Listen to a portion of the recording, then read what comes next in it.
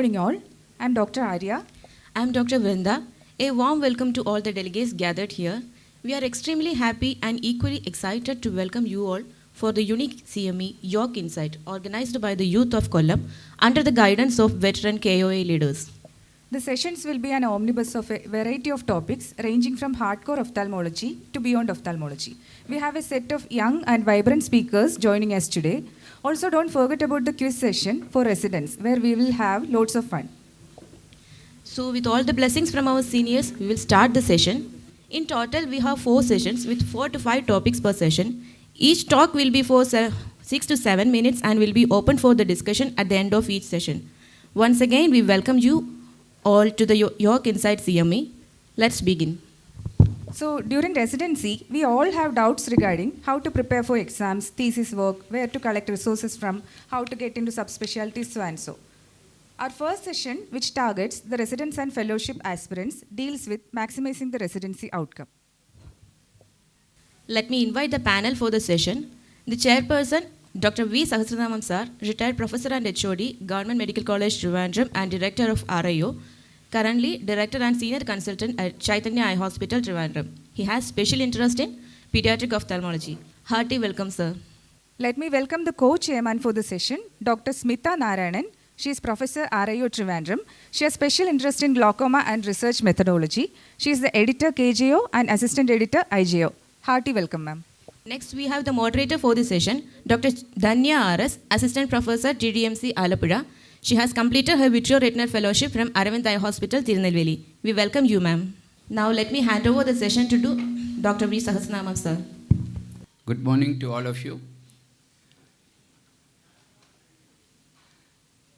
First of all, my congrats and best wishes to the energetic, innovative, young daughters of ophthalmology for organizing this wonderful CME, which is looking too special. So we know that you have the guidance of the senior ophthalmologists at Kollam. But then again, even under guidance, if you have to organize a good meeting, and the way I have seen this getting organized, I felt pretty proud about our young lady ophthalmologist. So I think without wasting time, we will go into the first session, which is maximizing the residency outcome. And the first speaker, there is a small change in the schedule. And the first speaker is Dr. Chaitanya Warrior, who is talking on Road to FRCS bar FICO, Tips and Challenges. Completed her MS ophthalmology from RIO Trivandrum. She has a fellowship in pediatric ophthalmology and adult strabismus from Aravind Eye Care Center, Tirunelveli. And she was a former consultant in Chaitanya Eye Care Center. And now she is presently is working as consultant pediatric ophthalmologist at Chaitanya Eye Care Institute, Tiruvalla. So welcome Chaitanya for the first talk. Good morning. Thank you, Kollam Ophthalmic Society, for making me part of this wonderful CME. I am going to talk regarding how to prepare for FRCS and ICO examination. There are so many international examinations in ophthalmology. But before choosing which exam or whether we to write exam or not, we should think about what is our motive for international exams. It can be for an additional degree or for increasing the length of our post-nominals or to clear new exams. Or the important thing is for job prospects or to settle abroad. Any may be your idea, but always plan according to your needs and not by looking at the peers. Always make a clear roadmap before even thinking to start the exam, because this is both expensive and time consuming. The very important questions comes when to start the exams. The sooner, the better. You can prepare by the end for the residents. You can prepare starting to plan and prepare for the examination by the end of your first year residency of ophthalmology. And for the others, they can start preparing early. The most two common exams are FRCS and FICO. Both are comprised of 3 parts. Just to compare between FRCS and FICO, both exams are having 3 parts. For FICO, for 3 parts, it's basically MCQ exams. Part 1 and Part 2 of both FRCS and FICO is just comparable MCQ exams, and the topics are almost similar. And one advantage for FICO exams is, if you clear Part 1 and Part 2 FICO, you can directly go for Part 3 FRCS. From 2021 onwards, there is no Part 2B exam for FRCS Glasgow. So by passing FICO up to Part 2, you can go for Part 3 FRCS. Or if you are opting the other channel of FRCS only, can go for Part 1, Part 2 FRCS and for Part 3. FRCS up to Part 2 is MCQ. Part 3 is basically practical model comprised of OSCE and clinicals. FICO Part 3 is also MCQ, and it is advanced MCQ exam questions. Just to compare the Part 1 and Part 2 of Part 1 of FRCS and ICO, both MCQ questions, the topics questions will be from basic science, optics. And the model is almost same, and time duration is little more for ICO. Fee structure is also comparable. Part 2 FICO and FRCS Glasgow is also same with MCQ questions only. One advantage for ICO is there is no medicine questions in ICO exam models. After passing FICO Part 2, if you don't want to write any more exam, you are fed up with all the exams, then you can just apply for MRCS Edinburgh. You will get the post-nominal MRCS Edinburgh. Or you are more interested for exam, your goal is different, can apply for FRCS Glasgow Part 3. And the entry for FRCS Glasgow Part 3 is, you should either clear up to Part 2 FRCS or Part 2 FICO. And the seat for FRCS Glasgow is based on slot system nowadays. So it will just based on your luck for the slot. And there are, all over the world, there are 7 exam centers will be for every year for FRCS Glasgow. And another thing is, after FICO Part 2 can also appear for advanced ICO. After clearing the advanced ICO MCQ question, you will get the post-nominal FICO. Also, after passing FICO, can apply for ICO fellowships, international ICO fellowships, 3-year, 6-month and 1-year duration. After completing ICO fellowship, you have to come back to your own country and should practice. Also, there is another one advantage. After new 2021, from 2021 onwards, after the new scheme advanced ICO exams are there. After passing that, for FRCS Edinburgh Part 3, you have to appear for the Viva part only. No need for Part 1 and Part 2. FRCS eligibility is, for Part 1, you need to just complete your MBBS with 1-year internship. For Part 2 FRCS, you need 4.5 years experience in your specialty after internship. Part 3 just need FRCS Part 2 pass or the equivalent exams. Already explained, MCQ Part 1 FRCS will be from basic science and optics and refraction. Part 2 is also from clinical ophthalmology. The questions will be from medicine and neurology also. Part 3 is the most important parts of FRCS. It's basically comprised of OSCE and clinicals. OSCE, one day you will have OSCE, other day you will have clinicals. OSCE comprised of 3 stations, 20 minutes each for in each station.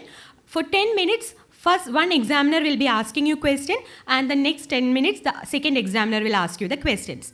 3 stations are anterior segment oculoplasty, posterior segment, and the third is neurophthalm and motility. The questions will be basically clinical case scenarios or the pictures. They will ask you practical based questions only. Practical, next day clinicals will be basically practical. 4 stations will be there. Each station is 12 minutes each. Minimum you need to examine 2 cases. Anterior segment, posterior segment, oculoplasty, neuroophthalmology and motility are the stations. Sorry, Just ma'am. We have completed 6 minutes. just one more minute. Tips for passing Part 3 is, you should be very practical, methodological, plan and prepared answers are they are expecting. And should always you need an insight into the exam structure. Study strategy should be maintained. Communication skill is very important. Time management is another very important. And seek help from a mentor. And always strive to be a better clinician. Just to compare between FICO and FRCS, FICO is just for the post-nominal and for fellowship. FRCS for practicing at abroad, and for GMC registration, FRCS is very important. Just to sum up, you have to have a balance between your study and work during your exam preparation, and always acquire maximum clinical skills from your OPD during your residency. Stay positive, work hard, you can make it happen. Thank you. Thank you, Dr. Chaitanya. Would you recommend some books or some websites for your FRCS or FICO? So many websites are there. In initial parts itself, you can enroll in Muthuswamy Virtual University. They will send you questions. You have to send the prepared answers to them back. And the CHUA website is there. Their past candidate experience are there. The recent past candidate experience will give you the model of exams. And also, based on that questions, you can practice by yourselves how to answer the questions. Time management will also be very useful. So many online courses are also conducting, like no financial interest, like Moonlight Academy, e-learners academy, extra. So many online resources are also there. Also for books, CHUA books and Cakewalk, extra. So many books are also there. Thank you, Dr. Chaitanya. It's a nice talk, Dr. Chaitanya. Now, a few things, few information. One is FRCS Edinburgh has been stopped for the time being. For the last 1.5 years, it is not there. It's only FRCS Glasgow. That's the only one available. And of course, as she rightly said, if you write FICO, part 1, part 2, then part 1 and part 2, you can go straight to FRCS part 3. Only thing is, if you want to take MRCS, then you have to write MRCS part 2. That is one thing. Part 2 has to be written if you want to get MRCS. Okay? It is changed and it is true. Yeah. And another thing is, there is no time limit when you can write FICO or FRCS and all. Because when you are young, when I started my post-MS practice, I was getting 1,800 rupees per month. So it was not easy to go ahead and write this exam because it was too much. If you fail, that fear is there, 50% chance you may not get through. Then that fear is always there. So as you go along, when you have adequate money, go for it. Or if you have an option, or if you are planning to settle abroad, definitely early. As she rightly said, early is always better. Thank you. Okay, let me invite Dr. Rakhi for the next talk. She is a consultant phaco surgeon at Ahalya Eye Institute, Kollam, and she has also completed her medical retina fellowship from Comtrust Eye Hospital. So she'll be talking to us about solving exams, tips to face exams fearlessly. So that's a very important talk, especially for the postgraduates, I feel, and also the exam-going people. Over to you, Rakhi. Thank you. A very happy good morning to one and all. So I'll be sharing some useful tips to the younger generation, that is the postgraduates, on how to plan, prepare, and conquer your exams.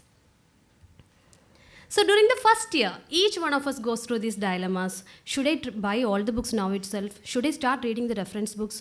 Oh my God, my seniors are reading from DOS articles. Should I read the DOS articles now itself? Or should I read for gaining knowledge or for my exams? All these are questions which goes on in your head.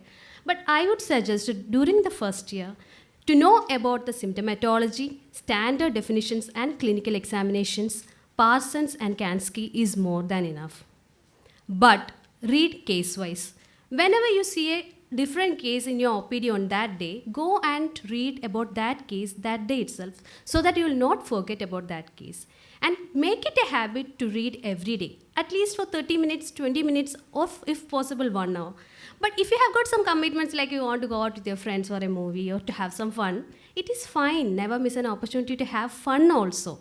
But try to compensate for that time in your upcoming days. Stay focused and organized. Start preparing notes. So during the initial period itself, make separate books for each topic. For example, this is a note of Dr. Harini. She's a gold medalist.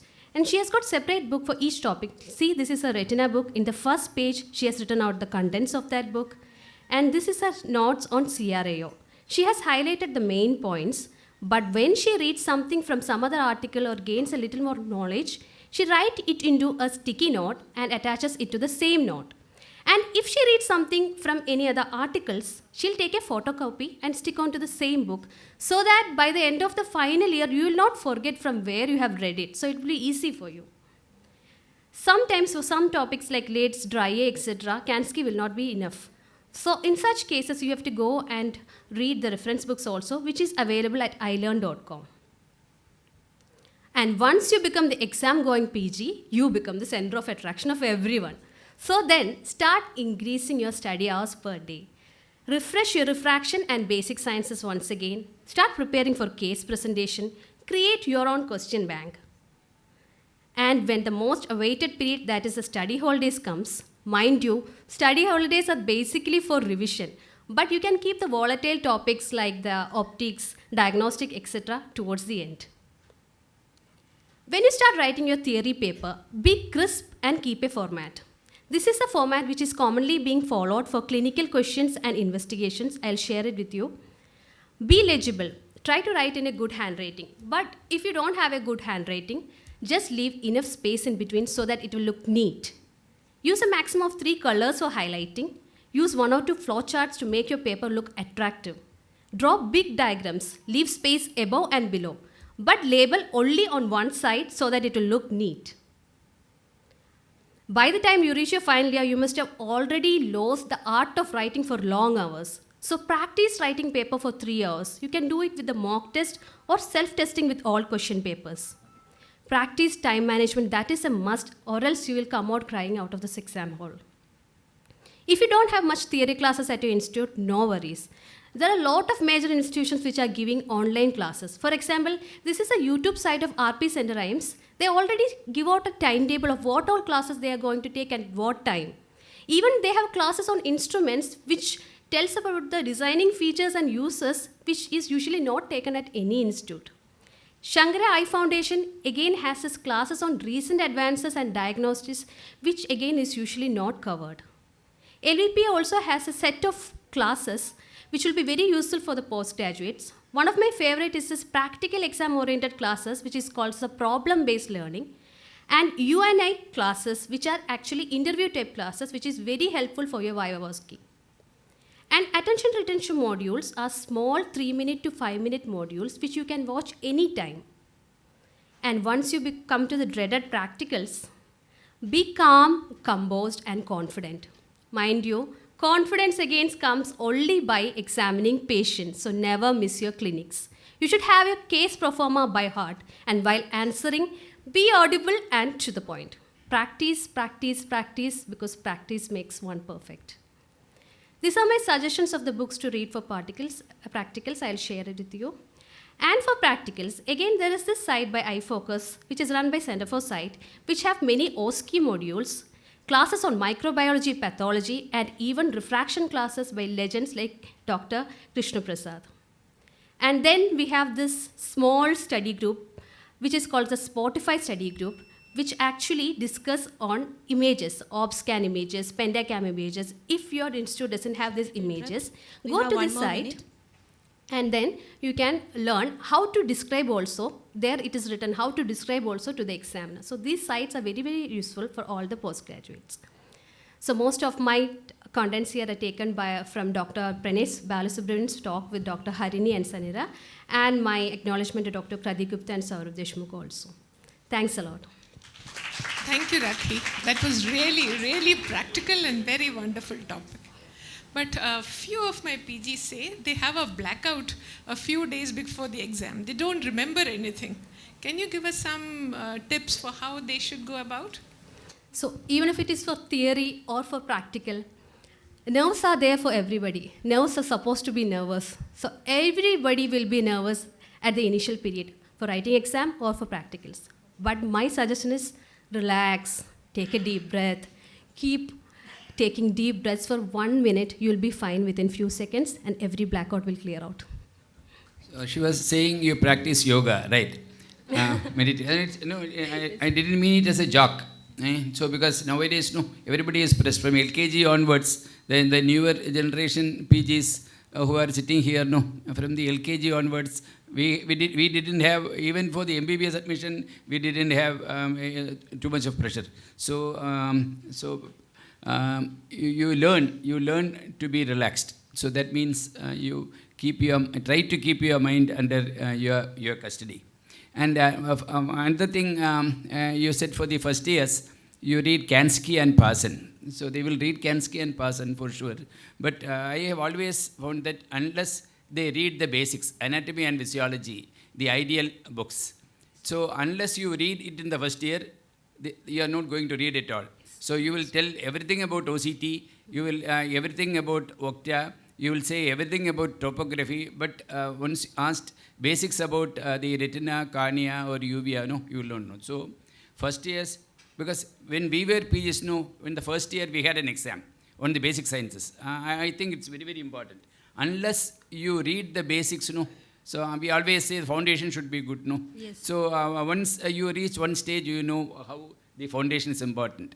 Otherwise, you won't know. So you at one point of time, when you are slightly wobbling, you are unstable, you know that your foundation. So it's not the time to recognize that your foundation is not strong. The foundation should be strong from the year one. So that's something which I would like to add to that. And be calm and composed. So if you prepare in the way she told, you can face the exam, and with a bit of composed nature, you can face the exams comfortably.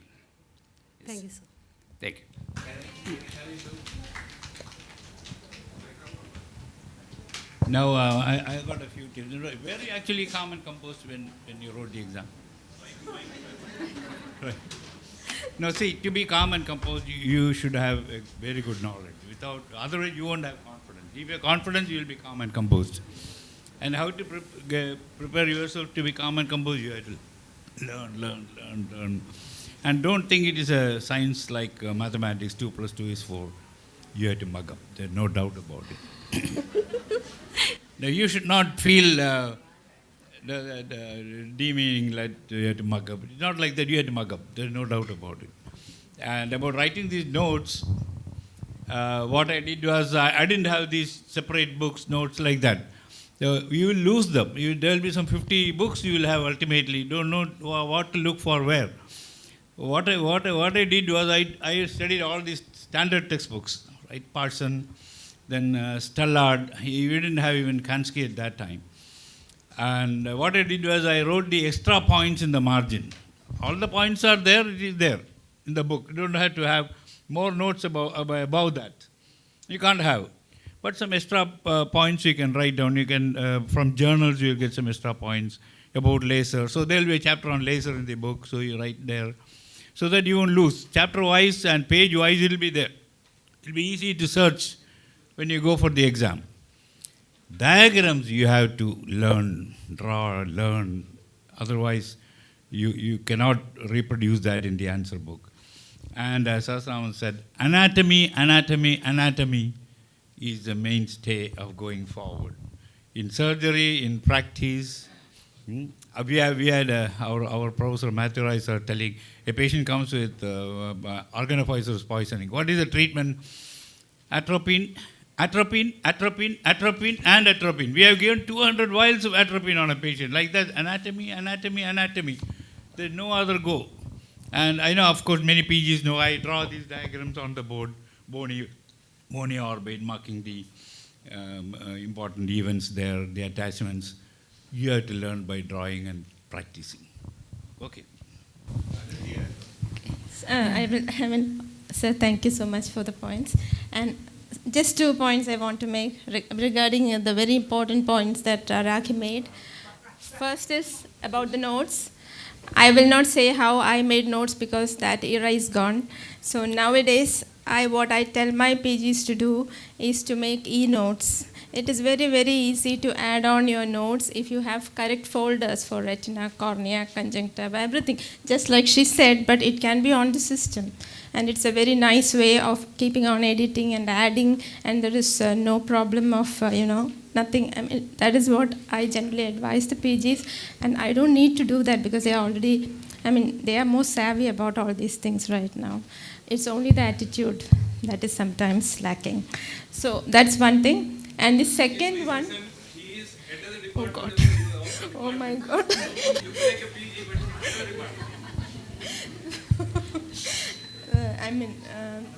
More than that, I enjoy this. Forget about the head of the department, but I really enjoy both learning and teaching.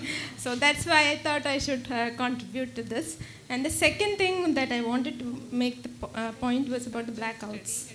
Yes, the blackouts and the thought blocks are very, very common. Even yesterday I was conducting a dope session for the undergraduate.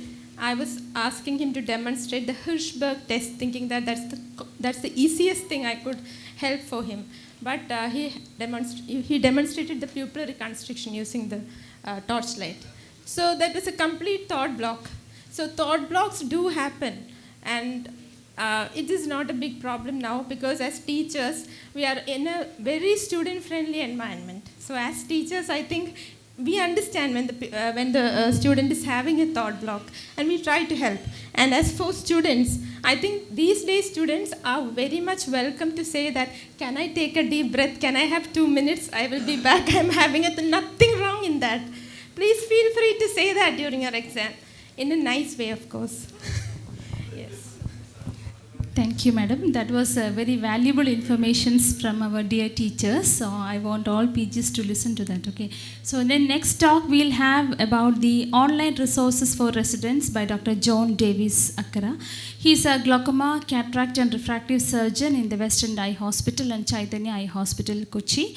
And you all know him. He's a very tech-savvy person, and we'll have a brilliant talk from him. Over to you, sir. Thank you, ma'am. Thank you to the Kollam Ophthalmic Association for this wonderful, informative CME program. And to all the PGs, now that this is the digital age, what ma'am said is very, very useful. You know how to do it. You just need somebody to tell you to do it. Okay, so make all your notes digitally. And this is about all the digital resources which you have. And also, you have to know that all of you may not learn the same way. Some of you will be visual learners. Some of you may learn better from PowerPoint presentations. Some might learn better from videos, YouTube videos. Some might learn better from reading the book and writing your own notes. Some may learn better from listening to podcasts. So find your best way of learning and do that. Okay. So this is a long presentation because there are so many online resources. Not all of it is for everybody. Find the ones which are useful for you. So a lot of innovations in technology. We have lots of free, affordable, and sometimes completely free resources which help you learn at your own pace in your own way. You can multitask. So while you are driving, you can listen to podcasts. You can, you might be doing something else, cooking or something, and you might watch a YouTube video in the same time. So multitask, because that is the time now. Lots of types of resources. There are several websites, Facebook, Instagram pages, WhatsApp, Telegram groups, YouTube, iTunes videos, webinars, podcasts, ebooks. So many things are there. Find the ones which are useful for you. This particular article in Kerala Journal of Ophthalmology, I have listed quite a few. So just note this if you miss some parts of the talk. And I think it's on YouTube as well, this talk. And also there is another ebook again from Dr. Pranesh Balasubramaniam and Dr. Subhashni Manoharan. They have also compiled a list of online resources. And the AIOS Proceedings website has all the recorded talks of the previous few years. There are PG update programs there, which is the main thing which you will want. The other talks, you might find it interesting. If you have time, look at that. But PG update programs on the AIOS Proceedings website, very useful. iWiki website, you can go and study particular topics there, and you can also make an account there add your information, add a new article on some other new topic which you learned, and you will get a prize if it is the best article for that session. Okay, every year you get a best article prize for international ophthalmologists, and if you get that, you can apply for the International Hero Award for All India Ophthalmic Conference. Okay, pro tip. And if you want to learn more about cataract surgery, cataractcoach.com is a website which is very useful. eOphta is a very useful website for all ophthalmologists. I hope many of you have already visited this. And there are several PowerPoint presentations as well as articles available. I learned, again, Dr. Saurabh Deshmukh and Krati Gupta, they have created a big database of previous question banks, PowerPoint presentations, interviews with toppers, interviews with fellows, so that you can have a good idea. That is, I learned. Orbis Cybersite has learning resources as well as webinars which you can attend. Some of them might be above your level, but just find out the ones which are for your level and go to those. Root Atlas by Tim Root. Ophthalmology is full of pictures, so you have to look at pictures. This is one of the atlases which you can use. And Spotify study group. Again, pictures of all these investigations. You may not have all these investigations with you, doesn't matter. You just see the pictures and see the discussions and discuss whatever will come for your exam. Okay.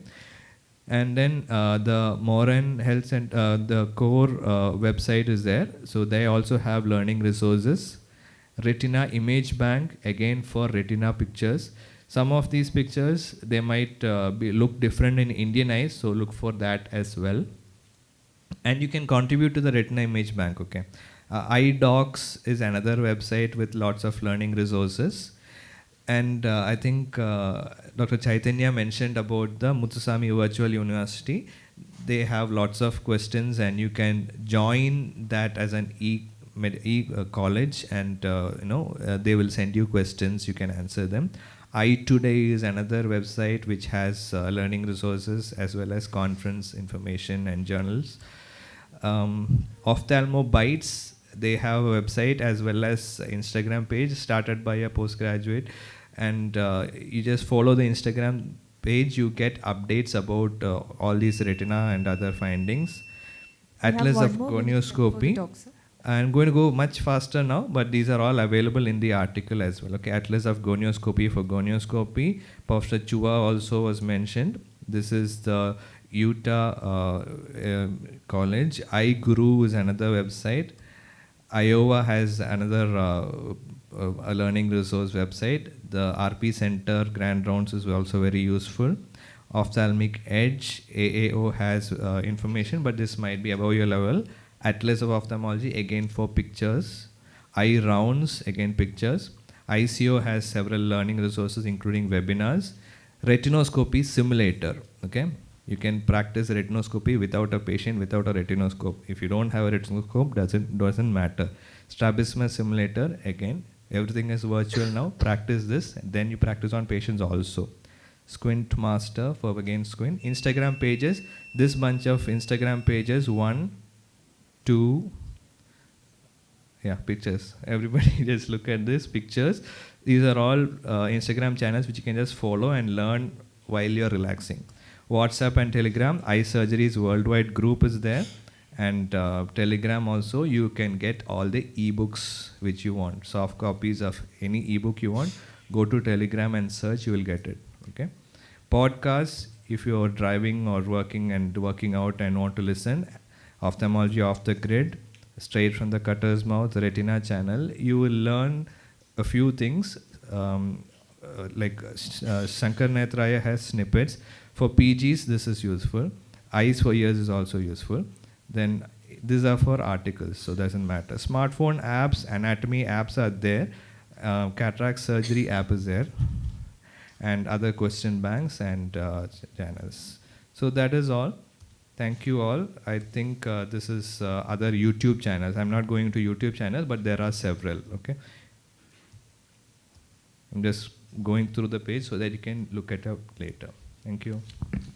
So thank you, Dr. John Davis Zakaria. Actually, he is an asset not only to KSOS, to the ophthalmology as such. And any doubts you have, call him. Anytime he will pick up the phone if he is available. You can send me a message. A message. Okay.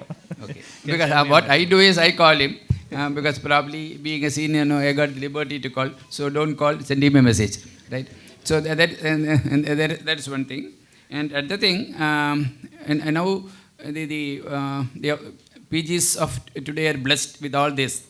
So it's too much in plenty. So too much of plenty is also not good, but unfortunately, fortunately, you have plenty. And one thing is, all these things are there, you go through it as time permits, see cases. So your clinical acumen, it's not going to improve by this. So you see cases, say this, and so that helps to install that a case or a problem case you saw today.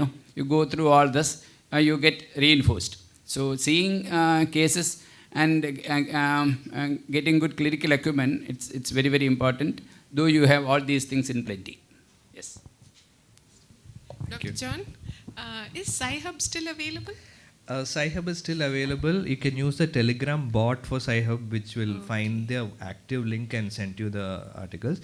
Sci-Hub.se is still available right now, but it keeps TW is gone. Okay. It's not legal actually. So. Sure, that was a very informative talk. So we are running short of time. We'll go to the next talk, that is Insight into Subspecialty Fellowships after PG, and we have Dr. Jofi Phillips Cherry for the talk. Sir is presently working as consultant ophthalmologist and in the MOAC Medical College, Kolancheri. Over to you, sir. Good morning and thank you for the opportunity. Most of us are at crossroads about pursuing a subspecialty fellowship right after post-graduation. Some of the reputed fellowships from well-known institutions are as follows and in no particular order. The L.V. Prasad Eye Institute offers fellowships in the following subspecialties. The duration is of 36 months and the eligibility is postgraduate diploma or degree. The selection is based on a 3-step process which consists of an online exam. Step 2 consists of an executive panel interview and step 3 of an online faculty interview. However, before that you have a mock drill with a webinar and an online exam just before the actual exam. The first 9 months consists of an advanced induction module, a basic subspecialty mentor-based training, and an intensive exit competency-based training programs in the first 9 months, together with comprehensive cataract surgery training. The next 12 months consists of a posting in a secondary center, and the final 15 months consists of advanced subspecialty training. The aims of most of the fellowships and a well-rounded fellowship consists of medical and surgical management of retinal of eye conditions with special exposure to surgeries and a strong focus on research component. Shankara Nethralaya is a non-profit charitable eye hospital located in Chennai. They have an intake of twice a year, January and July.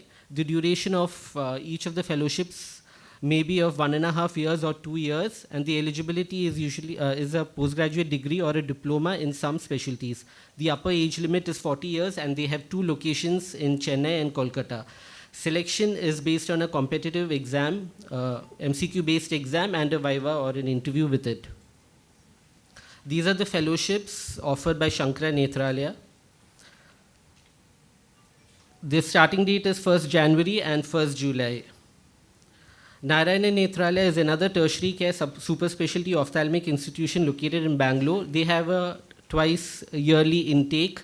The duration of each of the fellowships are 2 years. The eligibility is MS, postgraduate degree or diploma. Narayana Nethralaya also offers fellowships in conjunction with the Rajiv Gandhi University of Health Sciences. So basically at the end of the fellowship, there's an exit examination and you get a university affiliated fellowship degree. The upper age limit may vary, it may be 35 or 40 years. The location is in Bangalore and the selection is based on a CV and viva or an interview after the CV assessment. So you don't have an MCQ examination here.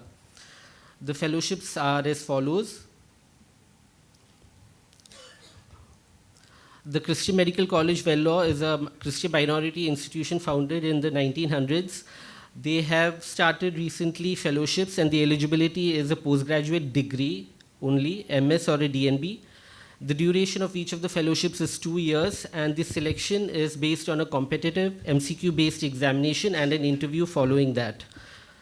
The number of seats in each of the subspecialty fellowships are one. Special note is the community and comprehensive ophthalmology in this. Shankara Eye Hospitals, founded in 1977, they have a total network of 13 hospitals all over India. They have a twice yearly intake in December and June. The eligibility is again a postgraduate degree, MS or a DNB or MD, and diploma in ophthalmology for some subspecialties. The selection is based on an MCQ exam and an interview, and the duration of each of the subspecialty fellowships may be 1.5 years or 2 years duration. These are the fellowships offered by Shankara Eye Hospitals. The age limit is 35 years. The selection process is based on applications and 2 letters of recommendations. Arvind Eye Care System consists of a network of 16 plus hospitals, and most of the hospitals are located in the state of Tamil Nadu, and outside the state they have in Tirupati and also in Pondicherry. The eligibility is a postgraduate degree and diploma. The duration of each of the subspecialty fellowships may be 1 year, 1.5 years or 2 years. The selection here again is based on an MCQ exam and an interview. The upper age limit is 36 years. These are the fellowships offered by Arvind Eye Hospitals. Coming to fellowships in Kerala, just some of the institutions providing fellowships are Giridhar Eye Institute. They have a long-term fellowship of 18 months or 24 months depending on the subspecialty. Little Flower Eye Hospital and Research Center Angamali also offers long-term fellowships. Comtrust Charitable Trust Eye Hospital located in Calicut also offer long-term fellowships in glaucoma, medical and surgical retina, and pediatric ophthalmology. Chaitanya Eye Hospital and Research Institute Trivandrum also offer long-term fellowships in vitreoretina, glaucoma, medical retina, pediatric ophthalmology, and comprehensive ophthalmology, and the duration may vary between 1.5 years or 2 years. Kindly feel free to send in your queries to my email address.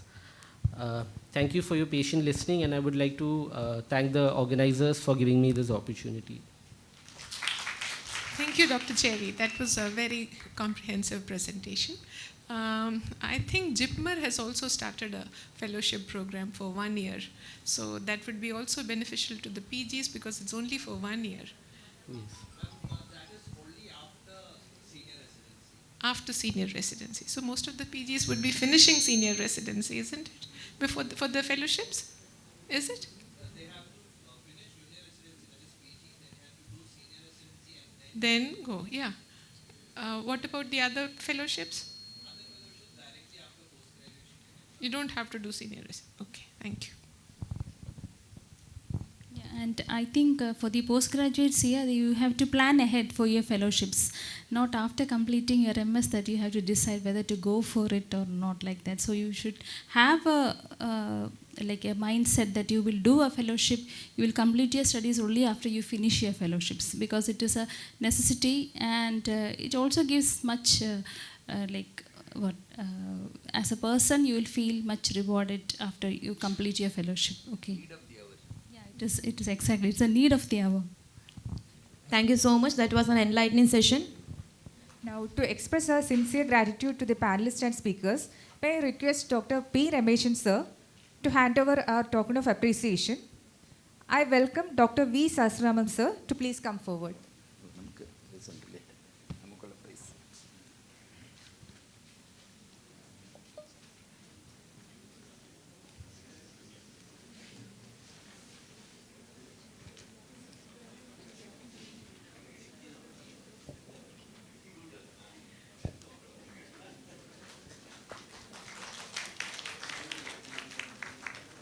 Thank you, sir. I welcome Dr. Smita Narayanan.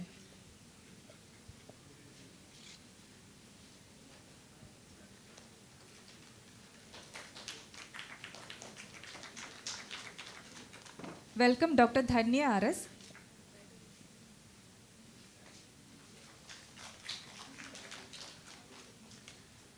Welcome Dr. Rakhi Dicruz.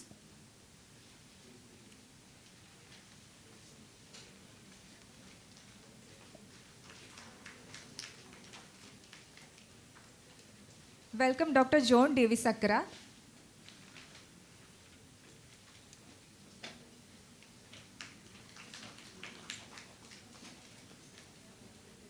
Welcome Dr. Chaitanya Varya.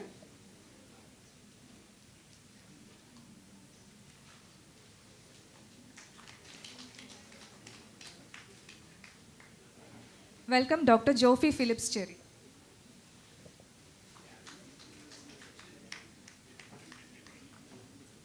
Thank you so much, sir. Now moving on to the session 2. Cataract surgeries are always gratifying. It's always a pleasure and sometimes challenging to bring back vision. So we have a next session of topics on cataract pearls to sharpen our surgical skills with our adept cataract surgeons. Let us invite the panel, the chairperson for the section. Let me welcome Dr. Jayaprasad B. He is Senior Consultant, Amardeep Eye Care Centers, Trivandrum and Kollam. His areas of interest being cataract and glaucoma. He is the first keyhole cataract surgeon in Trivandrum. Proudly welcome you, sir. Thank you. Next, inviting co-chairman for the session, Dr. Minu M. Mathan, consultant in cataract and refractive lens surgery services at Chaitanya Eye Hospitals, Trivandrum. He has worked at Aravind Eye Hospital and was in charge of microsurgery training programs. Hearty welcome, sir. Next co-chairman, Dr. Anu Bahulayan, the chairman and medical director of Purple Eye Hospital, Chavara. He completed the fellowship in cataract at Ahalya Eye Hospital, Palakkad. Welcome, sir. Let me invite the moderator for the session, Dr. Shruti R., Associate Consultant in Department of Cataract and Glaucoma at Giridhar Eye Institute, Cochin. Welcome, ma'am. Good morning, all of you. At the outset, let me welcome all of you to this wonderful session. Young people have a lot of energy, enthusiasm. And I am really thankful to Dr. Sahasranamam for acknowledging the fact that, especially to young lady ophthalmologists, I'd like to remind you that there were few young men ophthalmologists too. And let me once again thank all of you for being here today.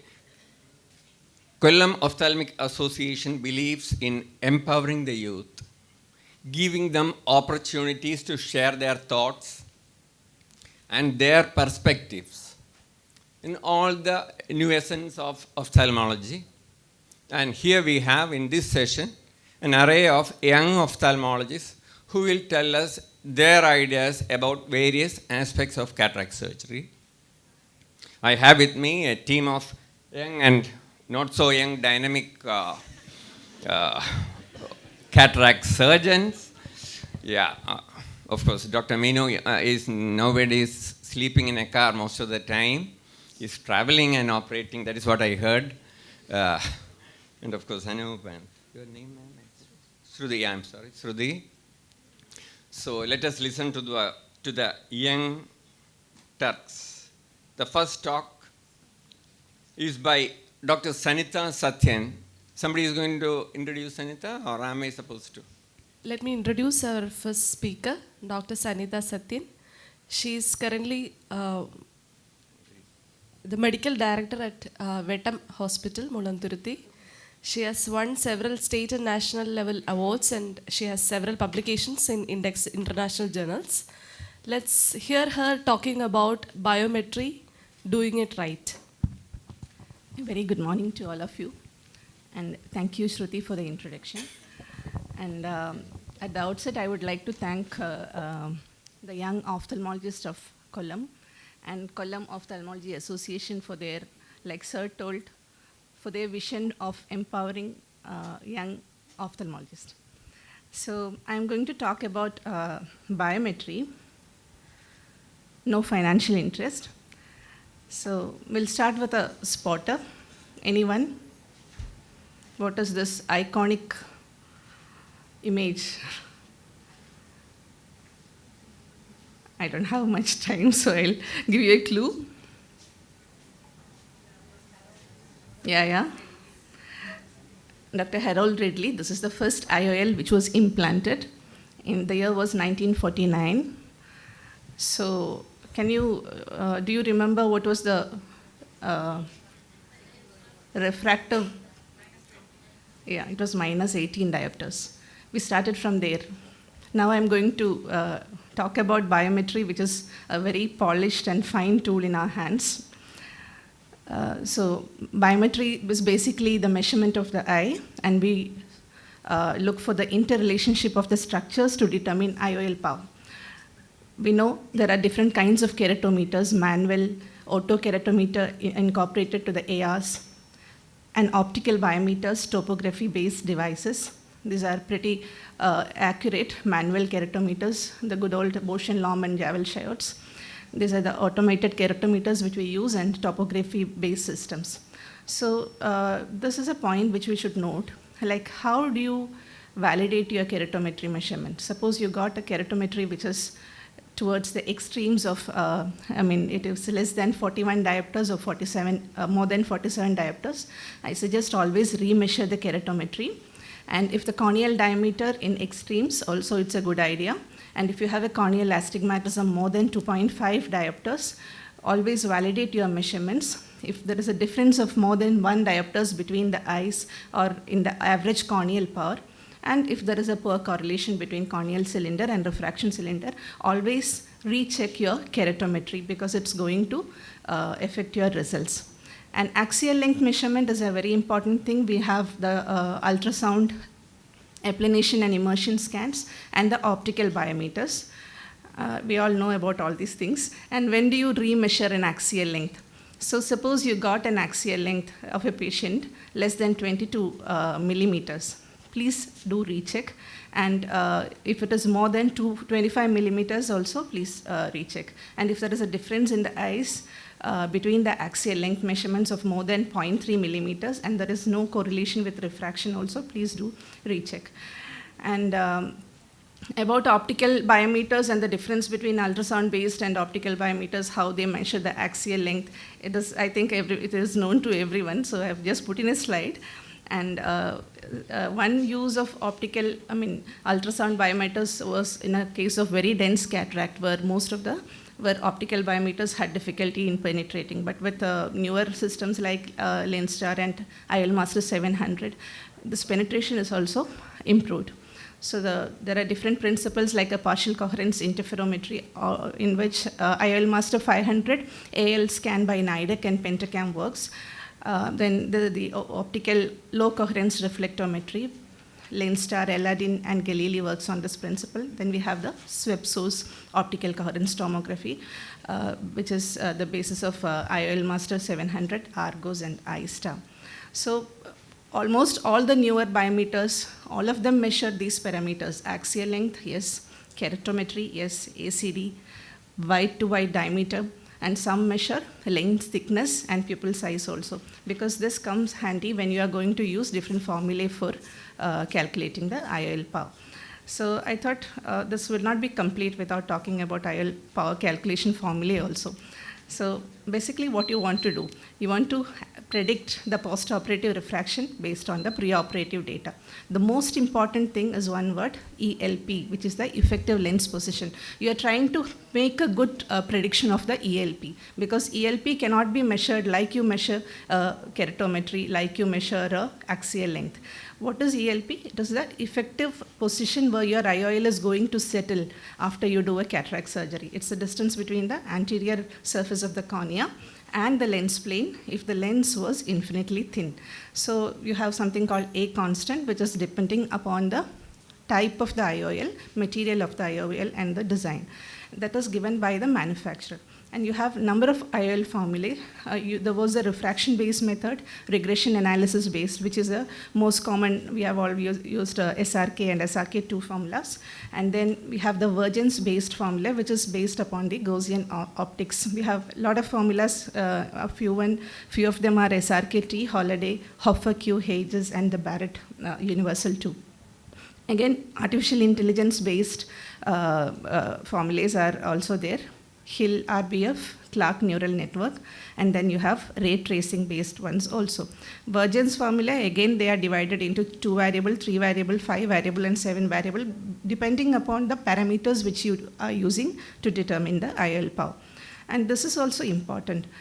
This relationship between the anterior segment or ECD depth and the axial length need not be the same in all the eyes. This holiday schema is a very important thing to be understood.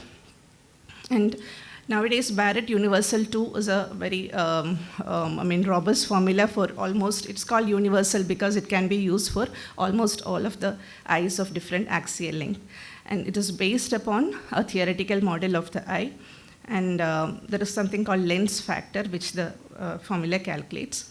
And this is the Hill RBF online calculator. This, as I told, it's a artificial intelligence based thing. They are not using ELP as a measurement. What they're trying to find out is they have a nomogram of many eyes and they are using artificial intelligence. It's a self-validating method. Actually, this is the website. You can, it's all available freely. You can go and enter your values. And if the software doesn't have enough number of eyes to give a robust IOL power, it will actually tell you that the validity is so and so. 2 more minutes left. Yeah, that's okay. And in high myopic eyes, this is very important because when you fail to measure the actual axial length, the myopes tend to have some amount of hyperopia, which is very unacceptable. So Wang-Koch modification for high myopia is suggested. Most of this is incorporated into the newer biometers. And post-refractive surgery, almost every discussion carries this. So Barrett True K is actually a very good formula which you can use for post-refractive surgeries. And there are a number of other formulae, many of which are available freely, and some are unpublished. But this is a study, this is a journey which is evolving. And as I earlier mentioned, from -18 diopters, we are here. And we are going forward, refining our techniques in biometry. And thank you for your patient listening. Thank you, Dr. Sanita. I think the organizers have told us to keep the discussion towards the end. Is that right? Okay. Thank you. Then we'll go ahead with the next speaker. So before I forget, to add on to what our Dr. Davis had told, there is another app called DigiNerve, DIGINERVE, that is edited by Dr. Prajna, who is the editor of Payment now. And that is like an interactive class. It's like a class being taken with videos, smart board, and then you can have tests and all those. So it's a paid one. It's made paid specifically because there are so many free ones are available. Still, it is paid. So it is worth downloading and going through that. Moving on to some challenging situations in cataract surgery, we have Dr. Rohit Joji Matthew, refractive and cataract surgeon at Lotus Eye Hospital and Institute, Cochin. He was SICS and FACO trainer at Aravind Eye Hospital and has a record of performing 75 SICS in one day. Sir will be dealing with PC rents and pearls for anterior vitrectomy. Welcome, sir, and over to you. Good morning, all, and thank you for the invitation. So I'll just move on to the topic. So I'll be talking today regarding PCR and the pearls of anterior vitrectomy. So the first thought when you have a PCR is like, oh, it's again, same thing has happened. Or the next thing you're going to do is you just stop and you need to think what you need to do next, and you just calm down and don't make unnecessary sounds so that the patient will be more alert. And next thing is to proceed. So I'll just move on to the, skip the introduction and we'll move on to the posterior capsule, when it occurs, like when the extension of the CCC occurs, or when a blowout of the hydrodissection, or puncture with a phaco probe, or puncture with a second instrument, or the sharp edge of a nucleus fragment getting a PCR, or trauma while inserting an IOL. The early signs are sudden deepening of the anterior chamber and the dilatation of a pupil, a transitionary appearance of a clear red reflex, appears on the periphery and the inability to rotate the nucleus. Even the partial descending of a nucleus can happen, and the occlusion sound of the phaco machine occurring without any nucleus or cortical matter at the tip. So when does it get more worse? The hyaloid phase gets ruptured. So what other tests can be done to rule out is a sponge test to know the vitreous is there in the section, a stain with the triamcinolone acetate, air bubble, or an iris sweep with a spatula. So the management strategy, already I told, just stop, don't panic, stay calm, take deep breath, and next thing is to assure the patient that it may take a little more longer, and ask the sister to get ready with the AV set. Don't tell them like get ready with the vitrectomy, because patient might go home and search on Google. So just tell AV set, and wait and think for the next step, and see what is the extent of the PCR and the intactness of the hyaloid phase. Locate of the nucleus, whether it's dislocated into the anterior phase, the vitreous, and the availability of the IOLs, secondaries. And check whether the VR surgeon is available in the hospital right now.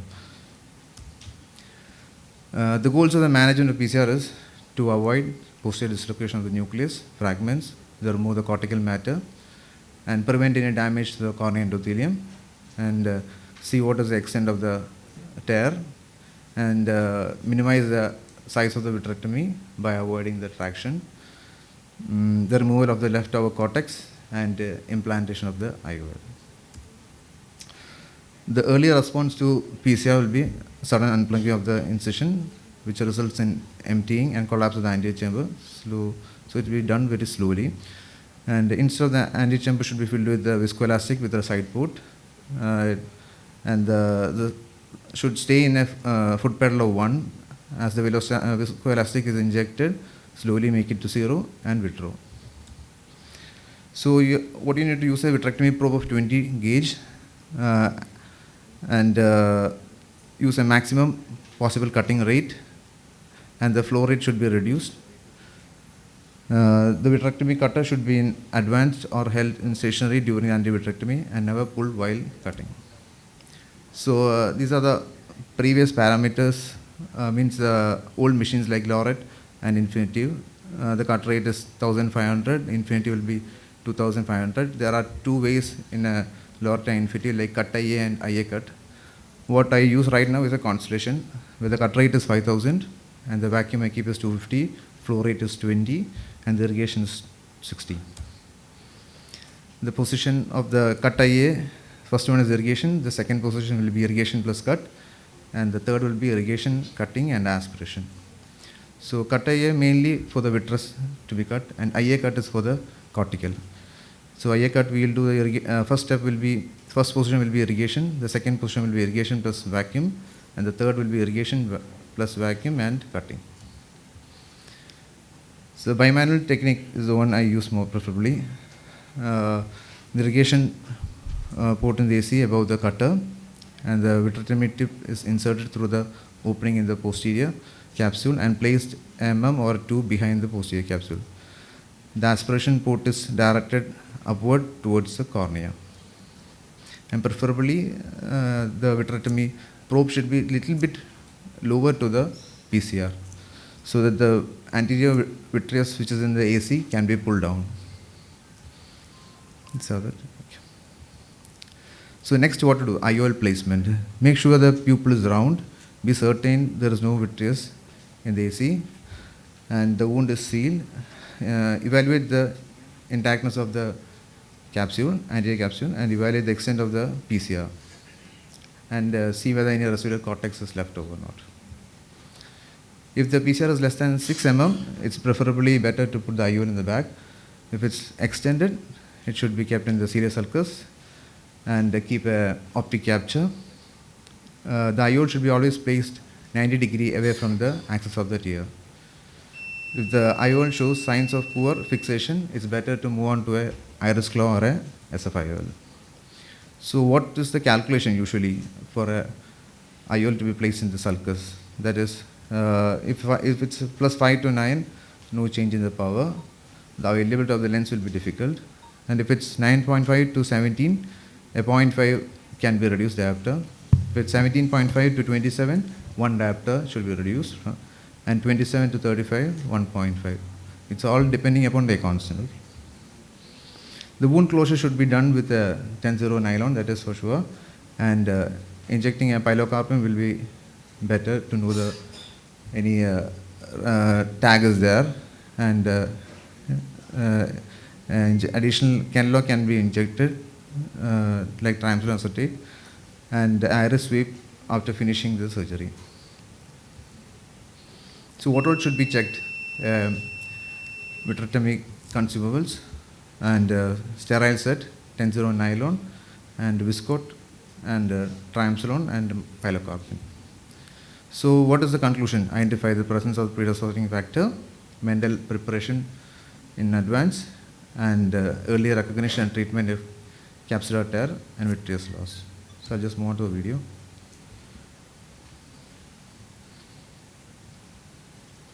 So this is a case where a rent happened in a hard cataract. Towards the end, I aspirated with the bimanual technique. So the hyaloid phase was not much disturbed.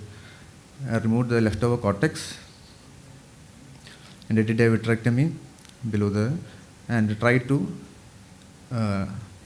convert it into a posterior cyst. And once the vitrectomy part is done, I implanted a single piece IOL in the bag itself.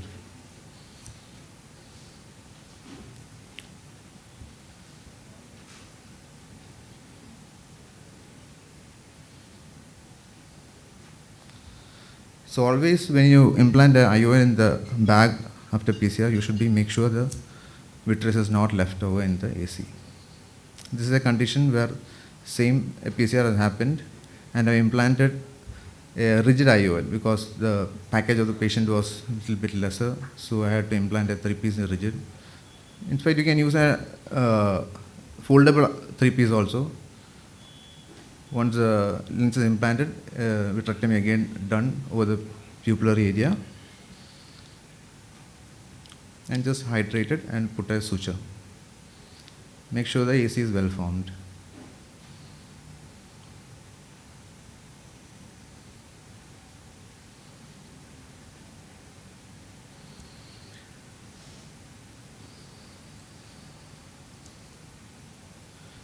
Next case is a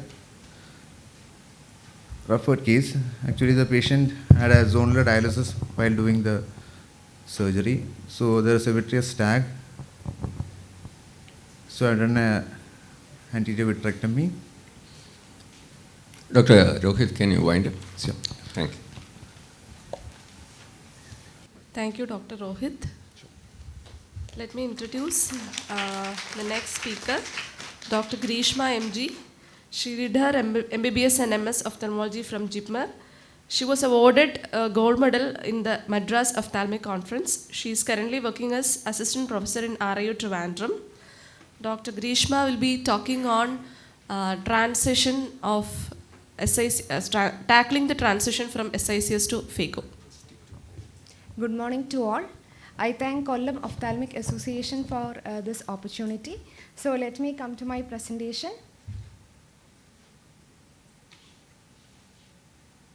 Yes, how to tackle your transition from SICS to phaco. So first step is obviously to master your small incision cataract surgery, and you can bring about small changes which will help you to become a better phaco surgeon. You can switch to a subtenon block so that you are confident with a topical phaco. You can shift your incision to a supratemporal or a temporal incision and master your rhexis. And the add-ons required are you have to learn to use your non-dominant hand. If you are a right-handed person, you can brush with your left hand. You can write a paragraph or two daily to increase the flexibility of your non-dominant hand. Learn your audio, listen to the sounds from the machine while you are in OT and regulate it with the foot pedal. Know your phaco machine well, whichever is in your institute, you know your machine. And the basics of phaco dynamics, you have to keep an eye on your bottle height, see what energy is being used, whether it's a longitudinal or a torsional energy, the mode being used, regulate your aspiration flow rate and vacuum so that your anterior chamber is well maintained, and take necessary steps to minimize the surge. So this is very important for a beginner surgeon because this is the one thing which is entirely different. So there are actually 3 positions for the foot pedal, as you can see, and the position 0 is the rest position where there is no irrigation, aspiration or phaco happening.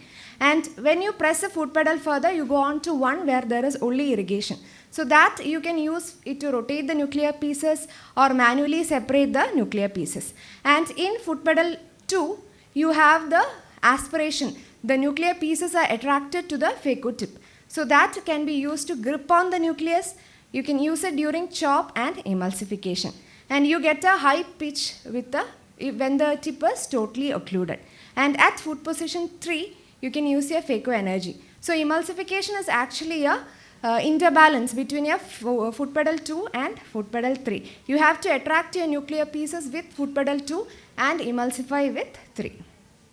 For a safe phaco for a beginner, you always have to choose a good case. The patient should be the pupil should be well dilated with an NS2 or 3 cataract and an uncomplicated case. Always work in your central safe zone, that is which is regulated by your CCC, usually around 4 to 5 mm.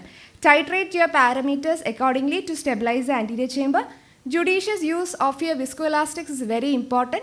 While doing a rexus, you can use your Cohivisc, and while you are doing your phaco emulsification, you can coat the endothelium well with a visco dispersive. And the positioning of the phaco tip is also very important. Always be in the central safe zone. See the orientation of the phaco tip at what step you are doing. So this is a clear corneal. This is a scleral incision that is usually comfortable for a beginner. You can first make a scleral pocket with a crescent blade, and then with a keratome you can make the entry. If you are comfortable, you can make a clear corneal incision or a limbal incision. This is a rexus. In this, mature cataract is shown where double rexus is being made. If you feel that rexus is small, you can make a double rexus like this. Because a smaller rexus, usually what happens is that the nucleus management becomes difficult. So the second rexus is made by cutting with a microrexus scissors and then pulling off the flap with a microrexus forceps. So a good hydrodissection is very important. You have to ensure that the nucleus rotates properly after hydrodissection, and the hydrodelineation is also done because you have a epinucleus sheet which will protect the PC. So the nucleus management is entirely different in phaco. Usually a beginner starts with a divide and conquer technique where you first make an initial groove. While making the groove, you have to be careful about some things. That is, you have to be in the linear mode of phaco, or you can put on the hyperpulse mode. You have to lessen the vacuum so that you are not attracting the nucleus towards your phaco tip. And while doing, don't do it linearly. You have to have a concave orientation of your phaco tip because the lens thickness is centrally more. And while using phaco energy also, use foot pedal position 3 in the forward stroke. But while coming back, you need not have any phaco energy. So you can be in 2 or 1 while coming back. And once you have the initial groove, you can rotate the nucleus 180 degrees and make a second groove. And once you have this plus sign, as you can see, you can place the instruments, 2 instruments we usually place. In the depth of the groove is very important, and then separate the nuclear pieces. And completely separated quadrants is very important because the posterior plate, if it is intact, you will have difficulty while quadrant removal. So these are the parameters usually kept. It depends on your phaco machine also. And once you are comfortable with the divide and conquer technique, you can move on to your stop and chop. For that, you only have to make the initial groove, separate into 2 halves and not quadrants. And once you have the halves, you can chop each half. And direct chop, you have vertical and horizontal chop. This is a vertical chop wherein the phaco tip is embedded deep into impaled into the nucleus and chopped to create a crack. And this is a quadrant removal where each quadrant is emulsify, ensure a proper separation of the fragments before you do the quadrant removal. These are the parameters used. And be prepared to deal with some difficult situations like runoff of your axis, or the anterior chamber becomes unstable, or any bowel formation. So you have to have a backup plan for all this. And the learning continues with a mental rehearsal, because your food control is also important. You have to train in your wet lab. You have simulators available, not in every institute, but if you have, utilize them. CMEs are good teaching programs will be there. Surgical videos are very good teaching videos are there.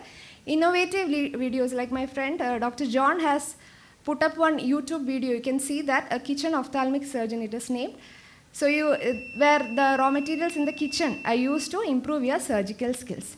Thank you. I especially thank Dr. Neeta Madam, Dr. Shivkumar Sir, John, and Dr. Niruban for helping me out in this presentation. Thank you.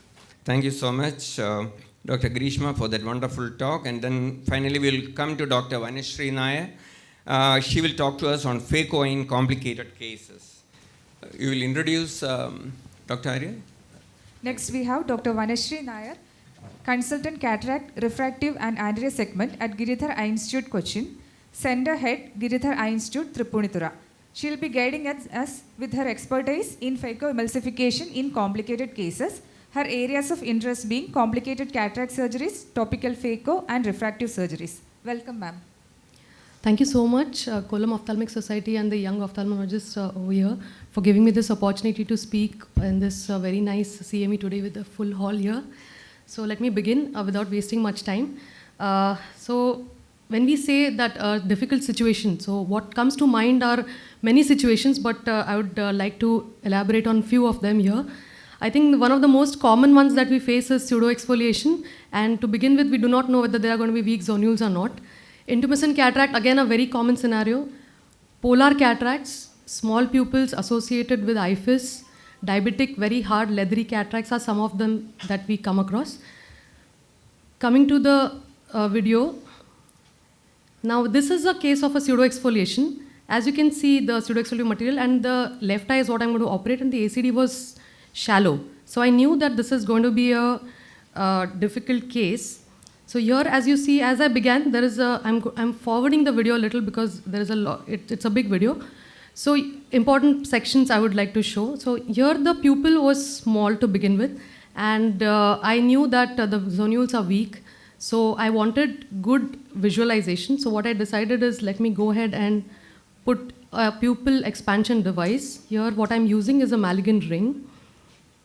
And as you can see, I have placed all the scrolls, and now I've got a good visualization here. Now as I begin the rhexis, you can notice that the whole system is moving. I'm not able to start my rhexis at all. And I injected some more viscoelastic to again flatten the AC, but as you can see that here I just start my rhexis, and then I shift over to the micro-rhexis forcer because I know that further on it will create problems. So as I moved ahead, you can see that I needed some counter traction with another micro-rhexis forceps because the zonules seem to be weak all over in 360 degrees. When I began, I didn't know that it will turn out to be a very difficult case. But as I went ahead, now you can see with my right hand, I'm able to proceed ahead with the rhexis here. Patience is the key. You have to be patient. And as I did the hydrodissection and put visco, I felt that since the bag is weak all over, I need to give some extra support. So I thought of using the capsular hooks which give anterior-posterior support to the bag so that when I'm doing my phacoemulsification, I will not disturb the zonules more. So in a package, you get 4 capsular hooks. I placed them and I began my phacoemulsification. Stop and chop is the preferred technique. The cataract was soft here. What I wanted was I don't create a bowl and have a trench, but to my bad luck, it was a soft cataract and I landed up eating it more. So excessive manipulation would have caused trouble. So what I thought is, let me put the CTR before the phacoemulsification is over. And I used this manual technique of placing the CTR. The point to remember here, when you're doing phacoemulsification and the nucleus is not completely out, and if you want to put a CTR, better to put some viscoelastic to create space. A cohesive one is better. I had the CTR in place now, and I'll just forward it a little. At the end of nucleus management, here now you have some cheesy cortex, and because the CTR is already in place, it is difficult to take the cheesy cortex out. But the important thing is to go tangentially, and again, have some patience, go slow. I'll forward it a little. And then at the end of it, I managed to put a 3-piece IOL in the bag. The reason being, it was a pseudo-exfoliation case. I wanted to put a 3-piece lens in this case. That was the end of it. Coming to the next situation, intumescent cataract, a very important situation. Here, when my technique is to go for a double rhexis. Why a double rhexis? Right in the center, create a very small opening, and now you see that there is no egress of fluid. That means that fibers are all tense in the mid-periphery. So you have to go in and decompress those fibers from the mid-periphery. You can go from multiple directions, use both your side ports. I use a hydro cannula so that you have a small cannula going in. Once those fibers are decompressed, then you proceed ahead with your extension of the rhexis. So I made the main port, use a micro-rhexis scissor, create a tangential cut, avoid creating a radial cut, and then slowly begin and aim for a moderately sized rhexis. Don't try to aim for a very large rhexis here because there's a high chance you'll go for a rhexis extension. Now the important thing over here is you have to put viscoelastic in between to keep flattening the rhexis.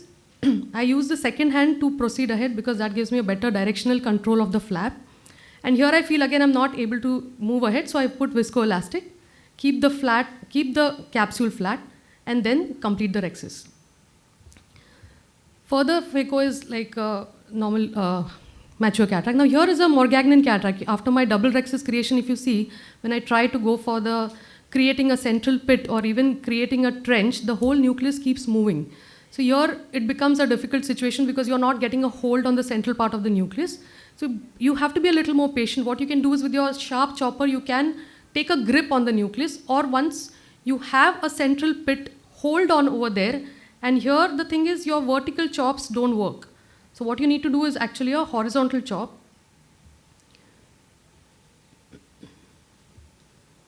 So take a grip and then go up to the periphery and then take the chop. So once you have the chop, you sub-chop it and then you eat up the nucleus. When you come to this last piece, it is important to be careful because a sudden surge may give you a rent. So inject viscoelastic and then eat up the last piece. Coming to another important situation, that is a polar cataract with a soft nucleus. So here you have, I made the rhexis.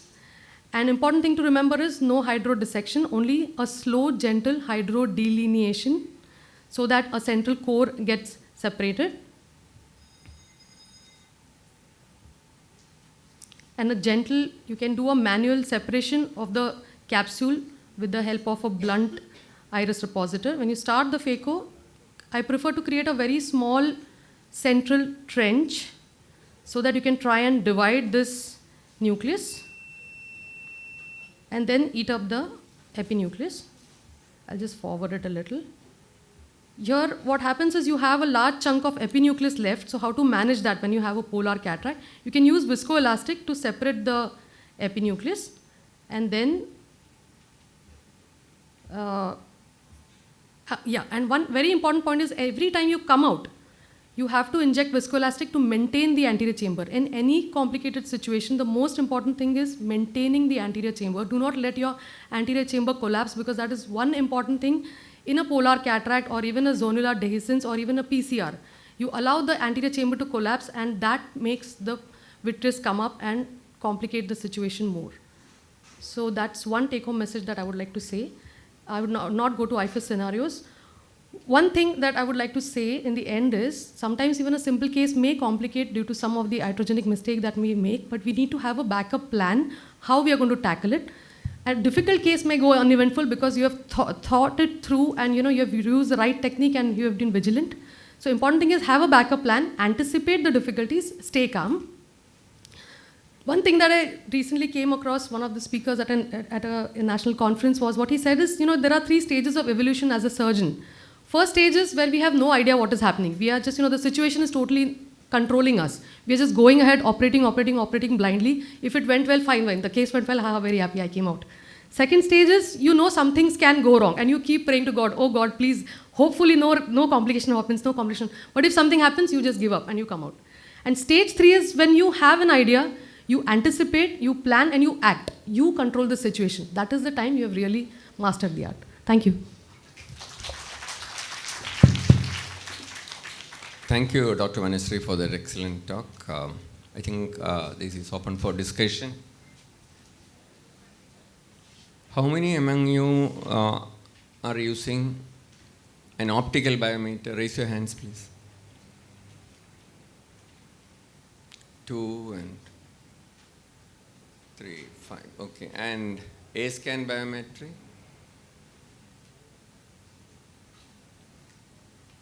Okay. Ultrasound means immersion.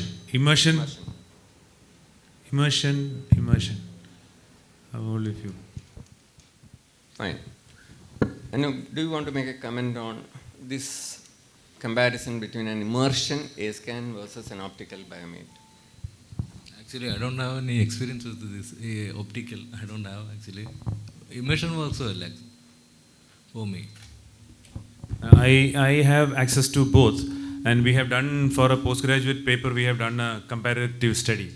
So these are almost same. So optical and well done immersion are almost the same. So only thing is, the technician who does it has to be consistent, and he has to. You have to validate his or her performance, or 2 of them should be there. One person, if not there, the other person should do. If done well, both are equally good. I have also one thing more to add to that. I have published a paper on this. Even contact, this is very important. Even contact done properly in regular cases, which are maximum number of your cases, will give you perfect results. So don't think that contact is bad, but know when to go for immersion. That is very important. Done by Dr. Marin or by an optometrist? No, I have done all that by myself. But important thing is to know how it is done. You see, when you get the printout, you know whether it is done properly or not. So you should know how to read the printout. Okay. That is the important thing. That is where I think a structured biometry course is very important. Kollam Ophthalmic Association is planning actually to have a structured biometry course in the near future. We are discussing where we'll train people to do biometry properly so that the results are better. It has been documented that training really helps in improving the results, like getting plus or minus 0.5 to 92, 93% of all patients. Training is very crucial. Anything else? Sir, getting this 0.5, actually there was a talk by Robert Koch, and he also said 70% of his cases are only within 0.5. So if you get within 0.5, you please believe yourself that you are in international standards. So no, don't be unhappy about that. And the formula, I want to make one point, that the Barrett Universal 2 is available freely, and many people who have converted to that are very, very happy with the outcome. And if you measure properly, please use the Barrett Universal 2, which is freely available online, and it gives excellent results over all axial lengths. So we move on to, yes. About the optical biometer, not just the accuracy of the axial length alone. That's what I feel about it. That's what take I have. See, effective lens position is definitely, of course, is a much discussed and, hyped point in this. Most important is, of course, the anterior chamber thickness, the axial length, the keratometry, and the anterior chamber depth, of course. But please remember that the effective lens position varies in the same eye, because once the lens goes into the shrink wrap effect of the capsule 1 month or 6 weeks after surgery, then that position once again changes. And 2, when the vitreous undergoes degeneration, the position changes. So the ELP is not exact, this is not exact physics. So that position is not that relevant. That is what I feel. And second thing is, of course, it is important when we change from an interbag lens to the sulcus, then definitely you have to change the power of the lens depending upon the position. In that, I think ELP really plays a role. Immersion will do. If done well, immersion will do. So don't take home the message that optical undengile karyam nadakku, nothing like that. So if done well, as madam was telling, there are many people who are using very effectively the contact one, but the problem is that it varies drastically with the people who are doing it, and they don't look at the graph. The graph which comes on the printout has to be looked carefully, and if that is not correctly done, then you change it and you should read that also. So we don't have time much. We're going on to the PCR part. I think 2 minutes will be given, I think. No? So PCR part, the 2 or 3 points which I want to make clear is, in SICS also you get PCR. It was told only for phaco, but in SICS also you get PCR. So the point is not to do a vitrectomy through the main port. So whatever size of your vitrectomy port is, please make a paracentesis of that size. You can use 20, you can use 23, 25, whatever is available, but it should be a cutting one and should be made available. And I have changed 3 vitrectomy cutters on a case with a piercer and with the vitrector not working. Sometimes only the trrrr sound will come, it will not cut. Sometimes it will cut, it will not aspirate. The technician will not throw it away. So please ask them to discard in front of you and open. It won't cost you. Later on, problems will cost you more if you do not keep a vitrectomy probe with you. And the use of triamcinolone acetonide, it is very important towards the end probably. But then if you put a lot of it into the vitreous, after a vitrectomy, it just sinks into the vitreous and causes a lot of IOP spike later, uncontrolled IOP spike. So judiciously use it where you have a doubt, and need not use it in the beginning also. And the use of viscoat, I don't have any financial interest. Orocode, Appasamy also makes that, but then dispersive viscoelastic is very, very crucial to plug areas which have PCRN. See, all the signs of vitreous loss is different, but a PCRN alone is different. So the nucleus not rotating in an SA, in a phaco, that is very crucial. If it doesn't rotate in the direction if to touch it, it goes to one side and then it comes back, or it tilts. These are the early signs. Vitreous coming and blocking, and you're getting a distorted pupil, deepening, all those happens with the vitreous coming out. So you should stop vitreous from coming out, and then keep a watch on the posterior capsule and the red glow, which you see. Sometimes you see very bright red glow just by separation itself. And keep in mind that there can be a posterior polar which can be hiding behind these kind of hard cataracts, and they can give way in the beginning itself, first chop itself. And dissociating irrigation, keeping it at the higher level, not to aim it towards the piece, and it is also very important not to bring out more and more vitreous. And the cut rate has to be maximum on what you can get in your machine. So it can be a lower end machine also which can give you the maximum cut rate. And don't use this aspiration cut rate. I don't use that. Cutting and then aspiration for vitreous, and if you need to aspirate, just aspirate with your bimanual. Change the cutter and use the bimanual IA. And if you get vitreous, you need to do a vitrectomy again. So because the aspiration port is very large, and to occlude onto cortex, it is very difficult it takes time, and it is difficult, it can catch other iris and the flaps of this one. I also don't use this triamcinolone acetate. it actually gives bad experience to me. Without triamcinolone acetate, it works well actually. Towards the end, I think we can use, but one thing I'll suggest is you should always use diluted triamcinolone just for us to see, that's all.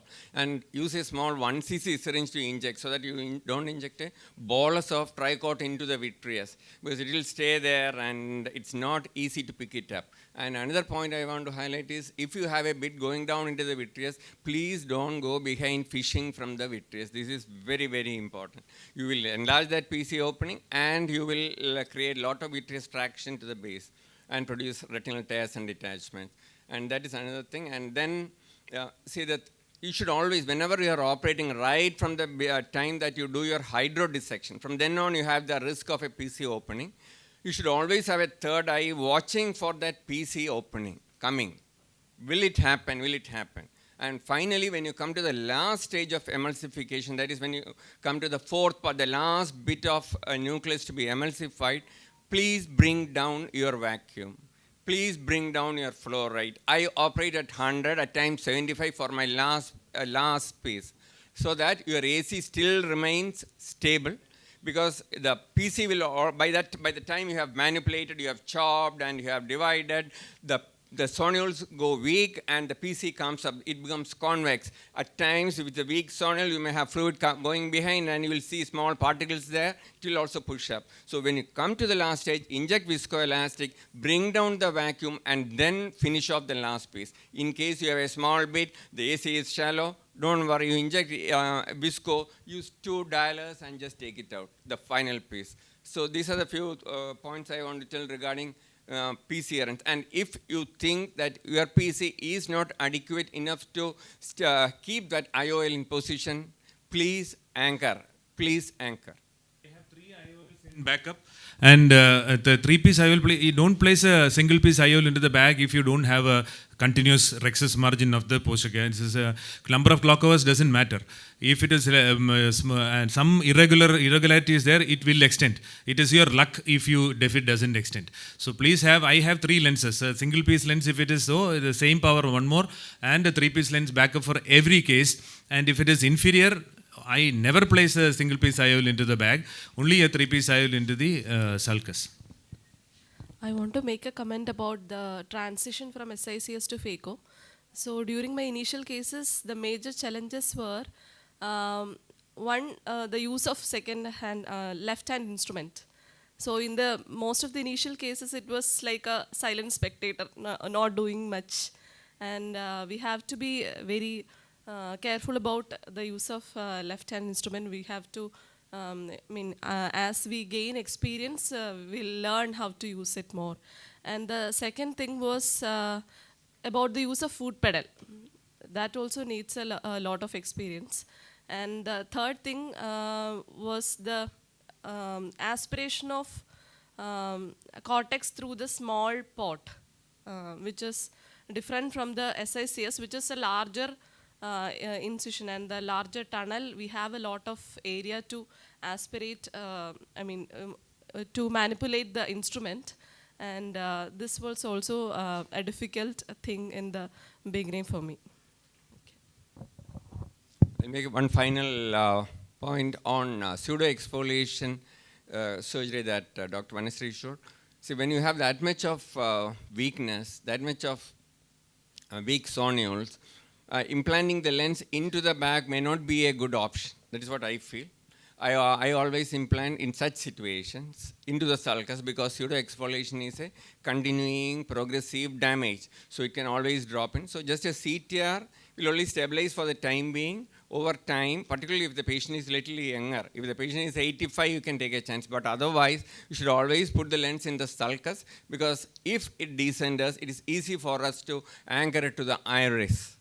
That is one point I want to make, and with that, let us conclude this session. Thank you very much. Let me thank my co-chairs and the moderator. Thank you, Kollam Ophthalmic Association. And I think all of you should get your hands together for one man who is behind this entire show, Dr. Rajiv Sukumar. Please. I think you would need to give him a standing ovation. A standing ovation. Yes. Thank you so much.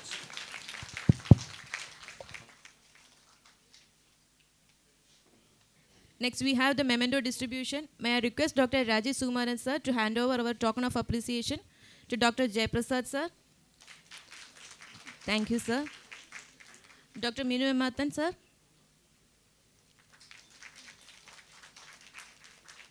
Thank you, sir. Dr. Anup Bahulayan. Thank you, sir. Dr. Sanida Satyan. Dr. Rohit Georgie Matthew. Thank you, sir. Dr. Grishma MG. Thank you, ma'am. And Dr. Vanashri Nair. Thank you, ma'am. So we came to the end of session 2. Thank you so much, audience, for your patient listening. Now it is time for the official inaugural function. So before that, കേരളത്തിൻ്റെ വാനമ്പാടി, മലയാളികളുടെ സ്വകാര്യ അഹങ്കാരം, ലക്ഷങ്ങളുടെ ആരാധനാപാത്രവുമായ KS ചിത്ര, നമ്മുടെ സ്വന്തം ചിത്ര ചേച്ചി 60ാം പിറന്നാൾ ആഘോഷിച്ച വേളയിൽ എല്ലാവിധ ഐശ്വര്യവും ആയുരാരോഗ്യ സൗഖ്യങ്ങളും നേർന്നുകൊള്ളുന്നു. ആ മഹത് വ്യക്തിത്വത്തിന് ആദരവെന്നോണം ചിത്ര ചേച്ചിയുടെ പ്രശസ്തമായ ഗാനങ്ങളിലൊന്ന് നമുക്ക് ശ്രവിക്കാം.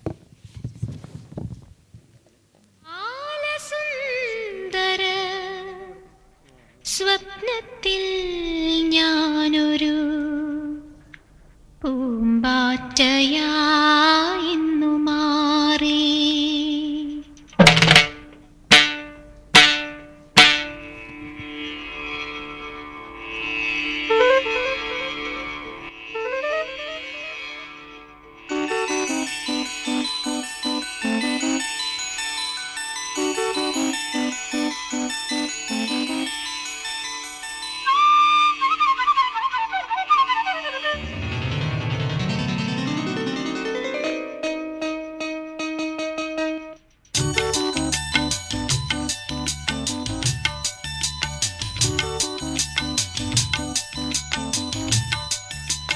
പുലർകാല സുന്ദര സ്വപ്നത്തിൽ ഞാനൊരു പൂമ്പാറ്റയായിന്നു മാറി. വിണ്ണിലും മണ്ണിലും പൂവിലും പുല്ലിലും വർണ്ണച്ചിറകുമായി പാറി.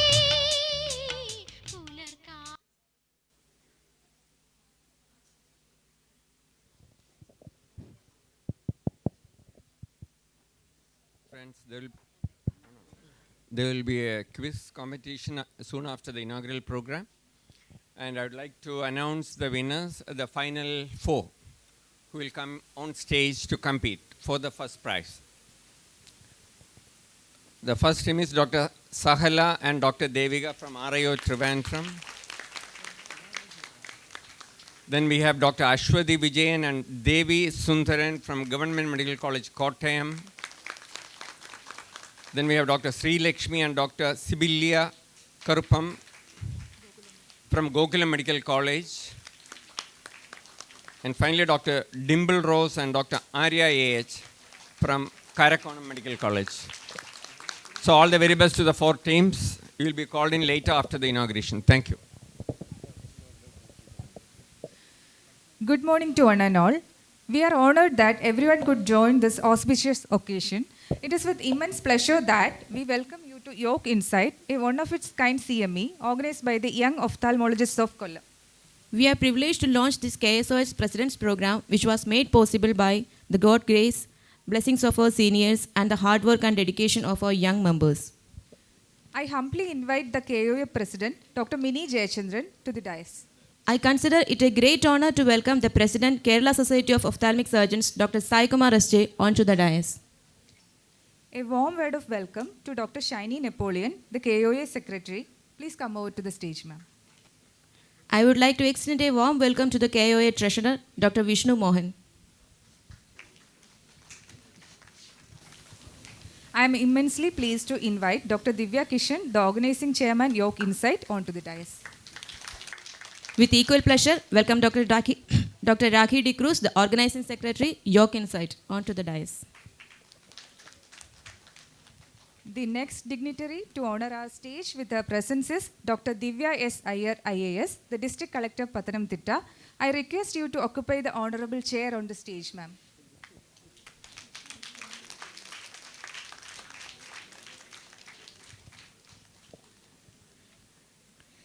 Before the inauguration, let us invoke the Almighty, and for this I invite Dr. Anjana for the devotional Vandanam.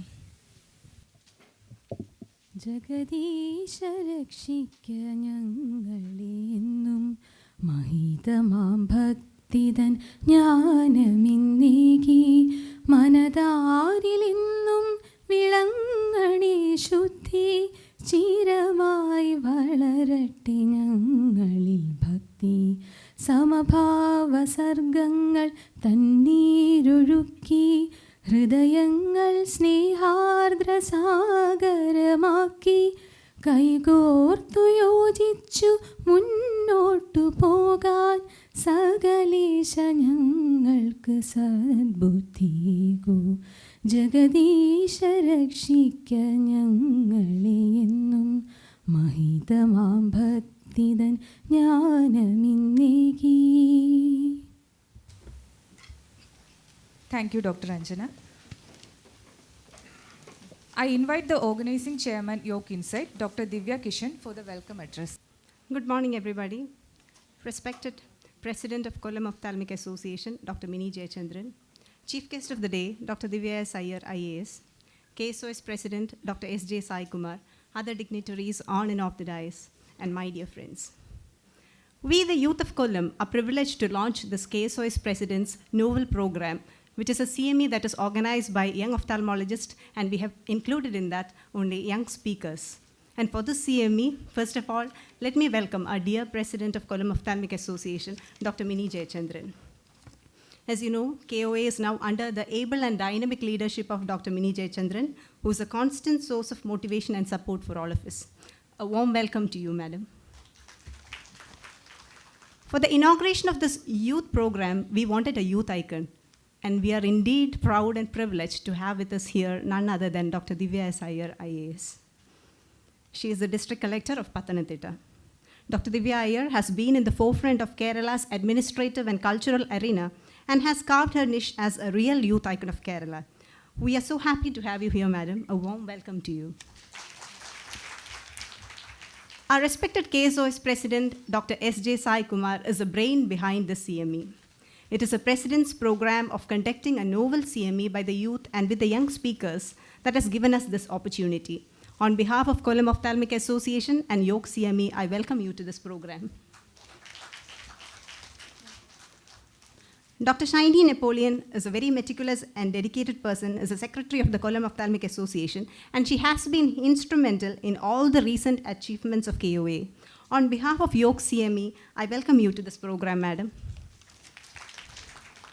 May I also take this opportunity to welcome Dr. Vishnu Mohan, Treasurer of Kollam Ophthalmic Association, who has put in a lot of efforts for the conduct of the CME. Warm welcome, Dr. Vishnu. The veteran KOA leaders are our inspiration and strength.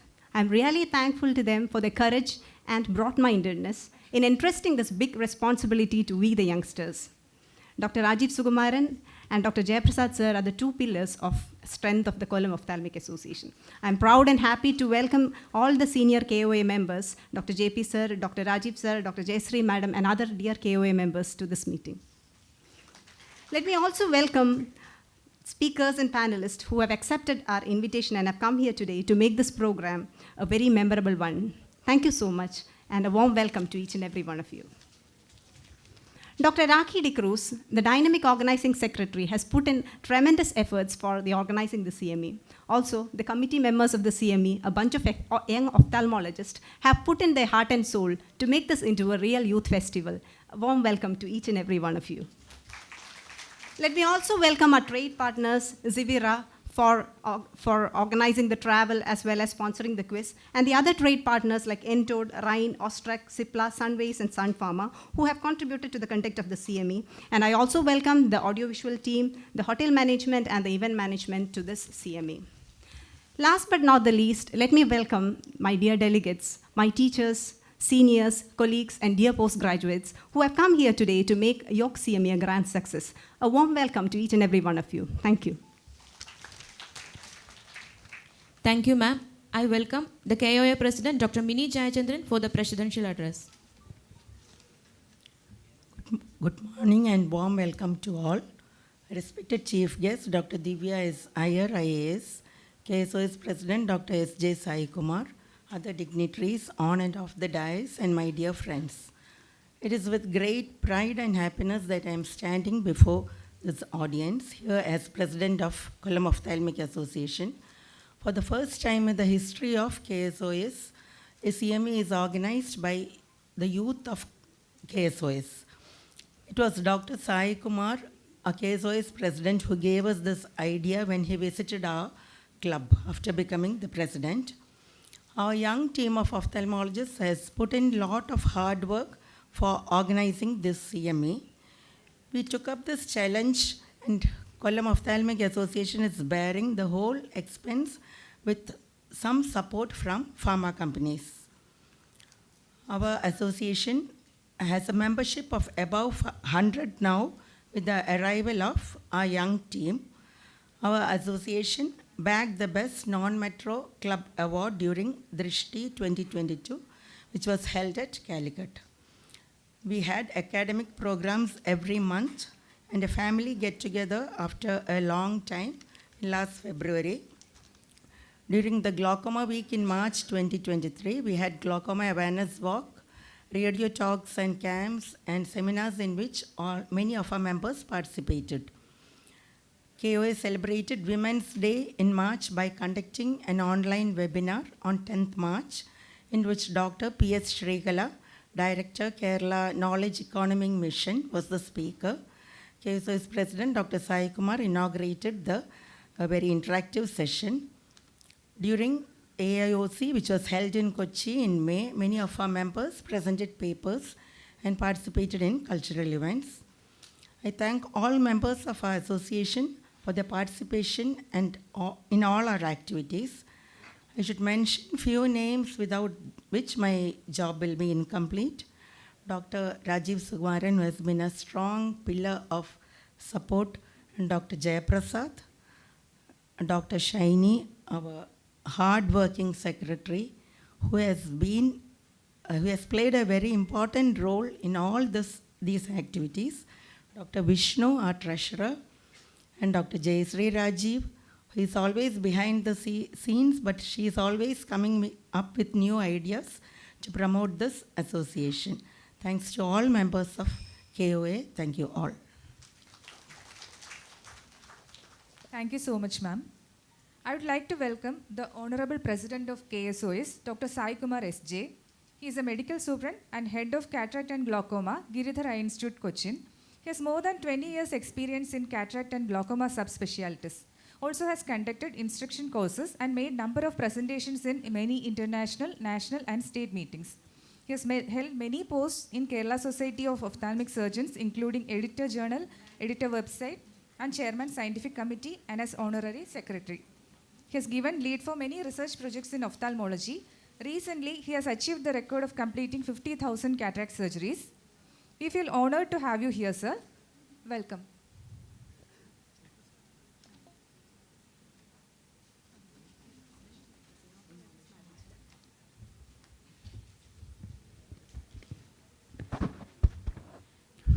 Good morning and a warm welcome once again to all the delegates, dignitaries present here. Respected Chief Guest, Dr. Divya S. Iyer, IAS, Collector of Pathanamthitta. Dr. Mini, the President of the Kollam Ophthalmic Association. Other office bearers of Kollam Ophthalmic Association, Dr. Divya, Dr. Rakhi, Dr. Shaini, Dr. Vishnu, all senior members of the KSOS and my dear friends. Before I begin my presidential address, me and Mini made a small realization now that we two are the only people on stage who are not the young, Mini is 1 year senior to me in Trivandrum. So we are in the next generation of ophthalmologists. It's very heartening. It's very, very heartening to note that the young brigade of ophthalmologists in Kerala are coming up so well. They're very good at presentations. They're very good at organization. They're very good at communication. We never had these sort of opportunities when I was a PG or when I was a medical student. And looking at the online resources that are available, it is tremendous. I mean, the way knowledge is being dissipated, what access you have to knowledge, to surgical videos, to YouTube. Even this program is now YouTube live. Am I right, Rajiv? This is now going live on YouTube. So technology is being used in a tremendous manner, and I'm really happy as president of the KSOS that this is happening. And in many ways, this CME is very unique because I had announced when I took over as president in Kozhikode last November that I would like to have a program conducted by the young brigade of KSOS. Actually, there is an association called YOSI, which is a Young Ophthalmology Society of India. So I actually said there should be a Young Ophthalmology Society of Kerala. I would rather like to read K as Kerala and not as Kollam for the YOLK, although it is being conducted by YOLK. So I would like to mention to it as the Young Ophthalmologists Brigade of Kerala. And thank you, Kollam, for taking this project as this is my pet project, a presidential project. And thank you, Kollam, for taking it up. And whoever are involved here, I mean, we all know that one person's brain is behind this always, and that is Rajiv. So my special thanks to Rajiv for making this happen. He has been the fulcrum around which the Kollam Ophthalmic Association has evolved and worked over the past many years. And I was telling Rajiv today morning that hopefully in this venue, in this place, you will become president of the KSOS. I am predicting this. You will know whether it is right or not in a few months' time, but this is what is actually going to happen. So best wishes to Rajiv and everyone in the Kollam Ophthalmic Society. We have had two very interesting sessions, how to prepare for postgraduate, for the exams. And I'm really, surprised at the amount of material the postgraduate students are getting now. I don't want to compare with what we had. It's obviously out of comparison. But, the amount of quiz programs, almost every CME program has a quiz. Almost a lot of CME programs have OSCE for the benefit of postgraduates. So you just have to put in some effort, to make sure that you come up with really flying colors in your future. And so much fellowship opportunities, so many new hospitals coming up. So it's a bright future. It's a very good specialty to be in. And I'm proud to be the president of this society. My term, of course, ends this November in the Drishti conference of Thrissur. And I once again thank the Kollam Ophthalmic Association for taking up this presidential project. And I'm sure that all of you will benefit from this program. And especially, I haven't met Dr. Divya before, although we have observed what all work she is doing for the community, for the society. And it was a real pleasure meeting Madam today. So that is another special event that has occurred today.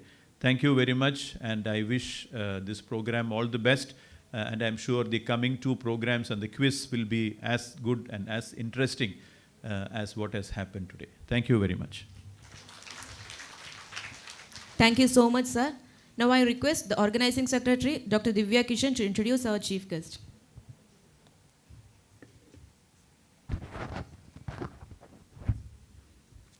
Dr. Divya S. Iyer, District Collector Pathanamthitta, actually requires no introduction. She has been in the forefront of Kerala's administrative and cultural arena for the last couple of years. A native of Trivandrum, she completed her medical graduation from CMC Vellore. She joined IAS in 2014 and had her first posting as Assistant Collector at Kottayam and then became the Sub-Collector of Trivandrum. She worked as a Nodal Officer of Systematic Voter Education and Electoral Participation in 2016. She was also the Mission Director of Mahatma Gandhi National Rural Employment Guarantee Scheme. She is the District Collector of Pathanamthitta since July 2021.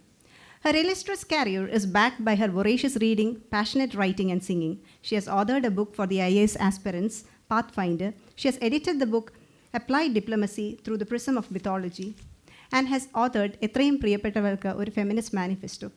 In 2016, she also wrote and sang the song Viral Thumbal Nammade Bhavi to promote awareness of voting rights and to encourage voting. To add icing to the cake, she has acted in the Malayalam movie Eliyammachiyude Aadyathe Christmas in 2017. She is an epitome of versatility and has carved her niche as the true youth icon of Kerala. We are proud and happy to have you here, madam. Now may I request our chief guest to inaugurate our CME by lighting the lamp and then deliver the inaugural address.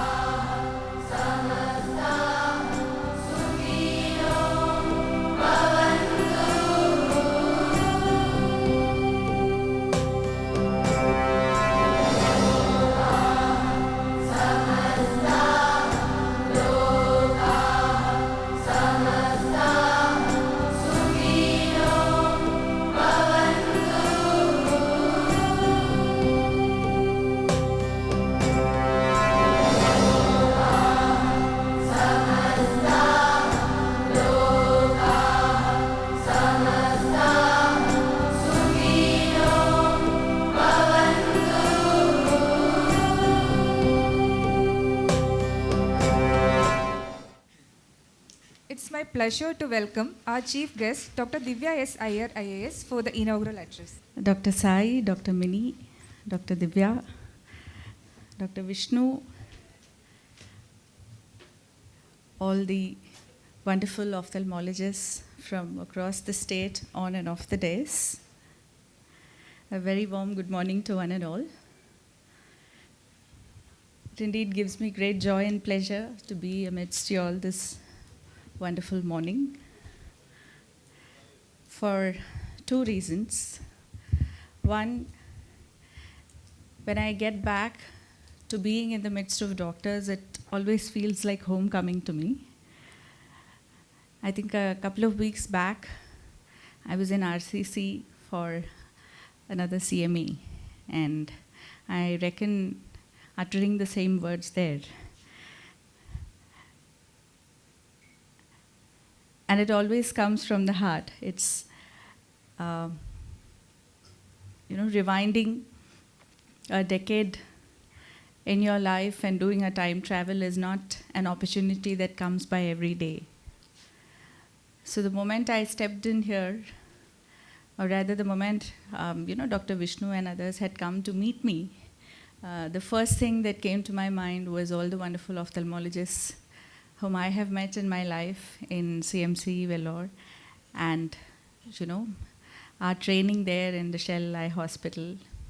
And every single day and every single examination, which has actually led to spreading light in the lives of several hundreds and thousands of people across the country. I want to dedicate this day in memory of all the patients who had actually come to our eye hospital in Vellore while I spend my time there, for the sheer grit and determination that each one of them possessed, despite the suffering that they had gone through. The stories that I've heard from them, I think has really stuck to me forever, that it continues to inspire me in every profession and in every mission that I take upon in my life.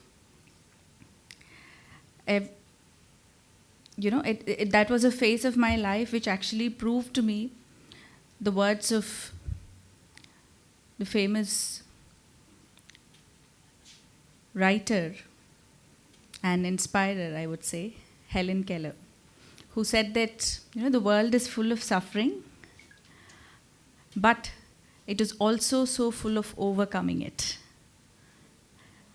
And how beautiful is that thought, that the world is full of suffering and it's also so full of overcoming it. As we all know, Helen Keller and her teacher Annie Sullivan were two people who literally lived it out in front of our own eyes. And every time I would meet somebody in the Shell Eye Hospital, I would be instantly reminded of these words. I don't know why particularly, the patients whom I met in the ophthalmic hospital reminded me of this. Probably also because of the fact that there is so much that we rely upon the eye and the vision for our daily living. And the world is structured in such a way that living without the vision and the sight becomes incredibly difficult. And hence the suffering as well as the overcoming of the same also becomes equally difficult, I suppose. And the joy and pleasure that a patient and his or her family actually goes through when you regain the sight is one of its kind. That's, I'm sure each one of you keep experiencing it day in and day out. And there is no better blessing than that, to be a witness to that and also to be the reason for that. And I heartily congratulate and offer my pranams in front of each one of you to be, to be working so sincerely day in and day out to be reasons of spreading light in people's lives. I remember this incident in my life during my training period, wherein as part of our training in Hyderabad from the academy, we were actually taken to this hotel. I've narrated this incident a couple of times before. I don't know if any of you have been there. So all of us were taken to this restaurant. We were just told that you would be taken for a dinner out in a mall. And that's a very unusual proposition during your training life, right? So all of us are officers who are under training. And we said, wow, okay, taking us to a mall, that's a great deal. And yes.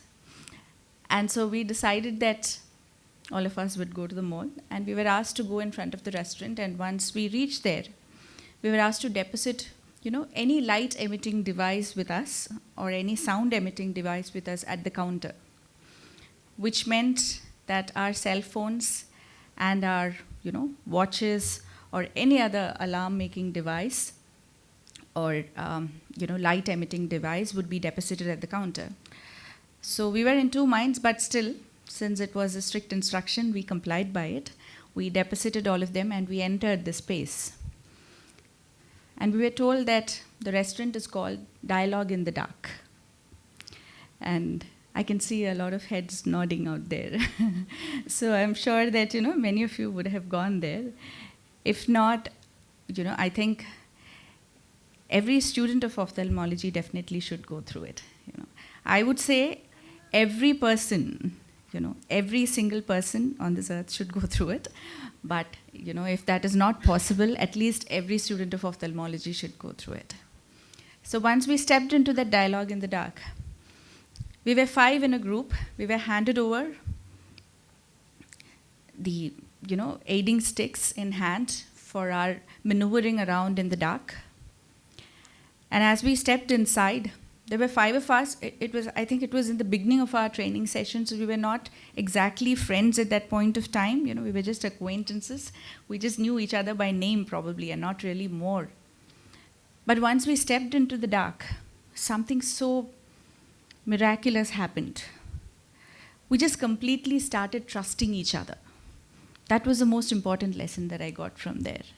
We were dark. We were in the dark. We didn't know where we were. We didn't know where to go. We didn't know which direction to go. And all 5 of us in the group just held our hands together and we completely started trusting each other. That was the first response that the human nature actually, gifted us with. And it's not unique to us, but it's a part of human nature, and it happens every time we are in a crisis. And we see that day in and day out when we are stuck with crisis, when we are faced with crisis. And once that happened, we had one person who was assisting us throughout this journey inside. So he introduced himself to us. I remember his name was Mr. Venkatesh. So Venkatesh said that, he's a staff in the hotel and he would take us through this fascinating journey in the hotel, and at the end of which we would be served food as well. So the first point where we stepped into was this place where, we could hear lovely, sweet sounds of birds and waterfalls and some rustling of leaves. And so, just with the voice, just with the sounds around us, just with the ambient noises and sounds around us, Venkatesh asked us, can you figure out, what kind of an environment are you in now? And boom, immediately we all knew, we were in front of a waterfall, so, we could actually stand there and experience the water, falling on our feet without actually seeing it. And soon after that, there were some fragrances that was emanating from that space. And then, we were asked to identify and appreciate the fragrances and the odor in the ambient surroundings. And soon after that, he said, now let's do some shopping. You've had some experience some nature's gifts out there, so now let's do some shopping. And we were taken to this place where there were multiple shelves. And, obviously we didn't know whether it were benches, whether it were shelves, whether it was vegetables, whether it were groceries, what shopping are we going for, whether it's stationery. So finally, I think I picked a potato. And so, trying to identify the vegetables just by the tactile feel of it and probably the smell of it, and, trying to pick some stationery from there and all of that. So we were asked to pick a few items specifically. So once we did that, he said, now let's hop onto a boat.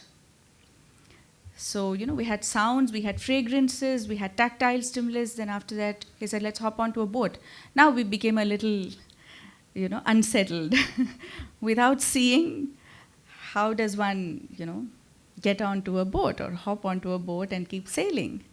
Otherwise, we were on flat ground, we were on the earth, we had the sticks with us, so we knew where we were treading, at least till that point of time. So, now it was a bit of, ruffled feathers around us there. And he said, I'll help you. You can hold on to me and you can hop onto the boat. So, there were ropes and there were chains probably by the side of that water body inside. And I remember us hopping onto the boat with heavy hearts. And once we hopped onto the boats, we sailed for a little while, carefully rowing so that we don't topple the boat over. And once that was over, we were a bit exhausted, to be very honest. Though we enjoyed the whole process, though it was adventurous enough, but the exhaustion of adventure had actually set in, We said, okay, now that's it. And finally, he said, okay, now that you're tired, I think we can go and have some food. So we went to the restaurant and, we ordered some food. And he said, you have to go to the counter and pick it up yourself. Now going to the counter in the dark, trying to pick up the French fries that you ordered, making sure that the food is veg and not non-veg, especially for me. But the more difficult part of it was the payment that was to be made.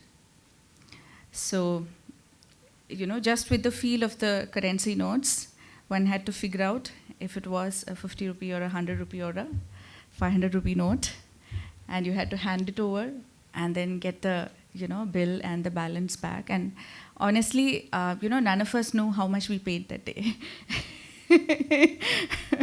So, and but it was truly the most amazing and the most remarkable experience in my life. The entire experience took around 45 minutes, I think.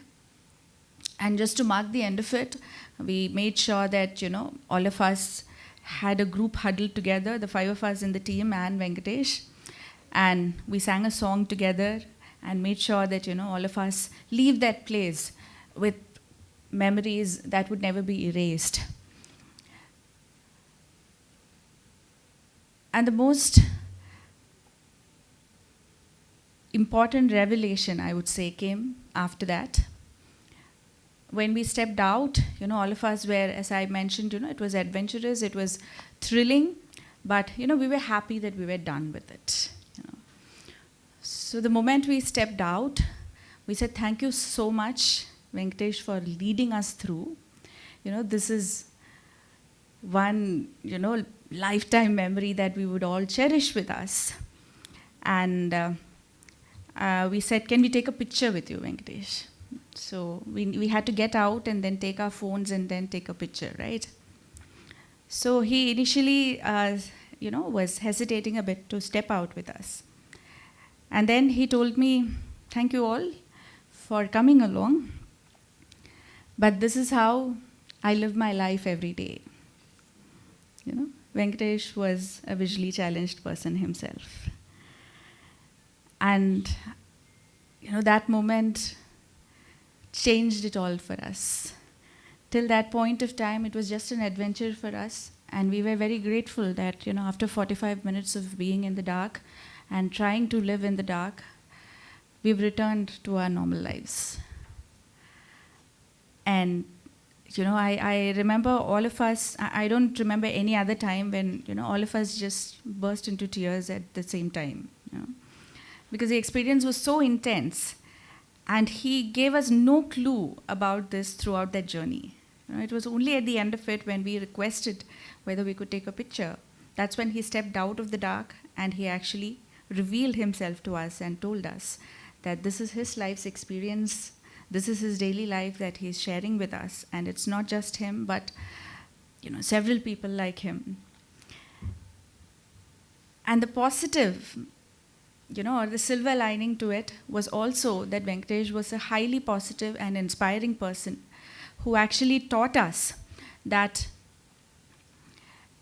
even without sight, when you can appreciate the fragrances and the sounds and the tactile stimuli, and every other sensation that wraps you around in this world, you can still live a full life, full of thrilling experiences, full of enchanting experiences. And that is the most beautiful part of that experience which I would like to carry. Even if we tend to go through suffering, the art of overcoming it can be woven in such a beautiful manner that life can still be full of enchanting experiences. And that's what Venkatesh taught us. I, tried to stay in touch with him for a few months, years after that, and then I realized that, he's gone for doing his post-graduation and in the National Academy of Visually Challenged. And, I hope that Venkatesh and his ilk, all of them continue to live their lives spreading light in others' lives as generously and as abundantly as he did in our lives. So, that's one experience I really wanted to share with you all, because being able to live the other person's life, when a patient comes in front of us, when we can actually live their own lives and experience what they are experiencing, that's when we become healers and not merely doctors. And I hope and pray that each one of you are healers to everyone who comes in front of you. My little son Malhar is here now, and that's something that I have learned from him too, because he's very fond of percussion usually. So, albeit now he's a little sleepy, but he's very fond of percussion usually. Aricheshi knows that. I'm sure she has, seen a lot of videos of him. So, every time he picks up the chenda or, the tabla or whatever toy percussion that he has in his hand, the first thing that he does is he claims to be the chenda mama himself, And it's only after that he starts playing it, He just turns into that person. And he is no longer Malhar or Mahi Baby that he is. Once he takes up that role, he instantly becomes the chenda player. And, that's, only after that does he actually start his, drumming or his percussion work. And once he's out of that, then he becomes Mahi Baby again. And, it's not something unique to him again. I think all children do that, The pretend play that children do in their childhood is, to me, it is much beyond just a play. Because as children, all of us very naturally want to be in other people's shoes as well. We want to feel how other people feel. We want to be other people at various points of times in our lives as children. But as we grow up, our identity and our sense of self-esteem takes over so strongly that sometimes we leave behind empathy and compassion, in a struggle to actually keep up our self-esteem and our identity. To be able to let ourselves loose a little bit and become the people in front of us, albeit for a few moments, I think will definitely make a huge difference in the lives of both the giver and the taker, because it's a sharing process. It's not only for the person in front of us, but when we decide to look at someone with the kind of empathy that children naturally look at each other, I think that's when we become better people day after day. And this is something which, I try to practice in my life every day, so I just thought I should share it with you all. And once again, let me place on record my heartiest congratulations and pride in being associated with this highly vibrant and energetic team, YOLK Insight, wherein each one of you are healers by yourselves, spreading light in lives of people who come by you. And I pray that may thousands of people be inspired by the good work that you do day in and day out, and may you continue to strengthen each other through such meetings and through such sessions, so that you carry back the empathy and the grit to actually cater to those in need around you. When we leave our alma mater in CMC, there is a graduation song that's played for us usually. It's called Carry Your Candle, and I think that's something that I carry with myself everywhere I go. And I want to leave you with that thought that, each one of you would carry your candle wherever you go, spreading light in darkness and making sure that the lives lit by you all continue to light several lives further on. So thank you so much again, for this wonderful time. And I wish you a hearty day, full of smiles, full of light, and full of empowerment. Thank you so much. My special love to Sasanama Mama also. Happy to meet him here. Thank you.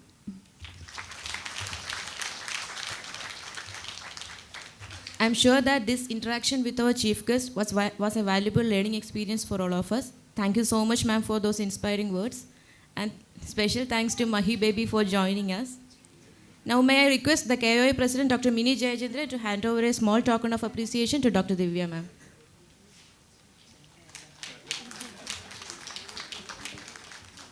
Thank you, ma'am. May I request the organizing chairman, YOLK Insight, Dr. Divya Kishan, to hand over a memento to Dr. Sai Kumar, sir.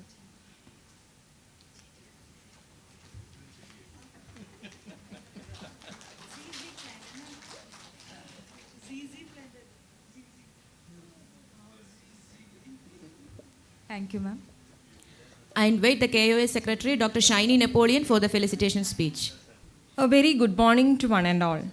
Respected KOA President Dr. Mini Jayachandran, Chief Guest Dr. Divya S. Iyer IAS, Guest of Honor and KSOS President Dr. S.J. Sai Kumar, Organizing Chairman Dr. Divya Kishan, Organizing Secretary Dr. Rakhi P. Cruz, respected teachers, seniors, friends, and YOLK team.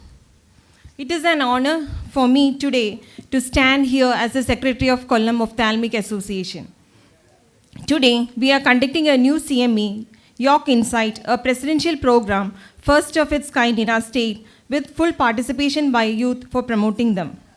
Dr. Mini Jayachandran, KOA President, and Nightingale of KSOS, put a great effort in planning and execution of the CME. We are really honored by the presence of Guest of Honor, Dr. S.J. Sai Kumar. Sir will be very happy to see the implementation of his program.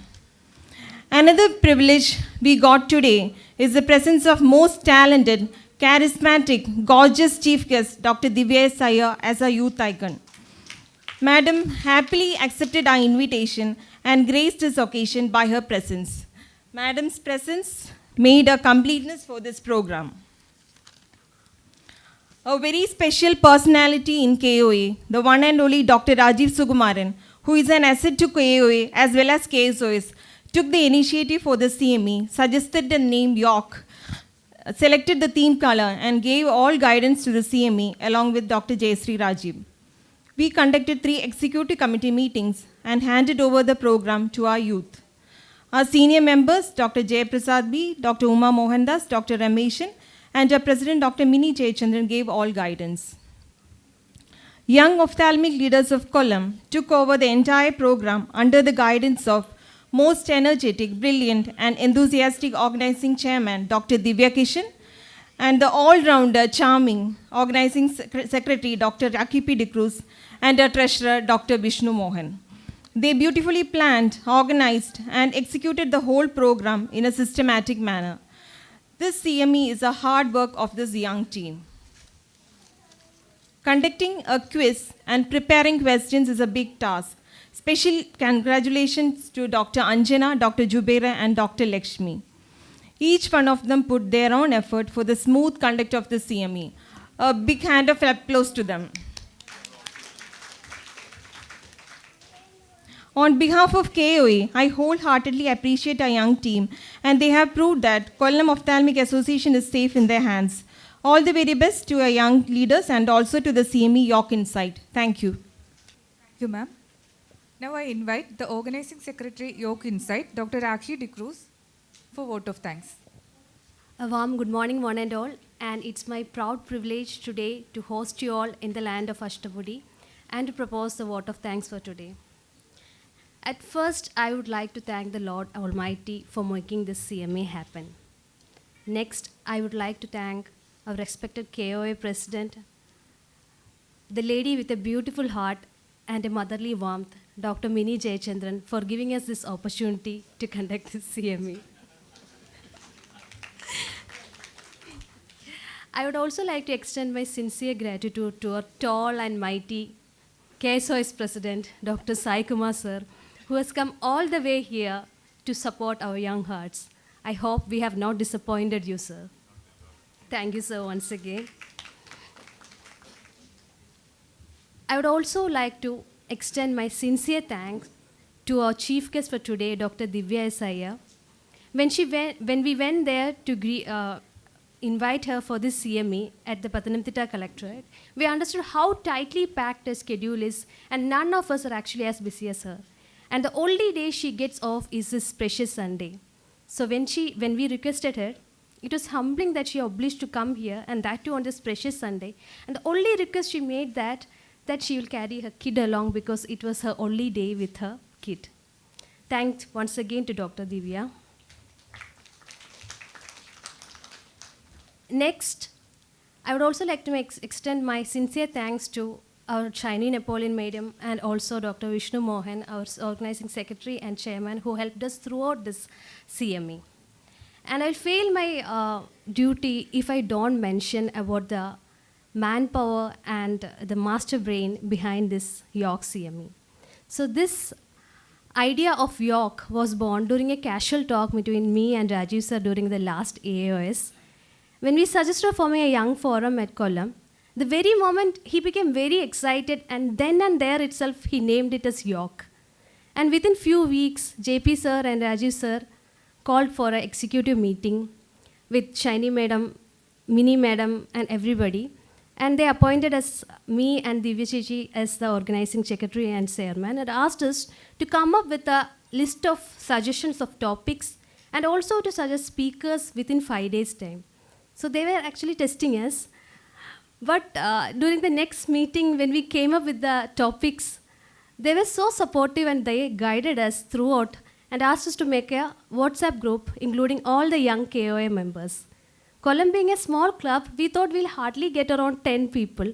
But even to our surprise, we had nearly 25 young and enthusiastic ophthalmologists from Kollam who were very enthusiastic throughout, and every one of them did a remarkable job in the committee they were put in. So we divided them into all the committees like in a normal CME, travel accommodation, registration, everything was there. Each one of them did really well. Special mention should be made to the registration committee because they made such a huge audience possible, and also the quiz committee because they had novel and innovative ideas which is coming up. Next, I would like to thank a special thanks to Mr. Vivek, the Sivira manager, who has helped us with the quiz, also the travel facilities also. And other pharma companies like Cipla, Endot, Sun Pharma, Sunways, Micro, Rhine, Ostrec, Mankind, all of them has helped us in this CME. I would also like to thank the hotel staff here and also the audiovisual team headed by Naufel for the smooth conduct of this CME. I would also like to thank all the chairperson, moderators, and all the faculties who came here accepting our invitation and for making this possible.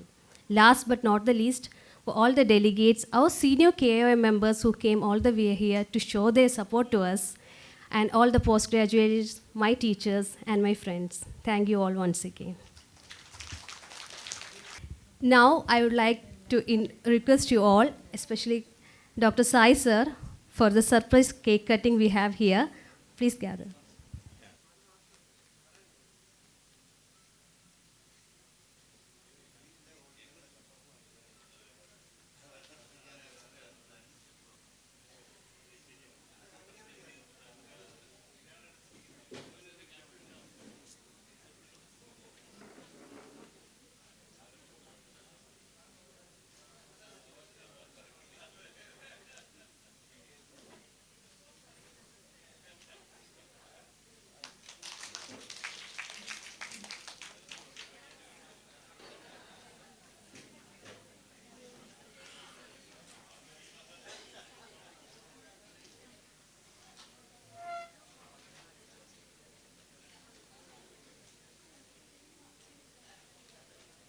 Now, let us move on to session 3.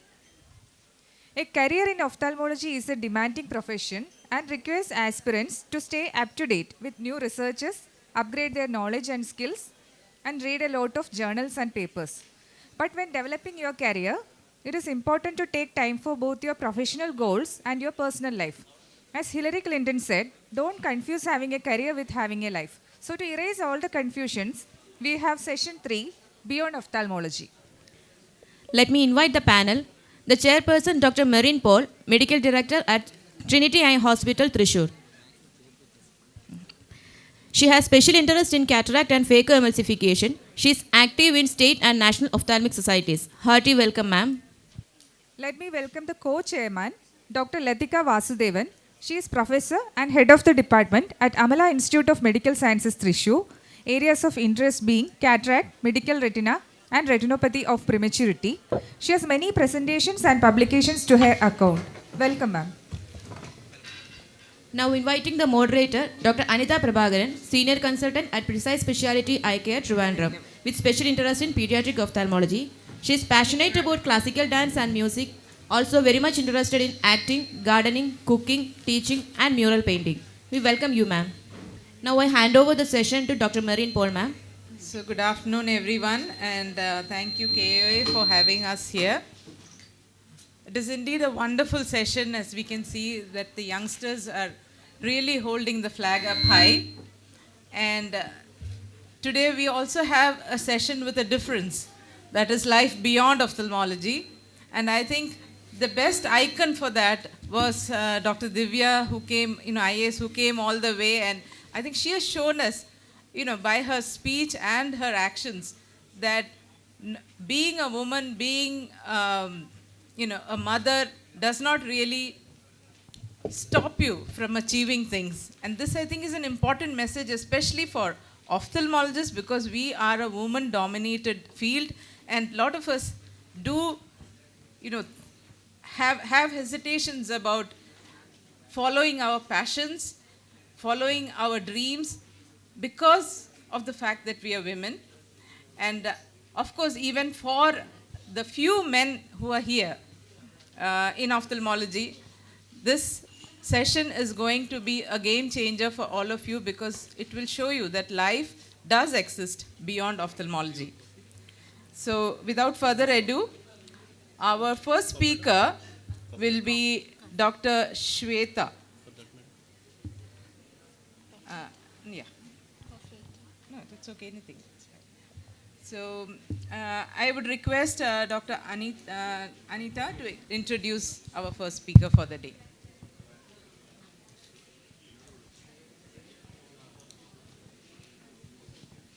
Let me call upon Dr. Shweta, who has done her medical graduation from Calicut Medical College, and from Coimbatore she has done her post-graduation and done a fellowship in glaucoma in Satyan Eye Care Hospital in Coimbatore. She is currently a glaucoma and phaco surgeon at Jyotis Eye Care and has been an orator and a co-instructor in many courses, and has been an invited faculty speaker as well. So it's mentioned that she's keen on enhancing patient and public awareness on eye health using advanced multimedia platforms, and she is going to talk us a little bit about work-life balance. And according to the Zen, it says that life balance doesn't come naturally, or nobody gives it to you. You have to create it yourself. So let's hear those valuable words from her.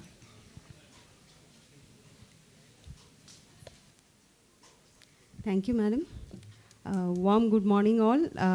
Now let's go something beyond ophthalmology, finding the right balance between professional and personal life.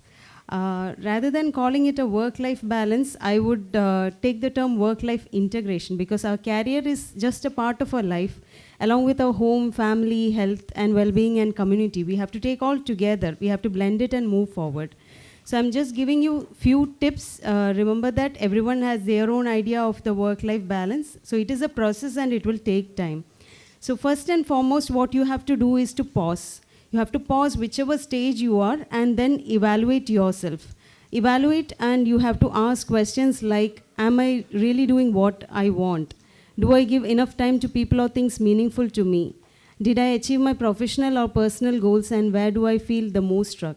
Once you start asking these questions to yourself, then you'll know what exactly you want, what adjustments you want to do. Now, life will never change if you're waiting for the future. We think that next time, after this, we are going to get better. But be proactive, do the change whatever you want to do. Once you analyze, you have to set your priorities.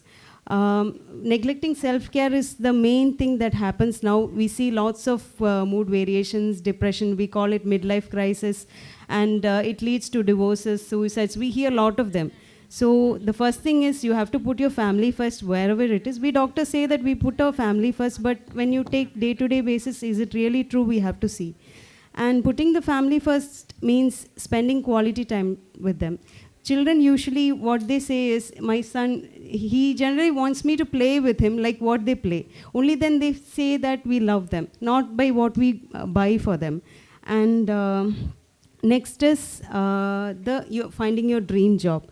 So as rightly pointed out in previous session, you have to set your foundation when you're younger. Do whatever you want, because young is a time when you have lots of energy. Do the studies after completing post-graduation, do the fellowship, and take all the degrees, whatever you want. Set the foundation very strong that next stage of life you'll be more settled and you'll have more balance. And once you have to find your job, find the right fit in. You have to see whether that job is really meant to you. Research thoroughly and then go and join, just not for any salary, because after 1 year you're going to leave that job. So it is always better stick on to one place and try to grow from there. And setting boundaries is one important thing that you have to have. Once you're into the work, forget everything else, fully put in your mind and into the work. And whatever free time you get, do the research. Research is one area where you can always update yourself and be active. And but always make sure you have to say no whenever you're getting overworked. So once you leave the work and come back to your family, make sure that you're putting your full effort into the family. Don't take any work into the family. But this is always better said than done. You all know how much difficult it is. And occasionally we feel burnout. Burnout is an occupational phenomenon where whenever you have this burnout, just take your time out, unplug yourself. When you have any friends, just go out, chill yourself. I have these wonderful ladies in my life who are my batchmates. We go out, it's kind of really refreshing to go have a break and then come back with lots of ideas. Next is the time management. We know it's all difficult in this situation, how much time goes in these, whatever I've shown it. And one thing what you can do is, in your iPhone as well as Android, you have screen time option. If you see, look at the screen time, how much of your time you're spending in each of these apps, you can see. And you can also set downtime if you wish. If you wish not to get distracted during your work, you can set it daily. Once you're with your family, you can set the time as you're not going to use it. You can see this, it will show that you have reached the limit of that particular app. But always you can cheat, but still if you keep something like this, it gives a little bit of control over yourself. But technology, you can use it in whatever Dr. John has shown, for what those things you can use the technology. And Android has a digital well-being. Now always find a schedule for yourself for the day. Make it a realistic one and not a perfect schedule. And finding time for other things that you love professionally. I love to present, so just squeeze in time for having some presentations like this. And it is also important that you have family time. Taking a vacation, going out, once a year you have to take a big vacation. And reclaim your passions is one thing. I love to dance. So these are the programs which I've done last 1 year. You can see this is from the July to this July. These many programs I've done. It actually, and these are from the Kannur Ophthalmic Society. We have a good group of doctors, ophthalmologists. And also, I am not an artist. This I have done only when I feel low. Whenever I feel depressed, if I draw one picture out of it, it's kind of, it has a meditating effect. You get really refreshed and you come back. So find out whatever you have within yourself, bring out that passion. It's never late, because the people who are dancing with me, they are in their 30s, 40s and 50s. You won't believe above 50, they have so much energy to come and do all this. And always prioritize your health, do some kind of exercises. And this is me. I have lost 13 kgs in 7 months. The thing is, I just want to say, just stay motivated. Nothing is impossible. And take time for personal reflection. Just 5 to 10 minutes daily is sufficient. If you sit simply, do some meditation, do some motivational reading, just 5 to 10 minutes of your time daily. Keep a journal. That will actually help. And the final quote for today is, love what you do and do what you love. That is the most important. Thank you, and thank you, Kollam Ophthalmic Society, for giving this opportunity. Thank you, Shweta, for that. Really, you've packed a lot into that small time that was given to you. But like she said, I think the most important takeaway here is that it is about choices, the choices that you can make. And yes, Latika, what would you like to add to that? Yeah, Shweta has really elaborated some of the tips that she found useful. But when it comes to balance, it is actually, the mantras are thoroughly individualistic. So when we say balance, we should also know that when we balance two things, we are also at risk of compromising both. So when we have only one thing to do, our focus is entirely on that. And naturally, we tend to get more perfection out of it. Whenever we balance two things, always there is an element of compromise in it. So whether we like it or not, this will happen all the time. So that does not matter. And there is the thing that I found, Shweta was saying that when you do something, you have to focus on it. Yes, that is true. But stretching it a bit more further, it helps very much. What has helped me to find a balance without too much of a compromise, I hope, is that I have divided, I set goals only for 5 years. So every 5, because this concept of balance itself is shifting. What we are 5 years from now, what I am 5 years from now is not what I was 5 years before. And my concept of balance also changes with me. So what happens is, in the 5 years, whatever you are, you understand yourself first and you set your balance accordingly. And in 5 years, I might put my family as the first priority. In the next 5 years, I might do academics as the first priority. So it always helps if you can do that. It might, it is each one to himself, but this is something which has helped me a lot. So, one more thing I wanted to say was about this, Yes, I think I've forgotten it now. She was, so I think I'll hand it over to Anita. That's very true what Dr. Latika said, that it's always a compromise. But still, one point I would emphasize here is that in order to not to compromise, it's always also not good to concentrate only on one thing and ignore the other one. So it's like just like as she said, it's a balance is like a bicycle and you need to keep moving. And of that, like do not ignore completely, like take everything hand in hand, side by side, but at the same time, prioritize something at one time so that you can achieve perfection in that. At the same time, not to completely ignore the other part as well. So, shall we move on to the next talk? I'll hand over the mic to Dr. Merin to introduce the next speaker. So our next speaker for the day is Dr. Prithvi Chandrakant.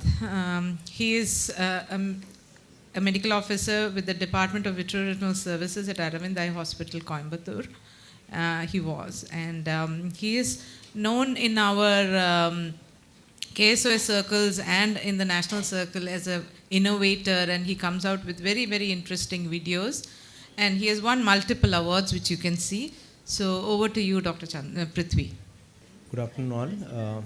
Thank you, ma'am, for that introduction, and thank you, YOLK, and Dr. Rajiv sir and Dr. Rakhi for having me here. I'll be talking on how we can make videos and edit videos, not just surgical, but the whole videos, how you can animate also. So before it gets loaded, I'll be talking just about how I do my video presentation. It's 10 concepts, 10 steps which I'll be going through now. And each step singly, and then put together, I'll show you a few examples on how it works all together.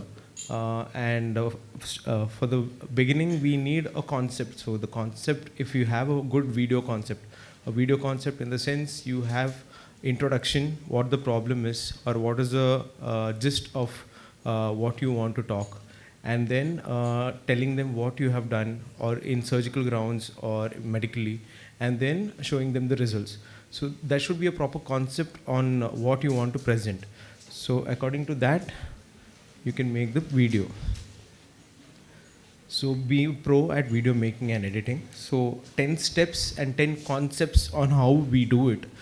So the first step is always the topic and the script. So you need to have a very good topic with different introduction, aim, purpose, the result, and what the material, method, or the surgical steps you are involved in. The second step is having software. So you don't need big softwares. You just need PowerPoint, Keynote, which is almost the same thing, like a PowerPoint presentation in MacBook. And then that is the most 80% of the video is made in the PowerPoint and Apple Keynote. And only the trimming part and the slow motion or the fast, we do it with the Apple iMovies or any other free video editing softwares. So 80% is the PowerPoint and 20% is the iMovies or any other PowerPoint video editing software. You can also download, the third step is downloading templates which look very good. It's free of cost for the PowerPoint and for the keynotes. And you can have like these kind of slides. You can see how there are some comical style infographics, a Halloween theme. So you can set one theme and go along with that with the concepts. And to increase the attractivity, to make it more attractive, you can use different fonts. So you can take the fonts which go with your theme, but be very sure that it is legible. So the fourth concept is using fonts. The fifth concept is using images. It could be still images or GIF images, where you can see, you can make a complication. You can put a GIF image like this, and when you manage it, you can put like a GIF of giving a toast. And when you use still images, there is an option of removing the background, and you can remove the background. It has to be a contrast. So once the contrast is, you can remove the background and use the picture. So this you can do with any picture. Trimming trimming can also be used. And finally, I'll show you how it looks. So this is sixth step is choosing music. So music should be copyright free, and it should go with your theme, and it should not be very loud when you present, when you talk. It should not hamper your talk. And then you have animation effects. These are one of the most underrated things. you have animation like what you saw now. We can even put a nucleus and it falling down to the vitreous, so something like that. You can make your own animation with PowerPoint and Keynote. There are a lot of other animation effects which you can use and which we can depict in our videos. And then we have transition from slide to slide. So you can see over here 41st and the 42nd slide, how I'll make an object. This is the object which is there, which I copy, and in the 42nd slide, I put in another side. So over here, I'll be using a transition called the morph or the magic move. So once you do that, you can see how it moves from one side to the other in the 41st and 42nd slide. Again, I'll show you. See, just after you put the magic move, how it will slowly move from one slide to the other, removing.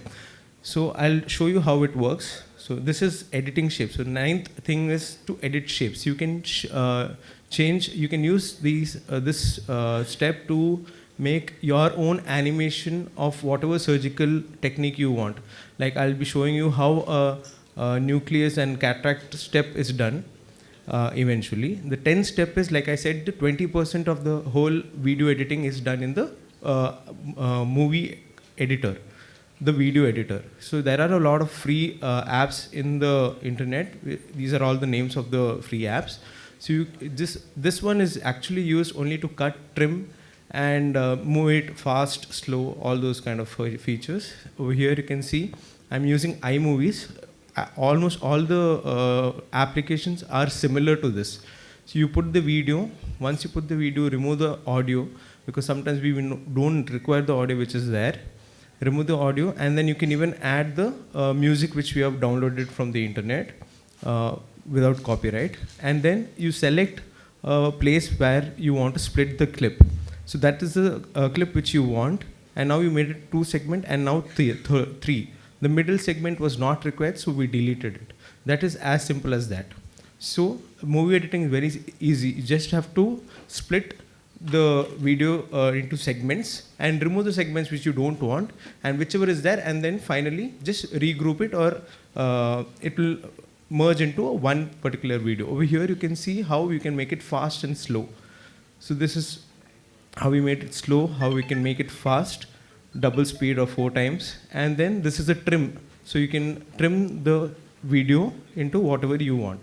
So this is a very simple process, and few examples, like over here you can see a fundus image which has been morphed using magic move, and how beautifully it enlarged, and then how you can show the macula, and then you can even put the annotations.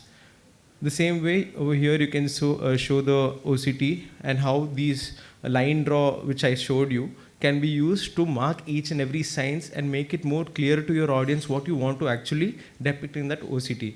Many of the times when we see there is just a OCT and the person is just talking, you don't know which is what sign. So over here you can see how beautifully you can actually design the whole OCT to understand what is and how it is, what is the signs. Where you can see this is a GIF image which have been put. So that will be going on, and then this is the image with background removed, the fonts, and the magic move or the morph effect which has made the whole video. You can see how you can depict what you want to depict of how ROP screening is done, and this is all done by just the PowerPoint. This is how you can see over here how a pupil is dilated, the incision is made, and the tunnel incision, how it is going inside and wriggling. So you can actually make it very easily. This I made just 10 minutes from here. So it is very simple. You just need the normal Microsoft PowerPoint and a free video editor to do all these things. Thank you.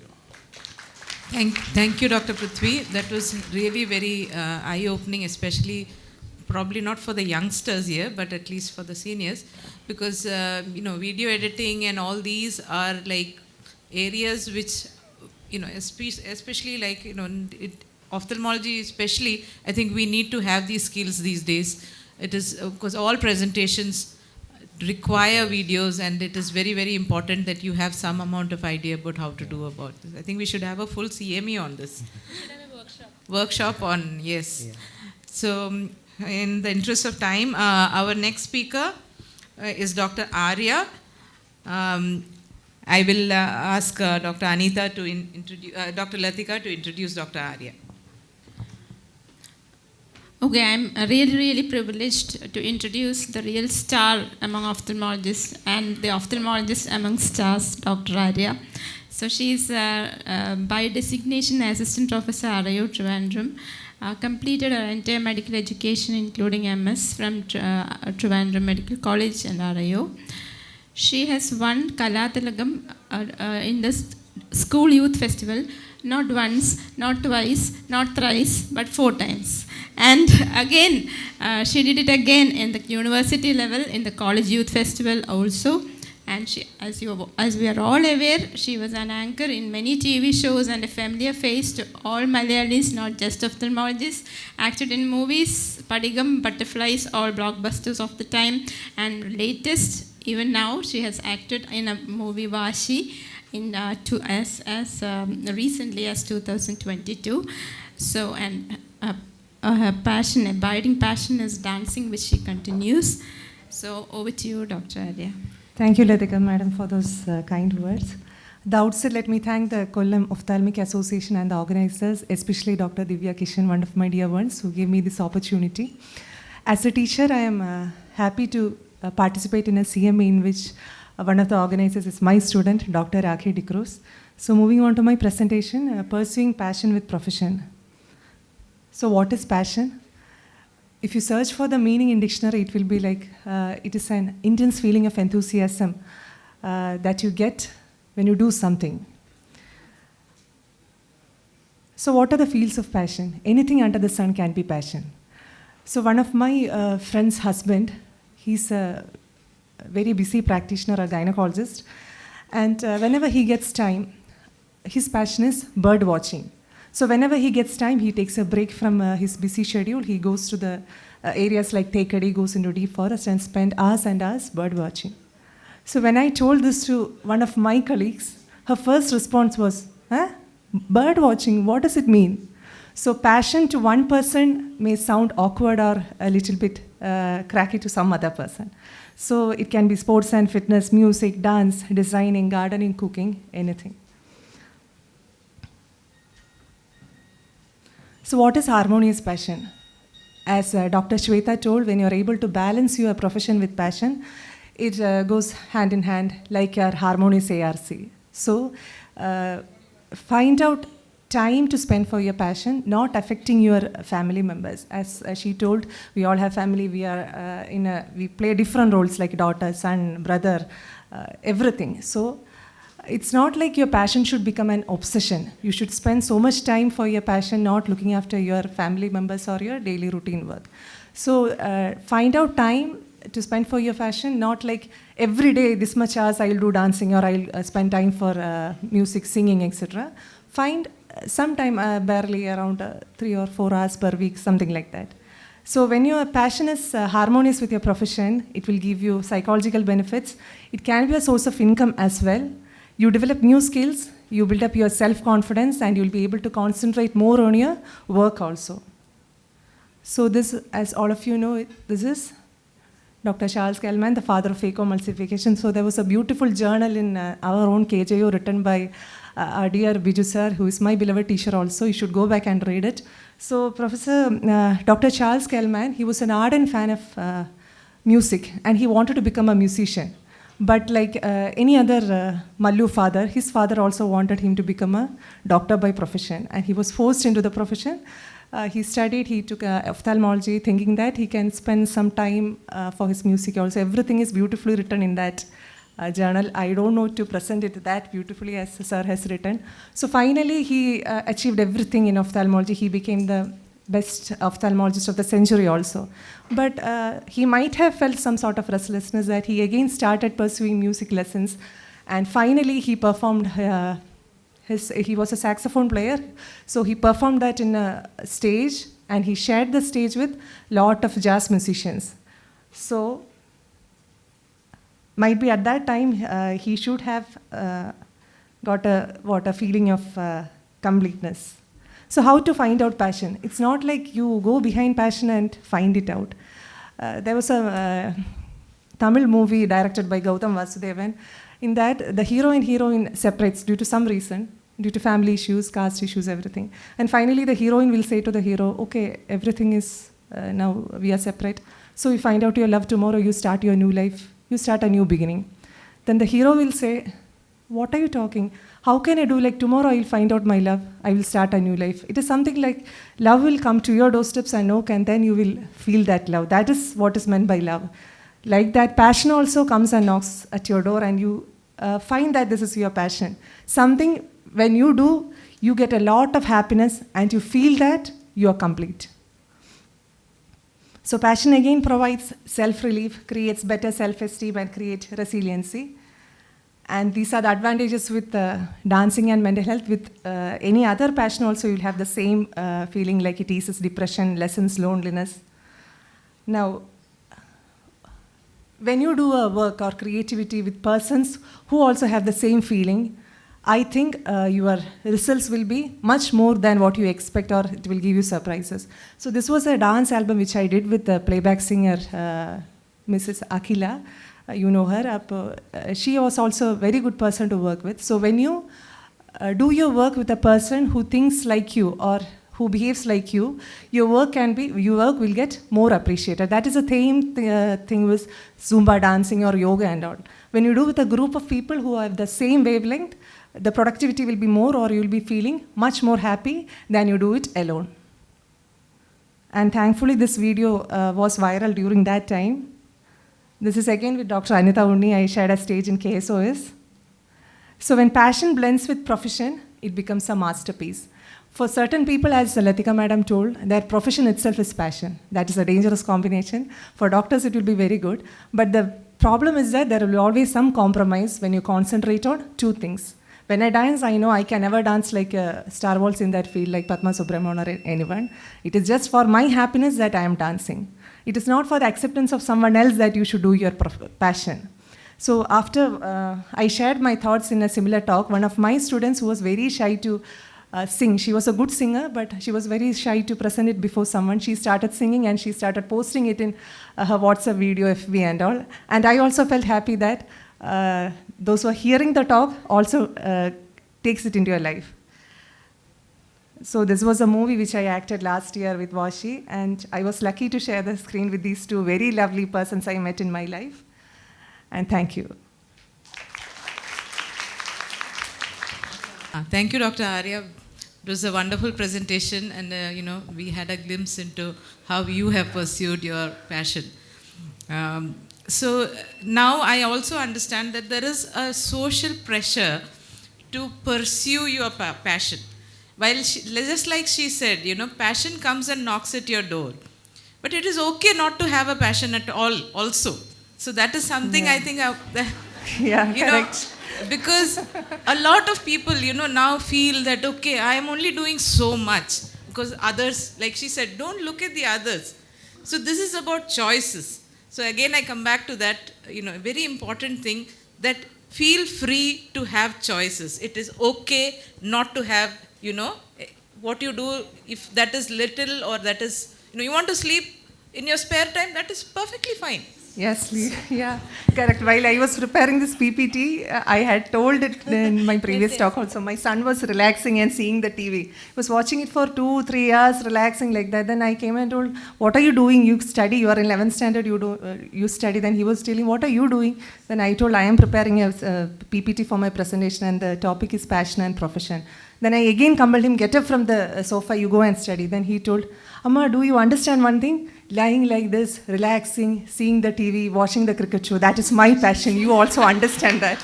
So passion differs from person to person. So just adding on to that, I feel it very strange that this question comes up, like how do you manage to balance passion and profession? I mean, passion is just what you feel. It is just a state of mind. Whether I am in my profession or whether I am writing or whether I am dancing, I can do it passionately. So it is it is not something we are balancing. It is something that is coming to us, whatever we are doing. I mean, it is not necessary that someone should dance or write to have a passion. So it is just a state of the mind. That is what I want to say. And let me leave you with this beautiful thought, which is not mine. I am just quoting from The Prophet by Khalil Gibran. And this has stayed with me, and I hope it will with you also. He says, let your head rest in reason, and let your heart move in passion. So if you have this glorious combination, there is nothing you cannot do, actually. The more you think about it, the more you will understand it. Yeah, that's a very good thought, really, Dr. Latika. Khalil Gibran's all verses make us think a lot and get a lot of points. The talk was really interesting, really beautiful, just like you, Arya. And I should be saying that I'm truly honored. I was truly honored to share a stage with Arya for KSOS as well. And one thing, what Dr. Merin said, each person has their own passion, and there is absolutely no reason to be shy about it. As they say, passion is something you do, passion is something what you love, and profession is something what you do to get a living. So, but to be successful, when you start loving the work you do, whatever be it, there you have the success. So, thank you very much, Dr. Arya. And shall we move on to our next talk by Dr. Ambika? Dr. Ambika is a great friend of mine. She is a managing director of Geetanjali Eye and ENT Hospital, Trivandrum. She did her master's from Minto in Bangalore Medical College, and she has done fellowship, and she has done lots of activities, lots of talks, and she is also an LDP alumni from AIOS. She's a very good phaco surgeon, but at the same time, and she has held several positions in various organizations, including Trivandrum Ophthalmic Club, the Inner Wheel Club, etc. But one thing what makes her stand apart, I think, is her passions of which focus more on fitness. I'm not saying more on fitness, also on fitness, because that gives her happiness to her heart as much as dancing gives Arya, and all other passion gives, all other activities are done. So she has combined it with her fitness activities as well, because she is a very good yoga practitioner. She has joined for Kalaripayattu recently. And one more thing is, many of us would have done yoga. Many of us would have done various courses, but I've seen hardly very, very few people who really stick on to it, meticulously practicing it every day, and getting a spiritual evolution out of it. Hearty welcome, Dr. Ambika. The stage is yours. Thank you, Dr. Anita, for that nice introduction. And first of all, at the outset, I would like to thank the Kollam Ophthalmic Association, both the veterans and the youngsters. It's really nice to be here in this very vibrant group.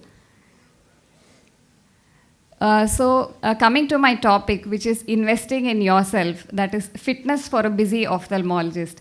As an ophthalmologist, one has to balance family, life, our work. Then there is a lot of responsibility. Some of us might have even be involved in administration. So amidst all this, what about our own health? So that is what we are here to talk.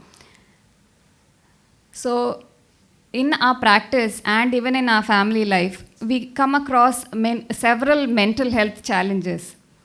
So what are the specific things that ophthalmologists might come across? There is a steep learning curve in our field.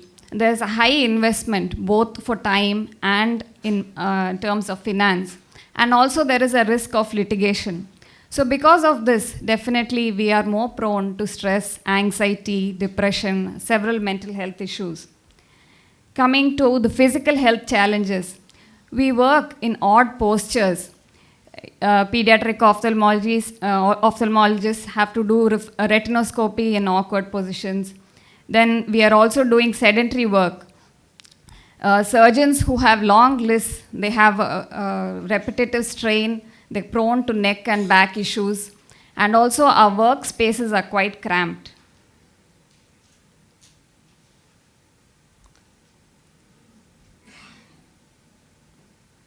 So coming to the question, why fitness? So when as a clinician, you're advising your patient, you need to lose weight, you need to control your diabetes, obviously you have to walk the talk. The patient is going to believe you only if you are doing something. So sometimes even patients might ask you, doctor, are you really doing something? Several of my patients have asked me, what is it that you practice and how do we go about it? So actually many of them have got inspired and have taken up fitness. So looking at the lives of some of our colleagues, most of us will know Dr. Anaga. So Anaga and I were there in a meeting together, and she was telling that she recommends anaerobic exercises that require short bursts of energy. We know that after the age of 27, we start losing our muscle bulk every year. So as we grow older, it's very important for us to exercise and maintain the tone of our muscles. So this we can get only by doing anaerobic exercises.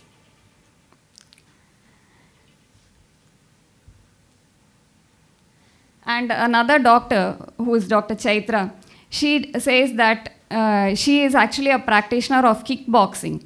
So she says this is a way for her to look younger, and also she likes the compliments and appreciation that she receives from others. So coming to how much do we need to exercise? So at least 150 minutes of aerobic exercise and 75 minutes of anaerobic exercises are required at least once a week. And it's important to include strength training at least twice a week.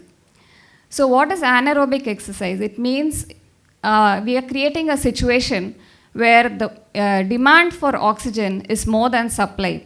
So this increases the lactic acid in the body. So this improves the performance of our muscles, and also it improves our endurance.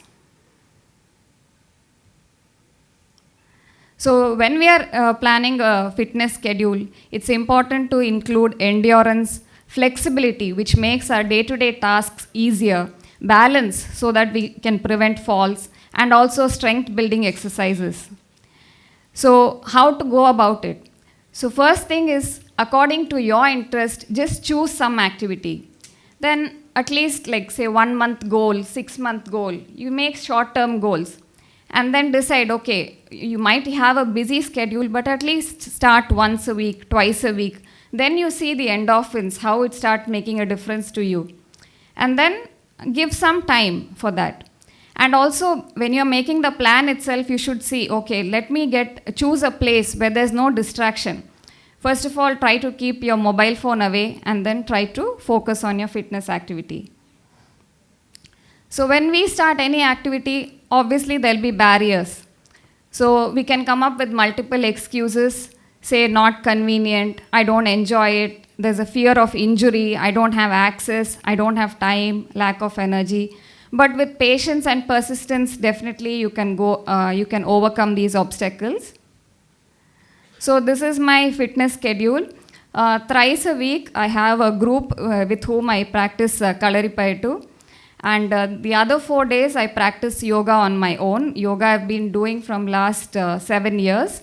So in terms of my mental health, it has given me a lot of balance and stability, and also flexibility. But what I learned, this Kalaripayattu I've been practicing only from last 6 months. So what I've noticed with that is it gives me the opportunity to stretch myself a little more. As in, there are repetitive exercises, that the anaerobic exercises that I was talking about, that is there in our own Indian fitness forms. So with which we are able to stretch ourselves further and perform better, both in terms of our body and in terms of our profession. So I would like to share this experience, which was just 2 weeks ago. It was a very difficult case. The patient was quite overweight, as you can see, and the patient had a short neck. So there was no way this patient was going to lie down for the surgery. In spite of a lot of mock practice sessions in the theater, patient said, I'm not going to lie down on this operation theater table. So this surgery had to be performed standing. And it was almost like there was a lot of positive pressure, upthrust, and 1 foot on the phaco pedal. I had to balance 1 foot on the ground. So I feel my fitness routine and yoga really helped me in this particular situation. So I would conclude by saying that your body can almost withstand anything. It is only the mind that you need to convince. And definitely you have so many apps and watches and all kinds of gadgets these days to help you monitor and motivate your fitness goals. So thank you all for your patient hearing.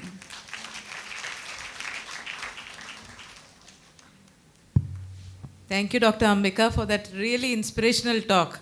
Because one thing I think which is different from following your passion is when it is not your passion and you still have to follow it, because I think following fitness goals may not be your passion, but you still have to do it, because as you all know, we as a profession, as doctors, as healthcare professionals, are much more prone to lifestyle diseases, and because we always think that all those diseases happen to the patients. We are something special. We are not.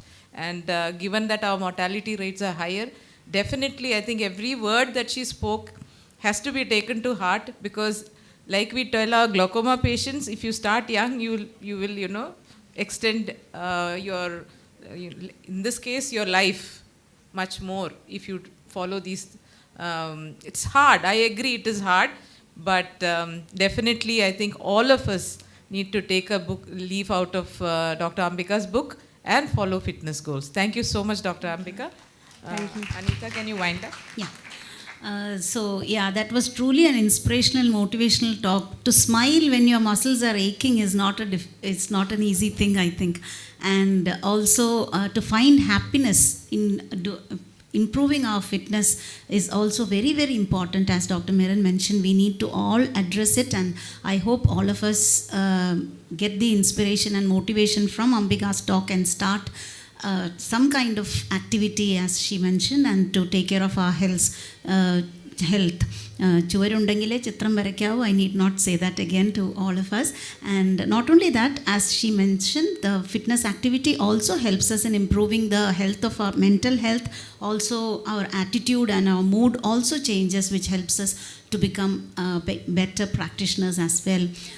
So thank you very much, Dr. Merin and Dr. Latika, and all the speakers in this forum who gave a very good talk and very interesting sessions to all of us. And thank you very much, Kollam Ophthalmic Club, for giving us this opportunity. Thank you so much for that impactful session. Once again, thank you, KSOS, and all the so it was a wonderful conference, I think. Really a conference with a difference. YOK young ophthalmologist, really very promising. We are extremely happy to have Dr. Arup Chakrabarti sir with us today. Hearty welcome, sir.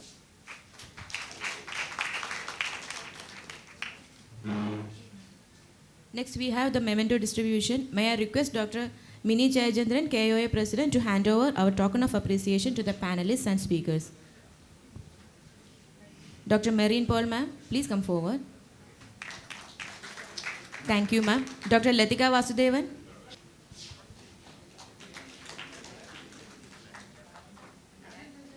Thank you, ma'am. Dr. Anita Prabhakaran. Thank you, ma'am. Dr. Shweta K. Thank you, ma'am. Dr. Ambika Shetty.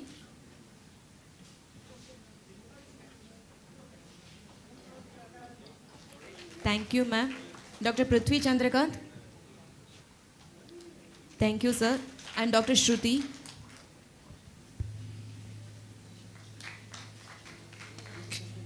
Dr. Arya R.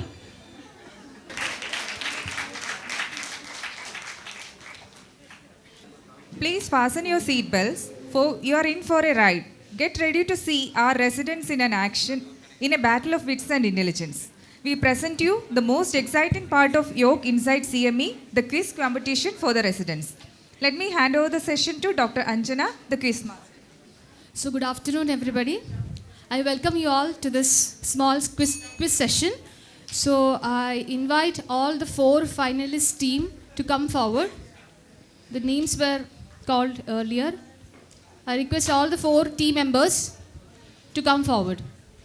And 1 member from each team to take up the lot. So who is team A? Team A? Team A, yes. Kindly take your seats. Team B? Team C? And Team D. Kindly take your seats. Yes. So warm good afternoon to one and all. So we had a very elaborate preliminary session for the quiz, which was conducted early in the morning. Had a total of 22 teams which participated for the quiz prelims, and we had very hard time to select the best 4 team as the finalist. So first of all, let me congratulate you all for being in the finals. And I welcome one and all. So let's have the teams getting introduced yourself. Team A, can you introduce yourself? Myself, Dr. Dimple from Dr. SMCC Medical College, Karakoram, Trivandrum. Yes. I am Dr. Arya from Karakoram Medical College. Okay. Team B? Dr. Sahala from RAU, Trivandrum. Okay. Dr. Devika from RAU, Trivandrum. Okay, thank you. Team C? Dr. Sri Lakshmi from Gokulam Medical College.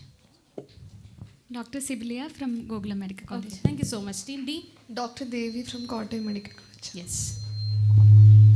Dr. Ashwati from Kottayam Medical College. Okay, thank you so much.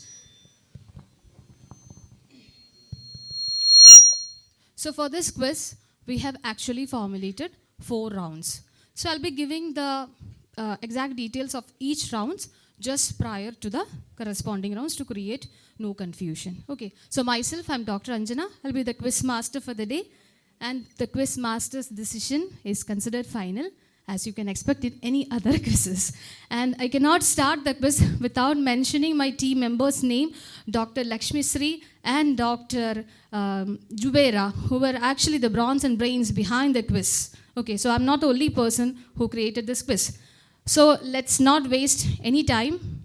So let's have the round. So we stand on the shoulders of our ancestors. The first round is history round. So the general rules for this round is, a photograph will be shown to you with certain clues. You can identify the personality from the first slide itself. You'll get a total point of 20. There is a time for 30 seconds. If you find any difficulty, you can ask for an additional clue. But if you're answering on the additional clue, your marks will be cut short to 10. The questions answered wrong, or if your time is up, the chance will be passed on to the next team. But if the next team, if it is a pass question, they'll be getting only the half the marks. So if the pass team is answering on the first clue itself, they'll get 10 instead of 20. And if it's answered on the second clue, they'll get 5 instead of 10. Is that clear? Yes. So we'll be going in the regular order from A to D. So first chance for team A. Are you ready? Yes. So this is a German ophthalmologist. He is considered the founder of modern ophthalmology. He used iridectomy as a measure to lower intraocular pressure. Your time starts now.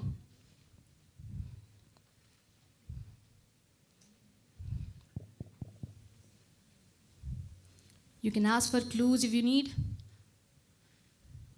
You have an answer, yes. Clue. He introduced this instrument which was widely used in earlier days of cataract surgery. Yes, correct answer. 10 points since he answered on the second clue. Yes, the answer is Albert von Graff. He introduced the von Graff knife and also this von Graff sign in exophthalmic goiter and all these things. Very, very familiar name. So direct question to team B. It's a famous Indian ophthalmologist, recipient of Padma Shri Award. He had to leave the Indian Army due to rheumatoid arthritis. And you can imagine how difficult it would have been with starting his career in ophthalmology with the crippled fingers. Yes. Venkatasamy. Yes, correct answer. 20 points for Team B. Well played. He has also done major role in Indians' NPCB programs. So who is he? Founder. Yes, exactly. He's a founder and the former chairman of Aravind Eye Care Systems. So direct question for Team C. Ready? Yes. So very famous Swiss-Austrian ophthalmologist who was an assistant to Anton Elschnig. He modified slit lamp and many ophthalmic instruments which is widely used by every single ophthalmologist worldwide. So audience, please keep your thinking process in the low voice. If you want, you can ask for an additional clue. Yes, ma'am. Clue. His name is associated with enhanced S-con syndrome. Yes. Your congeners are very eagerly waiting to answer. His time is up. Team D. Team D, you have an answer? Pass, ma'am. Pass. Team A? Goldman. Correct answer. So 5 points for Team A. So what is this? What is the other name for? Goldman-Favre. Yes, Goldman-Favre syndrome. Very good. Well done. So the direct question and the last question in this round for Team D. Team D. This is Scottish surgeon and ophthalmologist. He described the properties of isostigmate, which actually became the very first meiotic to use in ophthalmology practices. And he also published some profound surgeries which became the key for most of these anti-glaucoma surgeries. Very famous, very famous. You want an additional clue? Yes. This is your clue.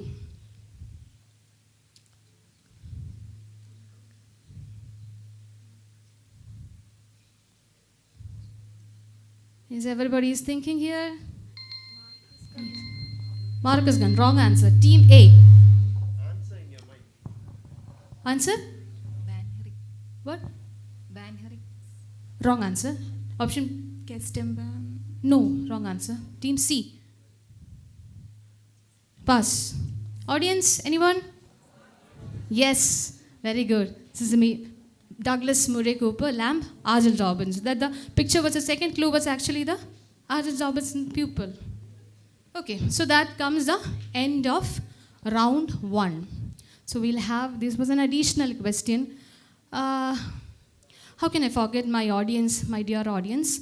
So by the time I'm having some interactions with you, let my team members calculate the scores for the round 1. One among these Bollywood stars had actually underwent LASIK surgery for correcting presbyopia. Yes.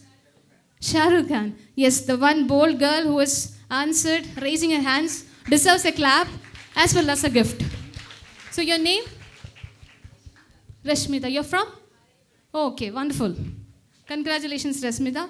The answer is correct, Shah Rukh Khan.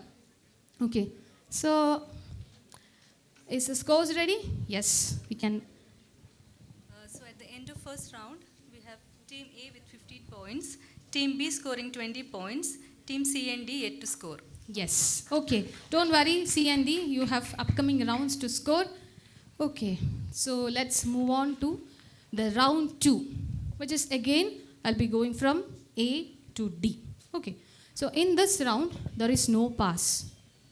Questions to you will not be passed to the next team.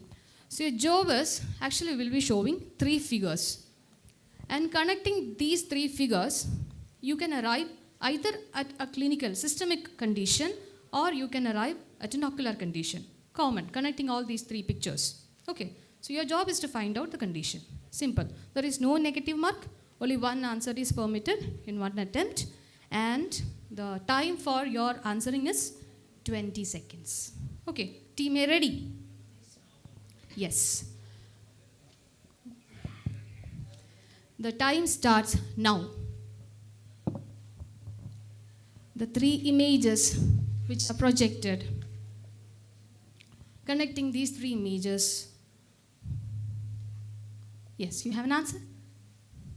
Beggar syndrome. Yes, correct. Vaginous granulomatosis. Correct answer. So why did you say it is Vaginous granulomatosis? Wilms tumor. It's not Wilms tumor.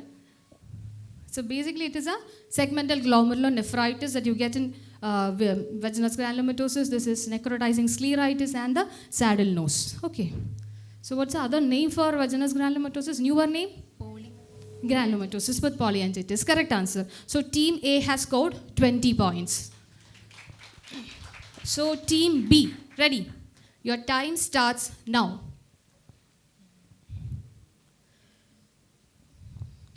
Very simple question. Toxocariasis, correct answer. So why do you say it is toxocariasis? Granuloma connecting to exactly, there is a typical peripheral retinal granuloma connecting to this optic disc. And the initial 2 pictures, the first picture is actually the visceral larva migrans. So the arrow is showing the hypoechoic region which is seen in the liver. And the second figure is actually the parasite itself. Okay, so 20 points for team B. So team C, are you ready? So your time starts now.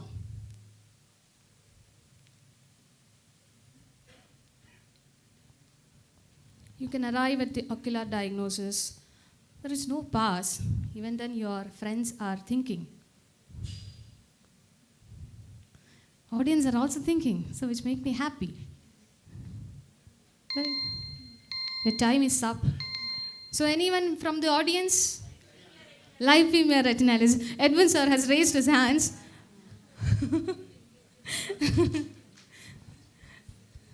Okay, so this is lipemia retinalis. It is a condition when the hypertriglyceridemia occurs, and you can see that milky white colored retinal vessels when the triglyceride level is more than 1500, and also you get a typical salmon colored fundus, background fundus changes when the levels are more than 2500. Okay. So team D, direct question to you. Time starts now.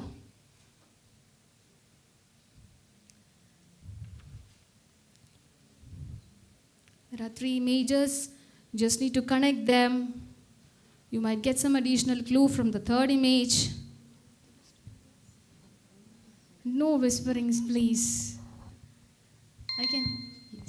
Stickler syndrome. Yes, correct answer. 20 points for team D. Testicular syndrome. What is the fundus finding that you can expect in case of stickler syndrome? Can you explain the 3rd image? Of course, I'm not going to cut your mark. You can say loudly. The vitreous bales, the beaded vitreous that you get typically in case of this stickler syndrome. And the first image is showing the mid-facial maldevelopment in children, especially those with the Speary-Robin sequence. And the second one is also very typical V-shaped cleft palate that you see in case of stickler syndrome. There are lots of types of stickler syndrome, and ocular features are not present in every case. Okay, so that coming to the end of the round 2, I'm not wasting my time. I'm straight away moving to round 3. Okay, so I'll consider you audience after my round 3. Okay, so this, since the initial round was from A to D, let me start from U. Okay.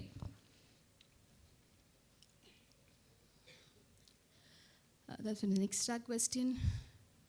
Round 3. Okay, so this round is very simple. Spot the sign. Okay. So you will be shown a picture, just a picture. So from that picture, you can identify an ophthalmic sign, very, very familiar ophthalmic sign. You have to say what is that sign, and you have to identify in which condition you see that sign. Okay, so there are basically 2 parts for every answer. So a complete answer will be getting a point of 20. There is no negative mark. Unanswered questions will be passed on to the next team. So definitely if you're not answering, team C will get a chance. Okay. So if you're getting partial answers correct, that means you are getting the sign correct, you don't know the condition, then you will get only the half the marks. So you will get only 10 points. But in that case, the question will not be passed. since it's a partially answered question. And if it is a past team answering, again, you will get 10 points if you correctly say both the parts of the answers, and you will get only 5 points if you say only one part. Clear? Clear?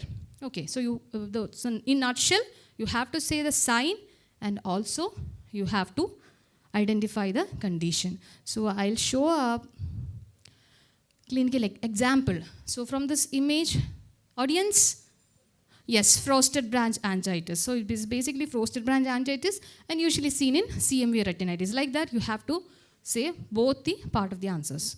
Okay, shall we move? Okay, so direct question to team D.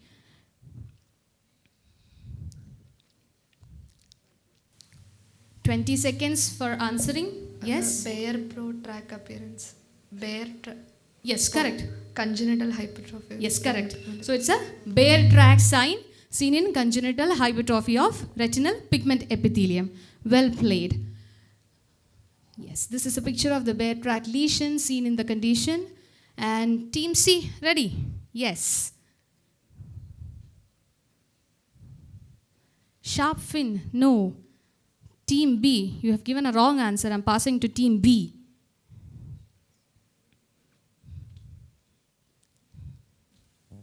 So neck deformity? No. Wrong answer. Team A. Yes. Do you have any answers? Can you see the image clearly? It doesn't appear swan, right? Yes, your time is up. Team D. Answers. Yes, I think. Yes, correct. Correct. Loch Ness monster. Correct. Loch Ness monster appearance. Do you know where it is seen? Condition in which it is seen? So I can give only 5 points to team D.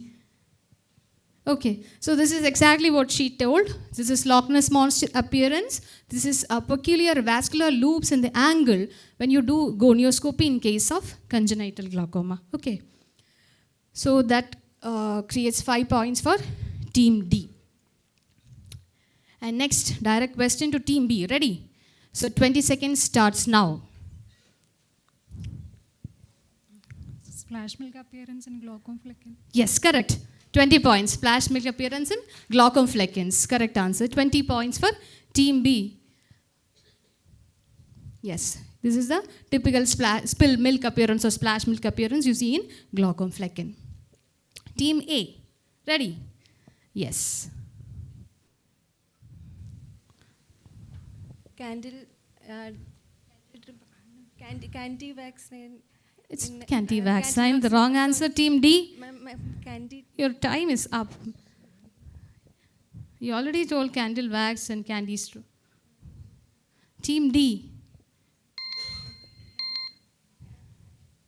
Your team is. Team C. Candy stripe sign. You say the condition and then you will get 10 points.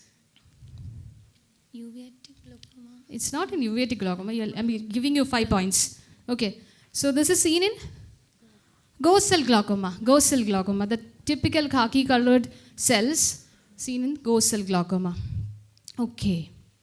So with that, we are coming to the end of round 3. Okay. So Dr. Jubaira and Dr. Lakshmi, please calculate the scores till now. And anybody from the audience? Yes. Flying saucer sign. Which condition? Yes, exactly. I think she deserves a clap for that, for a right spot answers. Again, don't worry, audience. I have more questions to you. So connect all these pictures and you will arrive at a common term. Anyone. Kindly raise your hands and answer so that I can see clearly. Biju sir has raised his hands. Kindly. Biju sir is getting a prior chance because... No, sir. Anyone else? Chaitanya ma'am. Anyone else? The chocolate is waiting. It's not gout disease, sir. Yes, exactly, Leber. So this is Leber's miliary aneurysm, LHON, and the Theodore Leber himself. Yes. Again, Doctor, I forgot your name. Yes, Dr. Reshmita from RIO, right? RIO has again scored questions for audience. One more question, I think, for audience. It's out of ophthalmology, but still you can identify the face from the very peculiar eye. You can also think. Yes, Rajiv sir has answered. Afghan girl. Yes. Sir, can I know the name of the girl? Yes, I think Rajiv sir deserves a chocolate because that was a very quick answer. So this is Sharbar Gula. What is the peculiarity or what is the specialty with this girl? Yes, exactly, madam. So the photograph of this girl was taken during the Afghanistan war back in 1980s, and the identity of the girl was not relieved. Even though the photographer tried so many times, he couldn't find out the identity of this girl. But later, after 15 to 18 years, the identity was again found out. And so this is the only picture National Geographic magazine has picked as a cover image thrice. The only picture which has repeated as a cover page of National Geographic magazine. So very typical the staring look of this girl has been haunting all the minds and reminding of this Afghan war everywhere. So that was also very nice. So can I have the scores? Yes. At the end of third round, we have Team C with 5 points.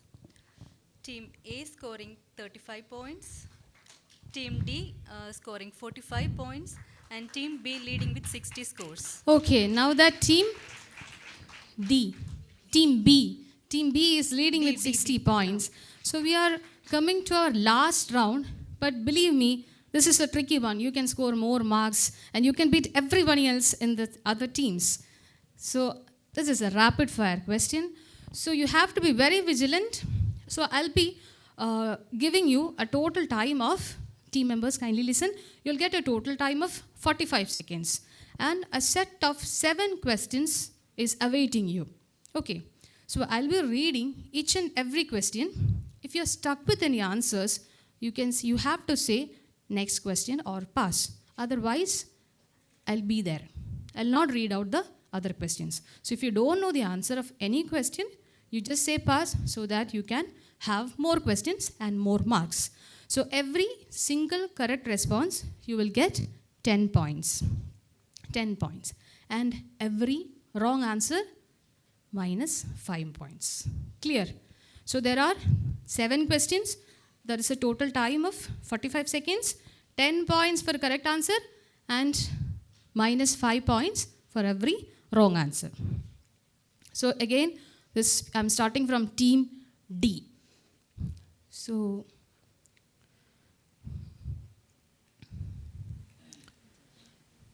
Team D, your first question, time starts now. Direct ophthalmoscope gives a real inverted image, true or false? True. Wrong answer. A wave of ERG originates from which retinal structure? If you don't know the answer, Pass. you pass. Lander's sign is? Pass. Most common systemic disease associated with childhood anterior uveitis. Correct answer. 10 points. Volume of orbit is dash ml. 30 ml. Correct answer. Identify the site of lesion. Vandenberg's limb, optic chiasma junction. No, your time is up. Your time is up. Okay. So the direct ophthalmoscope gives a real inverted image. That is a false statement because you get a virtual and erect image. A wave of ERG originates from photoreceptors. Lander's sign is the specific that granuloma, retinal granuloma seen in case of sarcoidosis. Most common systemic disease, you have done it right. That is juvenile idiopathic arthritis or JIA or JRA. Volume of orbit is 30 ml. And I want the specific site. So that is basically Anterior will brand of knee and that to right side. So you have to be very specific for that time. Okay.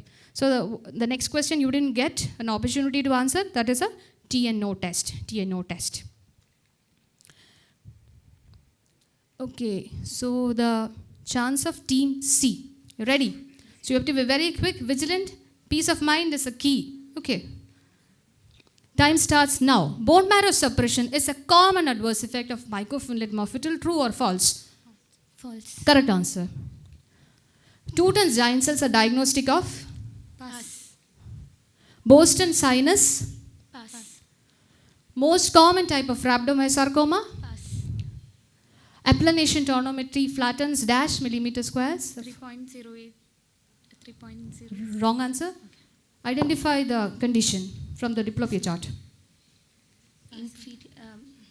Inferior oblique.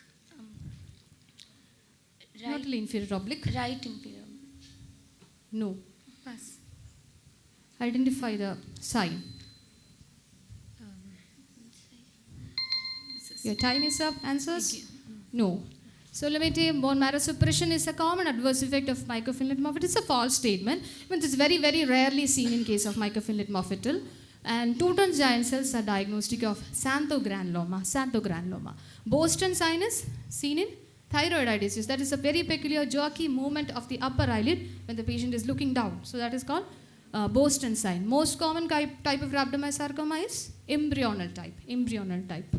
Applanation, you were very close with that answer, but that's a very basic question. That's why I'm not giving you marks. Okay, you answered 3.08. That is 3.06. 6. So this is third nerve palsy. Okay, right, third nerve palsy. And this is bullseye maculopathy. Bullseye maculopathy. Okay. So I think the scorers are also vigilant, right? So can I move to team B? Ready? Yes. Team B is so under pressure that that's a leading team, and there is a chance that the lead may you all the best. Okay. I can only say that. So that's the answer for the team B. Your time starts now. FM100 uses 80 plates. True or false? False. Correct answer. Tiprotumumab is a drug for the treatment of dash. Thyroiditis. Correct. Kestenbaum sign is? Pass.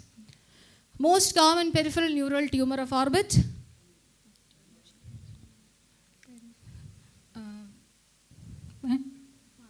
Pass. Posterior chamber contain dash ml of aqueous. 0.06. Correct answer. And name the material by which this implant is made. Nickel and titanium. Yes, correct answer. Nitinol. So spot the sign. So your time is up. Time is up, right? So you're not getting the chance to answer the final question. So FM100 uses 80 plates. True or false? It's a false statement. It uses 85 plates. Okay, 85 plates. That was quite a tricky one. The second question was answered right. It is used in thyroid eye disease, Kestenbaum sinus. I think you know the answer. So it is a decreased number of capillaries seen on the optic nerve surface, seen in optic atrophy. So most common peripheral neural tumor of orbit is plexiform neurofibroma. Posterior chamber, you answered right, 0.06. Nitinol answered right. And can you answer the last question now? You'll not get any marks, of course. So that's a tall peaked PED. Tall peaked PED. Okay. Okay. So final question for team A. Ready? Your mic is all right, right? So kindly answer in the mic so that I can hear the answer. Is this not working? Please check it once. Yes. Okay. So your time starts now. The tight corneal sutures can lead to against the rule astigmatism. True or false? Pass. Groove and peel technique is Pass. used in Ferry's line is Deposition of iron. iron. Pass. Most common secondary tumor in patients with retinoblastoma. Secondary tumor. Pass. Pass. The intraocular part of optic nerve measures dash millimeter. Very simple question. Anatomy. 25. No. Wrong answer. -5. Identify the site of lesion. You can do it. Occipital lobe macular sparing. No, no. Wrong answer. Again -5. Identify. Choroidal neovascularization. Yes, exactly. Choroidal neovascularization. That's the right answer. So tight corneal sutures lead to against the rule astigmatism. It's a false statement. It lead on to with the rule astigmatism. Groove and peel technique is used in manual DALK. Okay, manual DALK. Furries linus, you answered it partially. It's iron epithelial line seen in anterior part of trabecular bleb. Most common secondary tumor in patients with retinoblastoma is osteosarcoma. This is very simple. Pie on the floor appearance. Yes, parietal lobe, and the last one was answered correct. CNVM. So what was that imaging modality? You know that? Yes, exactly. Excellent. So there comes the end of your rounds. You can breathe peacefully. And let's have some fun for the audience.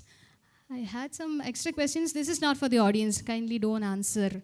Please calculate the marks. Was it simple than the questions you got? Okay. So audience question. Kindly raise your hands and answer. Whose drawing is this? Whose drawing is this? Mahadevan sir. I can't give chocolate for that. I can have answers from Mahadevan sir, but of course the answer is not Mahadevan sir. Anybody? Yes, madam? No, ma'am. That's not payment. No, sir. Again? Correct answer. Again from Team Mario. This is Da Vinci.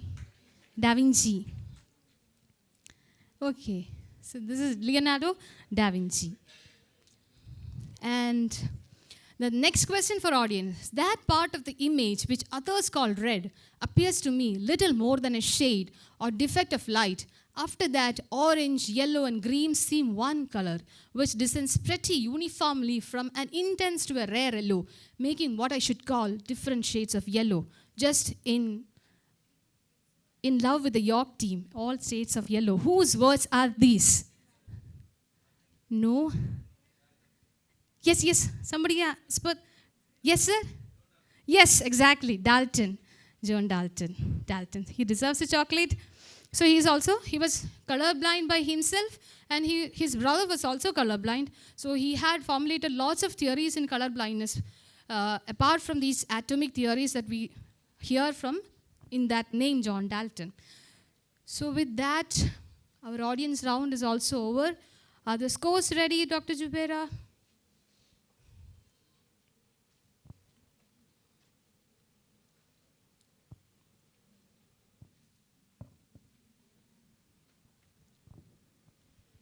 So let me say in this, I have already told that there were 22 teams, and we could only select 4 teams.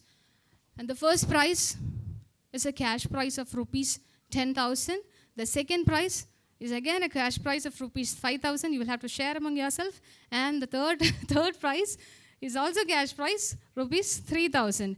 Actually, 2 teams from RIO Trivandrum had qualified, had more marks, but since the rules were like we can only allow 1 team per college for the final team, since these teams scored a little bit more than you, that's why you are, but I'm sure that you can score much more in the upcoming quizzes. You're all well versed with quiz.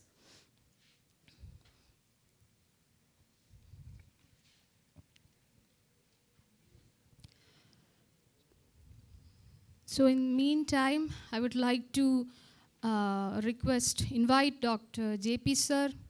He is here. Yes, sir. Kindly announce winners. The scorecard is ready.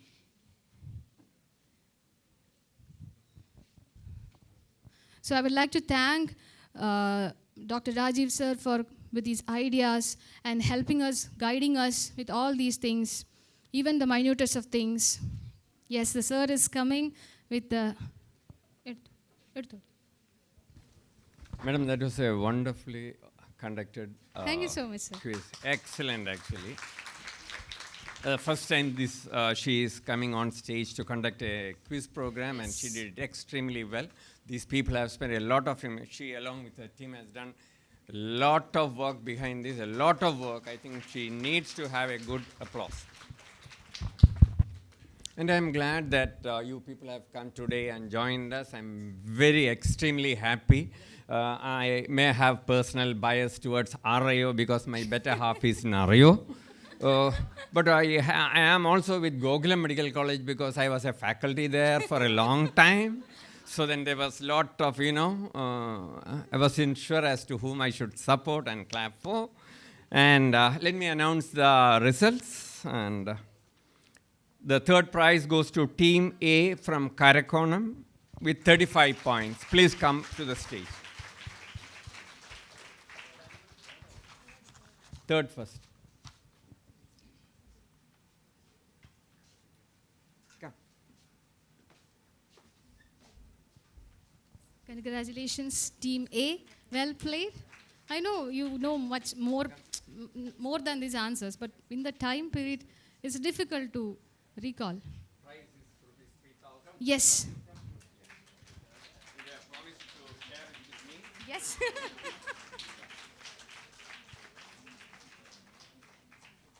Congratulations.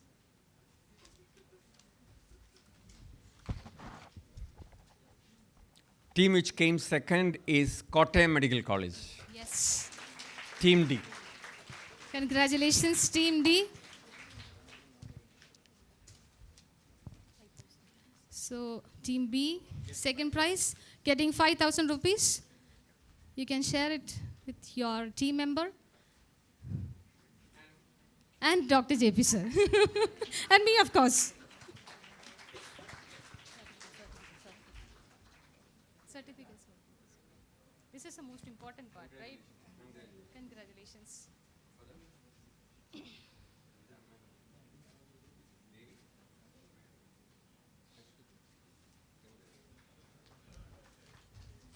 And the first prize is Team B, all the way from Trivandrum, RIO. Yes, let's Please have come a out. good round of applause for Team B. And these people, no wonder, they have also scored the highest marks in the preliminary session as well. Very well played. Congratulations.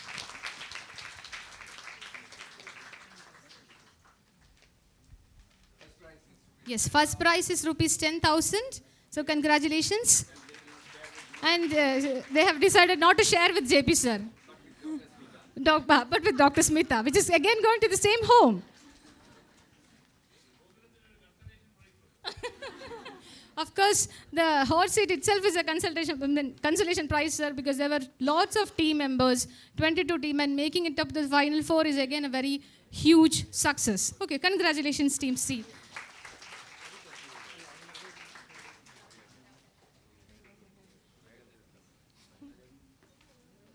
Okay, so thank you all. Thank you, JP sir. Thank you, audience. Thank you, my team members, my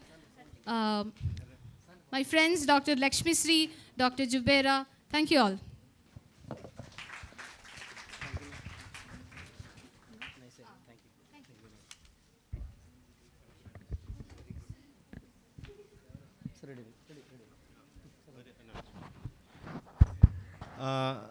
We'll be having a Ashtamudi Ophthalmica in October. The date will be announced. We'll be having teachers of tomorrow instead of quiz during that Ashtamudi. That's for the postgraduates. Congratulations to the winners and all the participants. Now we'll move to the last session, clinical potpourri. We should not stumble on certain clinical situations which we commonly encounter in OPDs. Our next session will be guiding us how to deal with some common conditions. Welcome the panel. I invite Dr. K. Mahadevan sir to chair the session. He is retired professor from RIO Trivandrum, has special interest in vitreoretinal surgery. Currently, he is the head of the department at Sri Gokulam Medical College. Welcome, sir.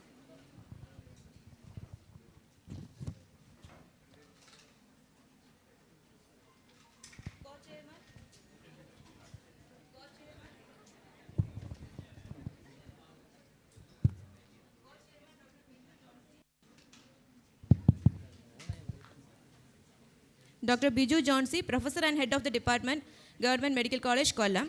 Areas of expertise are vitreoretinal surgery, medical retina, phacoemulsification, and SICS. He has received many awards for the best video presentations. Welcome, sir. Let me welcome the moderator for the session, Dr. Edwin James. He is Assistant Professor at Government Medical College, Kollam. His areas of interest being refractive cataract surgery, retina, and pediatric ophthalmology. Welcome, sir. Now, may I hand over the session to Dr. K. Mahadevan, sir. Yes, thank you very much. We are running out of time and I'm very hungry also, so we'll try to finish fast. I welcome all my colleagues here sitting on either side. I'll invite Dr. Who is the first speaker? Shishir, yeah. Anybody who can Dr. Shishir is the Managing Director and Consultant Vitreoretina Surgeon at Amrita Eyes Care, Tiruvalla. He's done his MBBS and MS from Christian Medical College, Vellore, Fellowship Vitreoretina Surgery, and ex-consultant at Arvind Eye Hospital, Coimbatore. He has also finished his FICO and FAICO Retina. He has 38 PubMed indexed publications, instruction courses and presentations in AIOS, KSOS, TONA, and YOC. Welcome, sir. Thank you, sir, for those introductory words. And thank you, Kollam Ophthalmic Society and YOK for having me for this session. I don't know how I can cover DME in 5 minutes, but I hope I'll make it interesting. So no financial interests. So what is DME? It's retinal edema threatening or involving the fovea due to diabetes and leading to vision loss. So for the PGs, it's basically leakage from the microaneurysms or from the leaky capillaries due to the loss of pericytes, and the fluid tends to accumulate under the retina, especially at the macula, and leads to edema.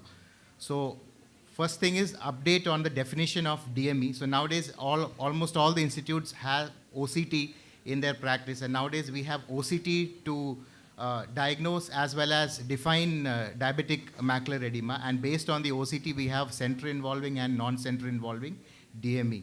So our PGs who are having exams, they'll still be asked what is CSME, and then you'll need to give these definitions. But now in the current practice, management practice, we usually go ahead with the treatment based on not FFA, not the clinical exam, but based on the OCT. So on OCT, DME can be center involving, especially when the center subfield is not involved. It's called non-center involving, and here you can see in the 6 mm scan that the center is not involved. It's a normal foveal center, but the subfield thickness is increased, and that's a non-center involving DME. Then we have the center involving where there is edema of the center of the fovea, and you can see in the 6 mm subfield that there is increase in thickness of the foveal center. So this is a center involving diabetic macular edema. So you need to differentiate this from mechanical causes of edema, especially when you have ERMs, taut hyaloids in patients with PDR. You need to differentiate them that you need to have surgery to resolve the edema rather than keep injecting with anti-VEGF agents. So I'll quickly jump on to management. We do have a lot of options. Anti-VEGF injections, steroids, and we also have laser. And all this has been studied in multiple studies. I won't go too much on the details. Now for the PGs, how each one acts. Laser acts on the RPE and helps in stimulating the RPE to pump out the fluid. Intravitreal anti-VEGFs act on reduce the VEGF levels and reduce the edema. Steroids act on the inflammatory mediators and reduce the edema. And vitrectomy helps in improving the oxygenation as well as removing the inflammatory mediators from the vitreous, and thereby helps in decreasing the edema. So always a systemic control is extremely important, and it remains the hallmark for prevention and progression of DME. Along with that, you need to tell the patient to get their CKD also under control, anemia correction, avoid rosiglitazone, pioglitazones, because those can exacerbate the macular edema. So jumping straight to the treatment guidelines. So based on the OCT, we have non-center involving and center involving. So how to treat a non-center involving DME? If vision is more than 6/9, you can just observe and follow up. If the vision is less than 6/9, you need to inject with anti-VEGF agents or plus minus a focal laser. So the rate of progression to a center involving DME is 14% at 1 year, especially in those patients whose diabetes is well controlled. And along with that, you need to get the lipids as well as the BP also controlled if you don't want any sort of progression. So this is an example, 58-year-old male, 6/6 vision, non-center involving DME because the vision was 6/6, was just observed. Here again the vision is 6/6, although the edema is slightly increasing. And once it became center involving DME, the vision dropped to 6/9. He was advised injection, and then following the injection, he's again back to 6/6 vision, and it's remaining stable after that. So you can also do focal or grid laser in such cases. Focal laser targets the microaneurysm which is responsible for the edema, and grid laser helps in reducing overall edema. And you may be surprised that this is a patient who has undergone focal laser, and after a period of almost 8 months, you can see the complete resolution of the hard exudates from the central region. Sometimes you have to be wary when you do an aggressive focal laser. You can have hard exudate migration into the foveal region, and vision can reduce. So center involving DME treatment guidelines, these are what we do day in and day out in our practice. So anti-VEGF injections are the first line of treatment, and they say to inject at least every monthly for a period of 4 to 6 months. You need to inject with anti-VEGF till there is no further improvement in vision, or the anatomy is completely restored. You need to keep injecting till the vision is better. So this is an example, 63-year-old female, 6/12 vision, center involving DME. You can see the small subfoveal detachment there. Give one injection. Again, there is a small detachment. And after the second injection, now you have attained 6/6 vision and also a flat foveal contour, and then the patient is on follow-up.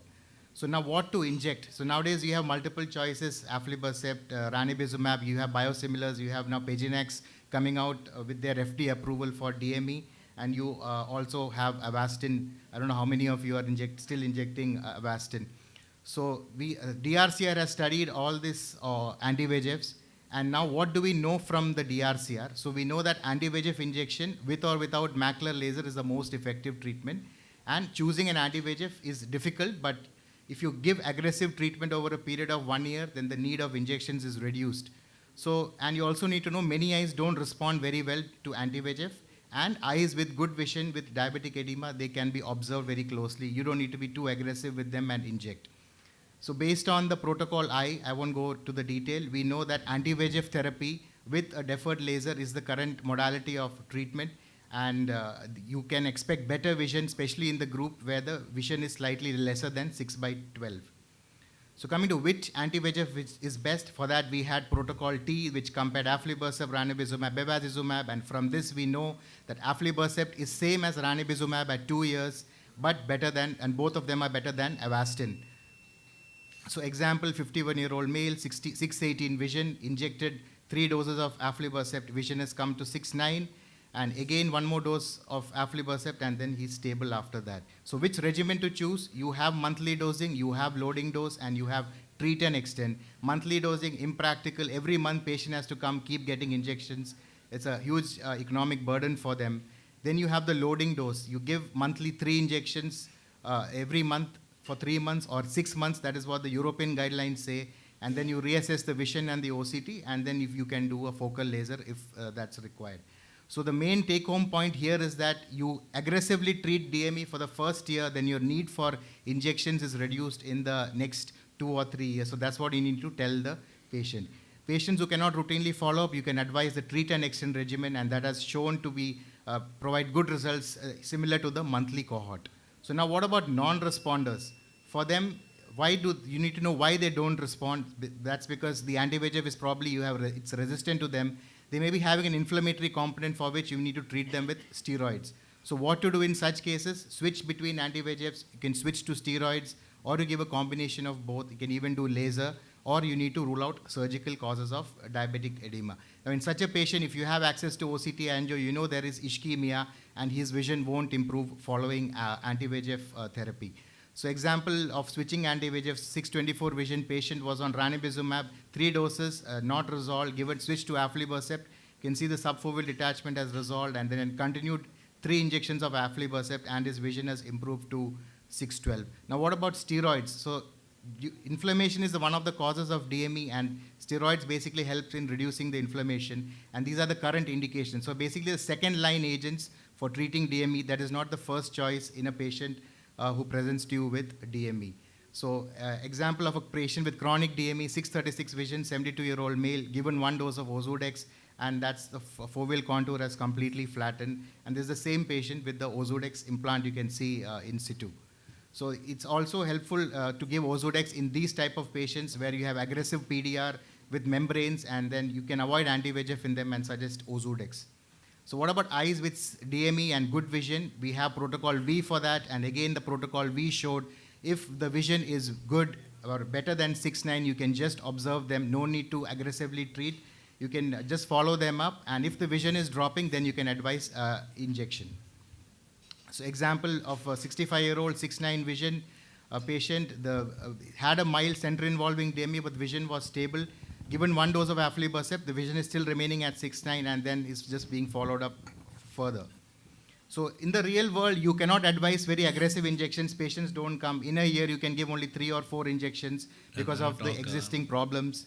And in the Indian scenario, the cost is a major deciding factor. You have a lot of options to treat, and you need to tell the patient for a good systemic control, and you need to talk to the patient really and tailor the results for individual patients.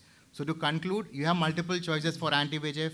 Affordability depends on the patient and the surgeon preference. Protocols can be personalized monthly. Aflibercept is good if vision is better than 20/50, that is better than 6/12.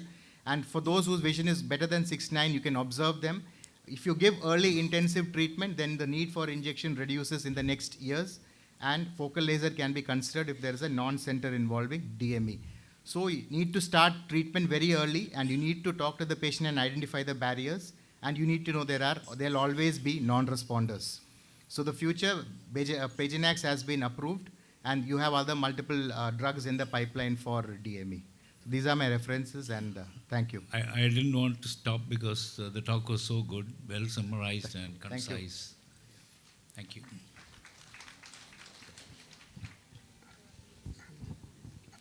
Next speaker. Now moving on to talk 2. Yes, talk 2, yeah. This basic squint examination demystified by Dr. Samyukta Sadashivan K. She is a trained pediatric ophthalmologist, strabismologist, and a phacosurgeon presently placed in Government Medical College, Thrissur as an assistant professor. Currently involved in the academics, research activities, and surgical training of residents in Government Medical College, Thrissur. She has many publications and presentations to her account. Welcome, ma'am. Thanks for that. Good afternoon, everyone. Right time for a squint evaluation, just prior to lunch. I am supposed to do a 7-minute super fast examination as suggested by my dear friend and chairman of the CME, Dr. Divya Kishan. So the goals of a thoroughly performed squint evaluation are to establish a strabismus diagnosis, to diagnose amblyopia, to assess the binocular single vision, and finally to characterize and measure the ocular deviation. So we aim at a focused, time-bound, efficient evaluation to reduce the amount of fatigue to the patient as well as the examiner. So due importance has to be given to the history-taking part, stress on the time of onset, duration, frequency of the deviation, prior history of strabismus surgery or any other periocular surgery, precipitating events, prolonged screen time, etc. All these need to be noted. Probe into the birth history, development history, and do not miss a family history of squinting. And while you take the history, observe the general demeanor of the child, see the family dynamics.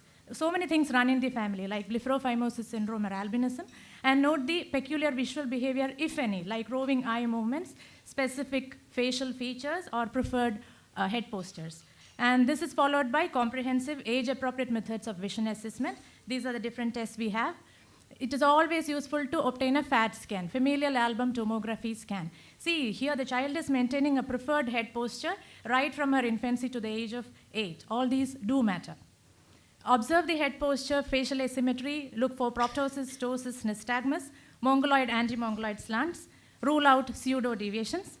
Now this is a goniometer, a very useful instrument which helps to quantify your anomalous head postures. Important when you operate on a child for anomalous head posture as the surgical indication. You can even make use of a simple protractor and a scale to document these. And now we move ahead with the assessment of extraocular motility pattern. You see the versions first. Any asymmetries there means check the ductions in detail, and a thoroughly performed assessment of ocular rotations will give you an idea about the committance of the deviation. We have these useful apps like this 9-gaze app where you can make an on-the-spot photographic documentation of the ocular motility pattern. You see the central image first. When you get such a 9-gaze image, you see the central image, note the ocular deviation in primary position, and then you serially follow the other gaze position deviations. And do not forget, you should look for these peculiar movements like upshoots, downshoots as seen in Brown syndrome and in DRS, and also the coexistent features like globe retraction, narrowing or widening of the palpebral fissure. Now, cross-fixation, which is a frequent accompaniment of congenital esotropia, is frequently mistaken for a sixth nerve palsy. You can actually demonstrate normal abduction in such cases by patching one eye and forcing the child to fixate at a favored target, or you can make use of the doll's head maneuvering. Now, this is how you document the extraocular movements. Grading of underactions and overactions should be followed. And when you check for oblique muscle dysfunction, ensure that the abducting eye is fixing the visual target so that the adducting eye is free to manifest the overactions or underactions. Now you go ahead with the Hirschberg's test. It is required that the patient is able to fixate at the spotlight to get a reliable result. This is a screening test. In a way, it gives you some idea about the amount of deviation. And at this juncture, it is important to distinguish angle kappa from atropia. So what is this angle kappa? It is a monoocular assessment of uniocular fixation to a visual target. The eye would continue to remain deviated with the Hirschberg's test even when you occlude one eye. Now, how do you confirm this? You go for a cover-uncover test, and there would not be any refixation redressal movement on cover test. And remember, this is not a true strabismus. It is not related to the other eye also. You go ahead with the cover test. For all the cover tests, you need a cooperative patient with sufficient vision and central fixation. In manifest deviation, you do a direct cover test. You occlude one eye, observe the movement of the other eye. In 4 years, you do a cover-uncover test, occlude one eye, see the movement of the eye under cover. You are interrupting fusion, and you observe not only the refixation shift, but also the speed of recovery as well as the control over the deviation. Alternate cover test dissociates binocular fusion, determines the full amount of deviation. Well performed means you will get to know the fixation preference or the ocular dominance. Do not miss a dissociated vertical deviation when you perform an alternate cover test, because much depends on your management protocol by picking up a DVD at the right time. Now, how do you quantify your ocular deviation? You have prism bars and loose prisms to do the quantification. Positioning is of utmost importance. See, the lower prism is presumed to be in the correct frontal plane position, and the upper one is tilted slightly. See the amount of image displacement that it has caused. In large deviations, it is imperative not to stack prisms of the same orientation in front of one eye. However, it is okay to place one vertical prism in front of a horizontal prism in front of one eye. And in large deviations, you can split the prisms between the two eyes and then refer to this Guyton's table, which will give you the total amount of deviation. Remember, 40 plus 40 is 90 here, not 80. Now, this is the method which we resort to calculate the surgical dosage. Prism alternate cover test. You do it for near distance, with and without correction, in the anomalous head posture as well as in the corrected head posture, and in all 9 gaze positions. And one matter of concern here is if the patient is having a spectacle correction with a power equal to or greater than 5 diopters, that spectacle itself will have a built-in prismatic effect. So there you have this option of making the patient wear a contact lens, and then you can perform your prism alternate cover test. In concomitant deviations, it is okay to place the prism in front of either eye, but in concomitant deviations, you should find out the primary and secondary deviations. A and B patterns not to be missed. And in uncooperative patients, you go ahead with a Krimsky test. So this is a prism-added Hirschberg's test. Cyclodeviations in older cooperative children can be subjectively assessed using double Maddox rod. Sensory examination follows. You have the Worth 4-dot test. These are the different interpretations you expect. Bergolini's striated glasses to test BSV suppression. These are the different stereopsis tests we have at our disposal. Stereopsis has to be checked for distance also. Now, cycloplegic refraction is a must in every new strabismic patient who presents to you. Posterior segment examination follows. Rule out fundus pathology like dragged macula. Like in this case, this is a pseudo-exotropia. It is a sequela of ROP. And finally, you will grade your torsions. This is the indirect view of extorsion and intorsion, which is very important in quantitating your vertical deviations. So with that, I conclude. Thank you very much for the opportunity. Thank you. Good talk, and she has demonstrated how to elicit these signs. But I didn't like the way she questioned my Hubli girlfriend, Dia Kishan, for her malady. Yeah. Hubli girlfriend, yeah. Now we'll invite the next speaker. Next we have Dry Eye Management Newer Perspective by Dr. Sugaranjini, Associate Consultant, Cornea, Refractive and Ocular Services, Giridhara Institute, Kochi. She completed Cornea Fellowship from Giridhara Institute and completed Comprehensive IOL Fellowship from Bangalore Westland Hospital. She's Gold Medalist in Ophthalmology. Welcome, ma'am. One Jitendra Jatani has designed a prism holder, binocular prism holder. And I think JP would have seen that. The patient himself can hold it in his hand so that examiner's hand will be free. That's a good device for this squint examination. Now we'll go to Sugaranjini for the next talk. At the outset, I would like to thank Kollam Ophthalmic Society for giving me this opportunity. And dry eye patients are one of the most unhappy patients we meet in our clinical practice. And while dealing with dry eye, it is important to differentiate right at the beginning whether we are dealing with an aqueous deficiency dry eye, that is the deficiency of the aqueous component of the tear film secreted by the lacrimal gland, or with an evaporative dry eye, which is the lack of the lipid tear film secreted by the meibomian glands. And I know you see a lot of these cycles in every dry eye talk, and this puts everyone to a sleep, but these are the 4 pillars that have to be dealt with while treating a dry eye patient. That is the tear film instability and the lack of tear film causing tear hyperosmolarity, which leads to activation of the inflammation cascade, which in turn leads to neural sensitization and glandular secretory dysfunction and apoptosis of the cells. And this is also aided by the extrinsic and intrinsic factor, and a patient must be educated about these extrinsic and intrinsic factors, which cannot be gotten rid of completely. So in a day-to-day practice, we would be probably dealing with more of a evaporative dry eye than an aqueous tear deficiency dry eye. And this is most probably related to the meibomian gland dysfunction. So traditionally what we used to do is a systematic examination of a patient, which would go from a least invasive to a most invasive technique. But and this is probably the only test that was being done previously. This is a Schirmer's test, and this would measure the total tear film secreted, including the basal as well as the reflex secretion. But as we all know, this is grossly inadequate now. Now we have these OCT and ocular keratographs, which give us the exact tear film height, which can be measured, and a 0.22 mm is a normal tear film height, and this can be easily monitored in a follow-up patient. Alternatively, we can use the strip meniscometry, which is more repeatable and more reliable, and this uses the capillary function to measure the tear film volume.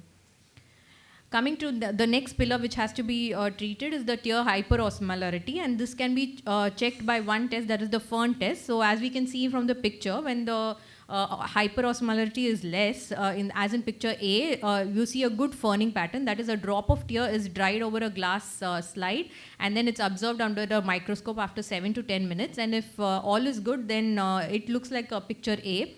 Whereas what we see in picture B is that the spaces have increased. C, there are hardly any ferning patterns, and by D, the ferning pattern is completely lost. So this tells us about the biochemical characteristics of the tear film. Now we have something called as the tear osmolarity test, which can be conducted with this osmolarity test pen, and if a value of less than 290 gives us a normal reading, and this gives us a balance among the tear secretion, evaporation, absorption and damage. The third pillar that I was talking about is the inflammation that is induced by dry eye itself, and now we have in-office detection of MMP9 levels, and this gives us a decision on whether we should include steroids and anti-inflammatory agents in our treatment. So this is a very simple test which can be conducted in-office itself, and just like a normal pregnancy test, it gives us 2 lines, a red and a blue if it is positive, and that indicates an inflammation, or a negative test. So the fourth part, which is the meibomian gland dysfunction. Now, as we know, when the lipid layer is lacking, the tears which are produced also evaporate faster and the patient experiences dryness. So what we used to do traditionally is to do a TBUT, that is to check the interval between the last complete blink and the first appearance of a dry spot. But this is affected by various parameters. So what do we have now? We have a non-invasive TBUT, which is given by many of the the keratographs and like the Oculus keratograph. This is an automated capture of placido disc image, which is obtained from anterior ocular surface using a corneal topography system. So how we used to check the meibomian gland dysfunction previously is we used to apply pressure over the central glands, and the secretion of the central 5 or 8 glands used to be assessed for the quality of the mebum secretion as well as the number of glands which are being secreted, and this would be classified further. And but now we have these a MEBO score, that is by using a non-contact infrared mebography, we can actually see the dropout areas as seen in this picture. We can actually calculate the amount of dropout areas in the meibomian glands, and if it is more than 2/3, it is worrisome. All these things can be done by one machine now. These are the new age dry eye analyzers, like such as the LipiView system. So what does this give us? Along with the real-time visualization of the lipid layer, which previously we were actually pressing the meibomian gland to figure out how the lipid layer looks. Now it gives us a real-time visualization of the lipid layer. It also gives us the meibomian gland imaging by the infrared, and additionally it gives us the analysis of the blink dynamics, and I will be telling you why that is important. So it works on the principle of interferometry, and with every blink the lipid layer is distributed across the tear film, and this gives assigning the thickness corresponds to each pixel of the image that is captured, and this is a graph which shows us the increase in the lipid film with every blink. So a good lipid volume would be more than 60 to 75. Also, it gives us a gross count of the partial blinks, and as we know, with every blink the lipid film is like distributed across the eyes, and a partial blink does not really distribute the lipid film clearly. So a partial blink would actually worsen a dry eye symptom for a patient. So as we can see here, unlike in the previous graph, the lipid layer does not really rise with every blink because of a partial blink. And additionally, it gives us a rough idea of the inflammation by even showing us the conjunctival hyperemia and mapping it for us. The fourth point is that we can even use a confocal microscopy to study the morphological and the quantitative analysis of ocular surface microstructures. Like this is the corneal epithelial layer as seen in the normal patient as well compared to a patient with a dry eye, where we can see more hyperreflective characteristics. And also the corneal nerve layer as seen on top of a normal patient, whereas compared to a dry eye patient, the number of nerves is also less. And this is a imaging of the meibomian gland. As seen on the right side, compare the right to the left, there are several changes that can be noted on confocal. So I'm not going into the management using medication, but it is important to understand the etiology before prescribing any topical tear film substitutes to these patients. But the most recent advances are the vector thermal stimulation, thermal pulsation, and the intense pulse light therapy. So vector thermal pulsation, which is known as LipiFlow, many of your patients must be asking us about it. This gives simultaneous application of heat as well as pulsation to the eyelid pressure, but it is not suitable for advanced diseases with widespread meibomian gland loss. And intense pulse light therapy, it helps more in patients with lid margin telangiectasia. So it decreases the inflammation by the thermal effects, and even though it's questionable in patients with increased pigmented population, it is still proven to give a good effect. So it is basically in intense pulse light therapy, it is applied through the skin, and these absorption of waves happen through the blood vessels carried by the oxyhemoglobin and causes a local heat generation and coagulation of the blood vessels, and this reduces the telangiectasia of the lid margin and relieves us of the inflammation. So if a patient asks you which would you choose, which is more ideal for me, you need to understand just the advantages and disadvantages. That a LipiFlow can give you a better relief with a single session, but intense pulse light therapy requires at least 2 to 4 sessions to give optimal results. And topical anesthesia is required in a LipiFlow patient, and the cost of the treatment is also much higher in a LipiFlow therapy. And in case of severe dryness caused by advanced meibomian gland loss, a LipiFlow would not work, and in such a patient, an IPL would be much better for such patient. And in addition to the dry eye effects, it also has an antimicrobial effect, and it also can be used in patients with rosacea. And it is said that in IPL patients, they need artificial tears of a lesser quantity compared to the patients with LipiFlow. And but IPL patient is therapy is contraindicated in patients with who are using photosensitizing drugs, and in such patients, LipiFlow is advisable. In aqueous deficiency dry eye, one must know about the minor salivary gland transplantation, which can be used to aid in increasing the tear secretions. Thank you very much for your patient listening.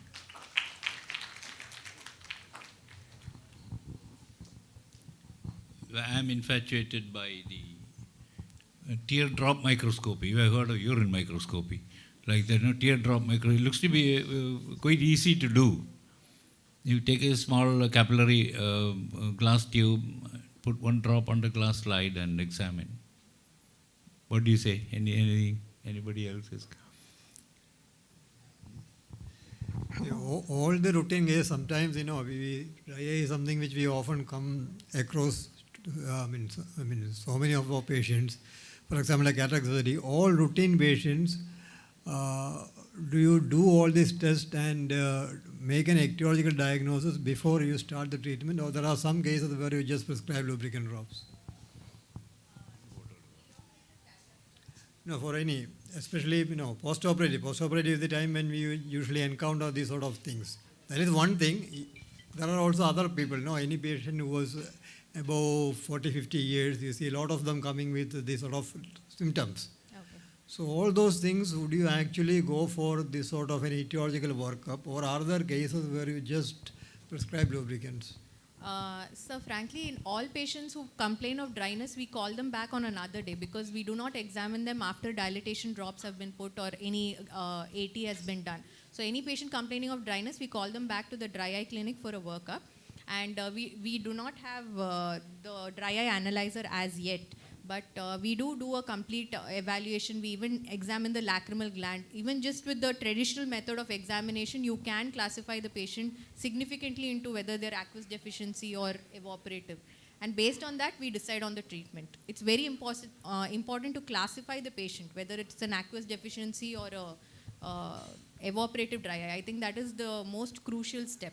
You don't need these fancy dry eye analyzers in the clinic on a day-to-day practice. But it is important to give the patient the chair time, because they are quite unhappy, and most of them are happy when you listen to them and give them the right treatment, I feel. Especially in refractive surgeries, the amount of haze that comes in is directly proportional to many of the ocular inflammation that is pre-existent there. Yes. So now I think Narayana Netrala is coming out with a kit where they measure interleukin 17, ICAMS, MMP 9. So you can have a targeted delivery against each. So especially vitamin D levels. Yeah. So I think more than cataract, I think cataract-refractive surgeries, especially the surface procedures, require a detailed evaluation of the tear film, the meibomian gland function, all those fancy tests you had told about, meibography and lipography. So that's, I think, where the future is heading. Yeah. We are eagerly waiting for that kit.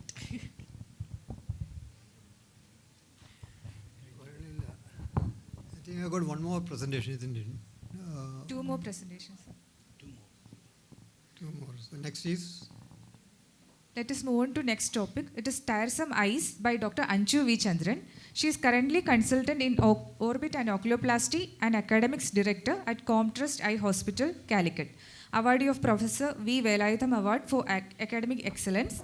She is reviewer at Kerala Journal of Ophthalmology and Scientific Committee member, Calicut. She has presented at national and state conferences and has published in peer-reviewed journals. Welcome, ma'am. Thank you so much. So I hope you all are feeling this. or at least it's a wrong time to ask for. So imagine you're feeling like this in your OPD, and suddenly a patient comes in with this dreaded complaint, and you know what the complaint is? Tiresome tears. So I'll be attempting to give you an overview of this condition. First, let's look at two terms which are used interchangeably. One is hyperlacrimation and the other is true epiphora. So what do you mean by hyperlacrimation? It is basically excessive watering caused due to any irritation to the cornea or the conjunctiva, like dry eye or a misdirected lash and so on. Whereas a true epiphora refers to any obstruction in the lacrimal outflow pathway.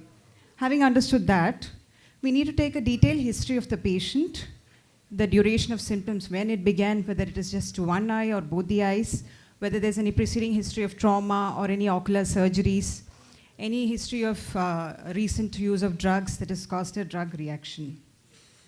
So coming to the topic epiphora, like I said, it is an anatomical obstruction. So that is just one kind of epiphora. The other is due to functional or non-obstructive cause. Let's look at a few causes of functional or non-obstructive epiphora. The most common condition that leads to this are lid abnormalities, whereby there is a lid laxity such as in entropion, causing an inward rolling of the lids. Ectropion, where there is outward falling out of the lid and the puncta is no longer opposed to the globe, causing watering. And in conditions such as this, where there is incomplete closure of the eyelid, which is known as lagophthalmos, and most commonly associated with seventh nerve palsy, where there's also a lacrimal pump failure. Now look at this child. You can see that there is watering, obviously, the tear film height is increased, and medially there is a fold of lid. So this is a rarer condition seen in children, which is epiblepharon. And some other conditions that can also be associated with watering in children are congenital ectropion. Looking at anatomical or obstructive epiphora, in order to understand this, we need to have an understanding of the nasolacrimal duct system. So talking briefly about the anatomy, it begins with a puncta, and both in the upper and the lower lid, leading to the canaliculus, and then a common canaliculi, which then opens into the lacrimal sac and continues downwards into the inferior meatus as a nasolacrimal duct. So routinely in your OPDs, you must have all performed syringing. So when you do syringing, this is the route that you expect the tears or the fluid to take and reach the nose. This can be done either through the upper canaliculi or the lower canaliculi. So now that you've understood the anatomy, the obstruction can begin at the level of puncta, which could be due to a punctal agenesis, punctal stenosis, or peripunctal lesions. Look at this patient. He was walking around for a year with complaints of watering and discharge, but to no relief with multiple medications. So gently look at his upper lid. You can see a pouting puncta, and on pressure, there was discharge of concretions that were coming out of it. This was a case of canaliculitis. So as you are performing syringing, it's not always that you keep getting free or patent syringing. So let's look at a few variations. One, when you see regurgitation of clear fluid from the same puncta, which would mean a level of obstruction, as you can see. How would you confirm? You do probing, and this would lead to a soft stop, which is diagnostic of a canalicular obstruction. So canalicular obstruction can be just monocanalicular or bicanalicular. It can be proximal or distal depending upon the level of obstruction. Now this is another finding that you would get. This is regurgitation of only clear fluid from the opposite punctum. So obviously the next thing that you would do is do a probing, and here you get a soft stop indicating that there is an obstruction at the level of your common canaliculus. So look at this. This is regurgitation of either clear fluid or mucoid fluid or pus from the opposite puncta. So this means that next you need to do a probing. So on probing here you get a hard stop, which means you do not have obstruction there, or you have obstruction way below. So this is an indicator of primary acquired nasolacrimal duct obstruction, or otherwise known as PANDO. So it presents as an acute presentation such as acute dacrocystitis, or a chronic presentation. Some patients present with lacrimal abscess or the presence of an acquired fistula. Here, in most patients, you would be able to elicit this technique, this sign, whereby you will see regurgitation of pus on gentle pressure over the lacrimal sac, and this is known as rhoplas. So the gold standard for Pando is to do a dacrocystorhinostomy. This can be done by either an external or endoscopic endonasal approach. I have a short video here. So after doing a preoperative nasal endoscopy and doing nasal packing, after giving local anesthesia, a curvilinear incision is placed around 3 millimeters away from your medial canthus. Gentle blunt dissection is done till you identify your medial canthal tendon. After that, you gently scrape and free the periosteum, and which is just then incised.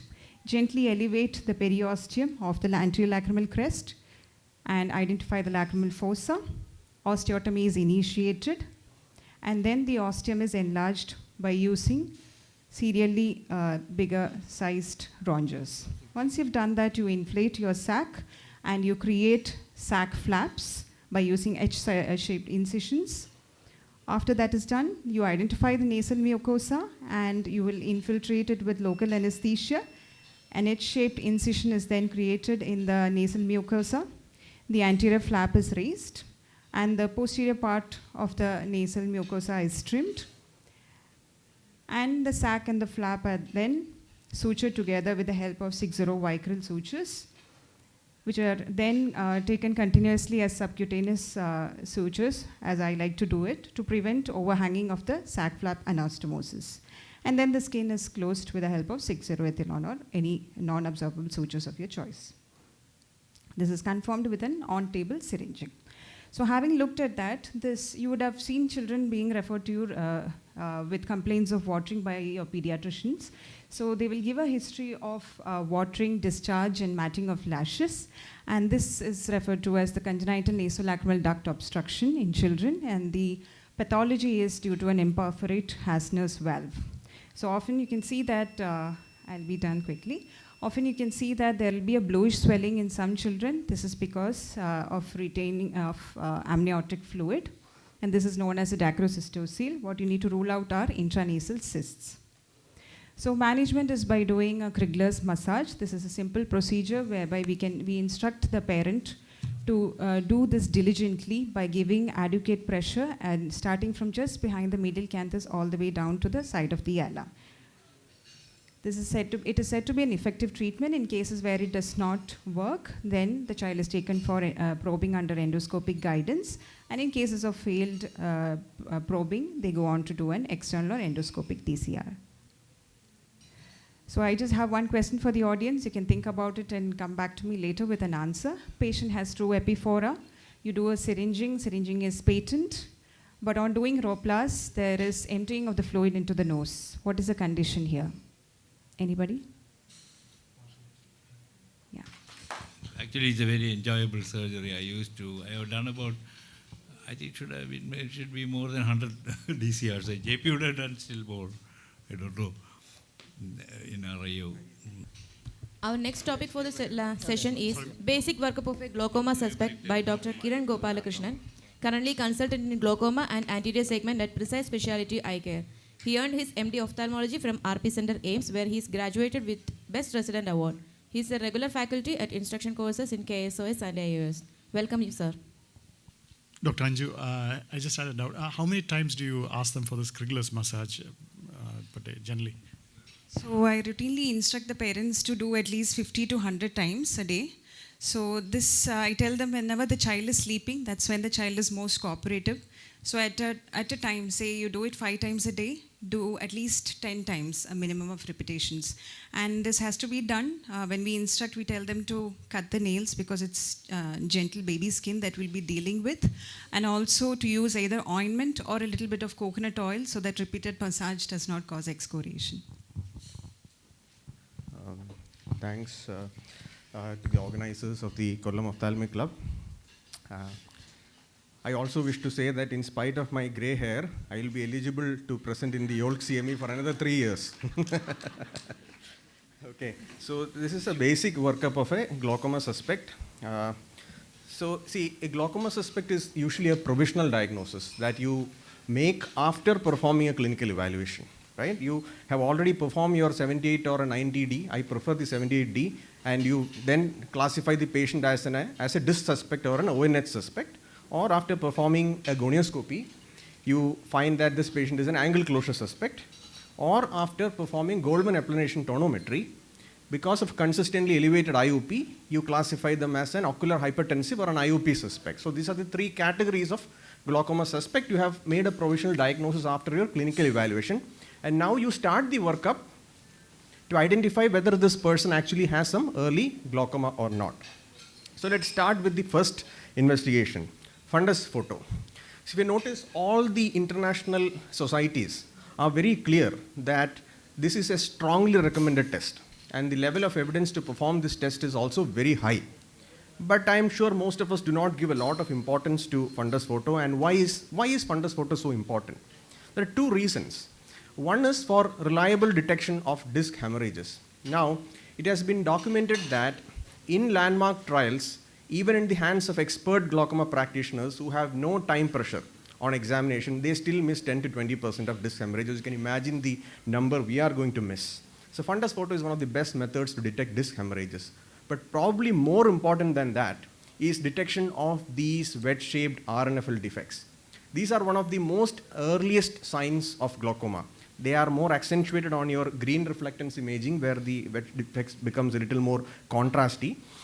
But the importance of these RNFL defects are that they can appear before development of visual field defects. For example, in this very own patient, if you look at the visual field analysis, and you see just about 2 or 3 depressed points and they are not contiguous, and you would dismiss this field as actually normal if you apply your typical Anderson criteria. But this is an important patient because he has already developed an RNFL defect which you would not have detected if not for the fundus photo. Now, again, well documented in literature that more than 50% of patients in the ocular hypertension treatment study who had a change in the fundus photo did not have a corresponding visual field change at that point of time. So that is why fundus photo is so important. Second is perimetry. Now, I don't have to tell you that it's a strong recommendation, and the level of evidence to perform the perimetry is very, very high. Now, between 24-2 and 30-2, my advice to anybody who is still doing 30-2 is don't do it.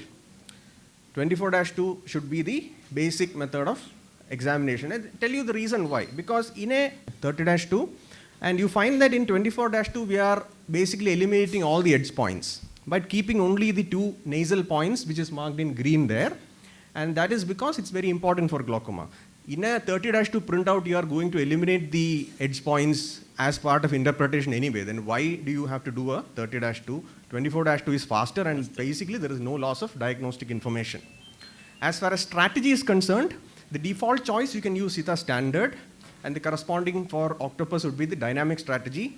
And for young patients and experienced here refers to people who are experienced in perimetry, you can shift to a Sita faster or fast program depending on the model of perimeter, HFA perimeter that you have, or the top strategy in octopus.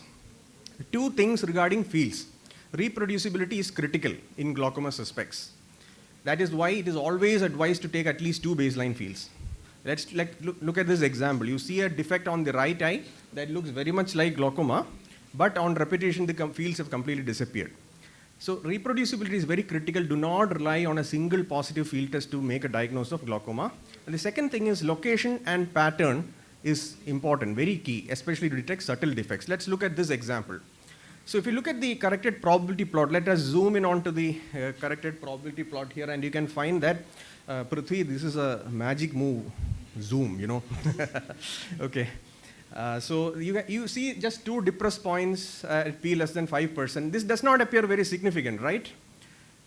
But if you were to take the sensitivity loss in the adjacent points, which is what the octopus perimeter does in what is known as a cluster analysis, you find that that area is marked in red, which is a p-value less than 1%. And lo and behold, if you look at the fundus photograph, you can find that there is a supratemporal RNFL defect, again marked more clearly on the red-free green reflectance image.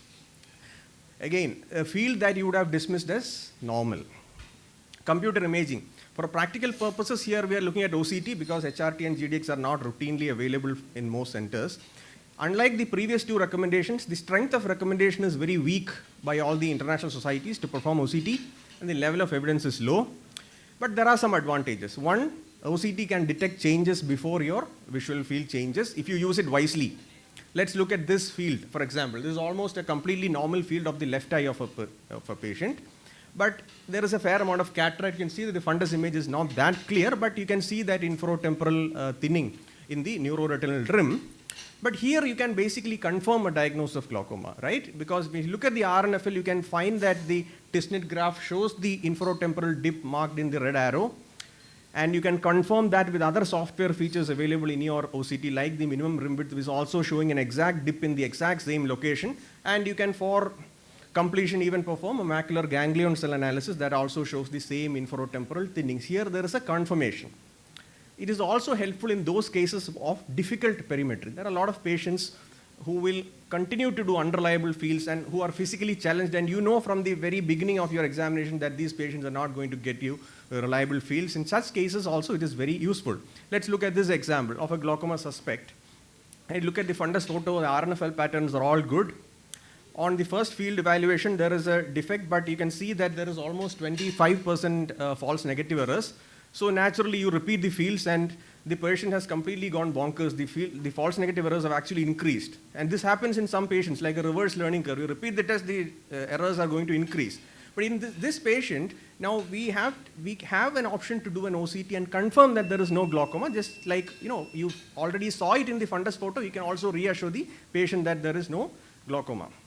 The most important thing, do not base your treatment decisions on OCT alone, because as I already said, the level of evidence is low. Do not base, because OCT can be influenced by so many factors. It's a very sensitive technology.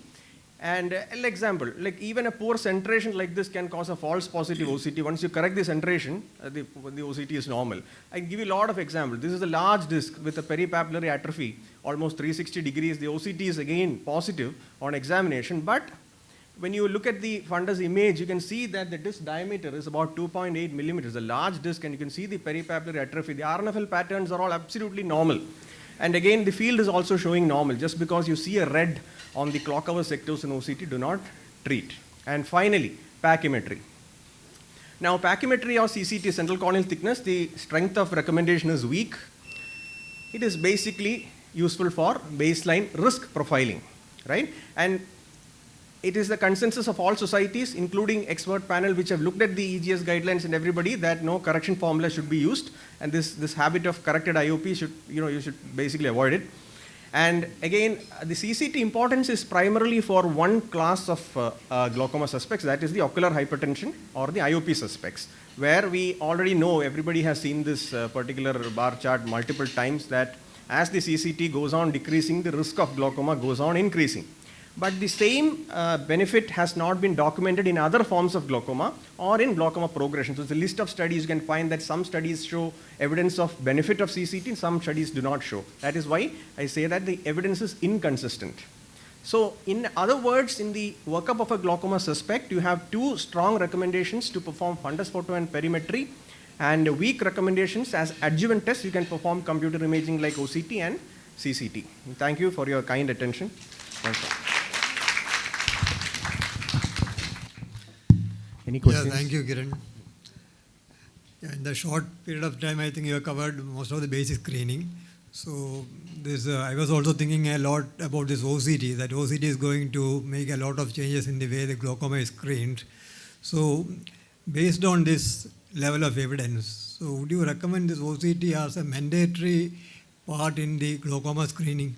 I think, look, the reason why we say that the evidence is low is because almost all the landmark clinical trials, all the glaucoma landmark clinical trials, all of them were conducted in the late 1990s and early 2000s. And none of them were using OCT. So they were looking at the optic disc in two different ways. One is structure, the other is function. Function was always perimetry. And the structure was always to take a fundus photograph, stereo photograph, right? So if I make it a point to say that OCT should be used in glaucoma screening in every patient, I think the problem is OCT is likely to be misused. That is the biggest issue. But if you notice all the recent trials that, for example, there have been no landmark trials for many years. One of the recent trials is the LIGHT trial that compared the SLT versus standard medical management, which was conducted in the UK over 6 years. They were all performing OCTs. So in the recent trials, one of the ways to evaluate structure has been OCT. It's just that if you start treating patients based on OCT findings alone, then that is going to be a problem. But I think a good quality OCT and very good interpretation can be a very, very useful tool. But I can show you a lot of examples. For example, one of my fellow cataract surgeons, there is a, I can actually show you his, his fields are all normal. But one of the OCT RNFL analysis alone shows a temporal inferior TI thinning. But that is not replicated, for example, in the ganglion cell analysis or the minimum rim width. Now, the problem is that a lot of people will look at a single printout of an OCT RNFL. That is usually on the basis of one circle scan, say 3.5 mm circle scan, and find this red and immediately start patients on treatment. So I feel OCT is an extremely useful tool, but you should be really good at, first of all, the OCT quality has to be really good. I mean, I have no financial interest here, but some OCTs are actually better than the others. That is a fact. And the fact that you should be able to visualize your OCT on your own computer screen so that you can see multiple circle scans, you can see, the minimum rim width and a lot of things, and then you corroborate it with what you find. In that particular case that you were mentioning about your friend, where your field and the other thing did not actually corroborate. So I am not treating him. You're not treating him? No, that is the point. The point is, but it is still very useful because the next time, after a year later, I am doing a fundus photo, I am looking at the optic disc, and that area I will be looking at very, very closely. So if you detect a progression in OCT alone? If it is not corroborating, I'll just show you an example. Can you still show it there? How old is that patient? Over 70, 75? He's a fellow cataract surgeon. He is hardly 30, in the 30s. Oh, and is he having that defect? Yeah. He has a family. So I think above 70 years, I think you can ignore that because small defects, atherosclerosis is localized ischemia. Dr. like Sai that. has probably left in CME in Thrissur. Dr. Sai was saying that there was one patient who had an OCT which was marked initially as yellow. And after 6 months, when they looked at the OCT, it was marked as red. And now the doctor apparently told him that 50% of your nerves are gone and you are in trouble. And when the patient came to Dr. Sai, the fields, everything was normal, and the patient basically did not require any treatment. So that is the problem with OCT. It's a very sensitive technology, but the fact of the matter is... But Prashant, the Bavankule, he is giving a lot of importance to this OCT. Yeah, I'll just show you a simple example of how an OCT can actually be troublesome. But I could not put in a lot of these slides. So this is a patient from Maldives. Okay. So let me see. Oh, I can't find it. I'm sorry. Okay. Yeah, I think maybe Dr. Kiran, I just had a doubt. I'm in a unique position where getting a visual fields is difficult because of shaft shortage. Okay. Whereas OCT is easily available. I can get it done in in half a minute.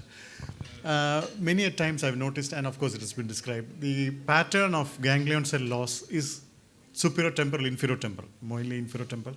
Yes. And we get many other different patterns of ganglion cell loss also.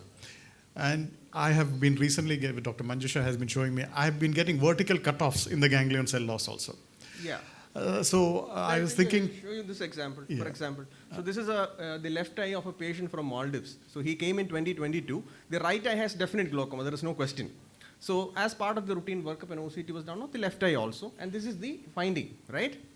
Okay, and you see that in the nasal area there is a dip in the Tisnet graph. This does not really correspond to glaucoma. You don't expect a temporal or a nasal thinning. It doesn't correspond to the typical path of the retinal nerve fiber bundles.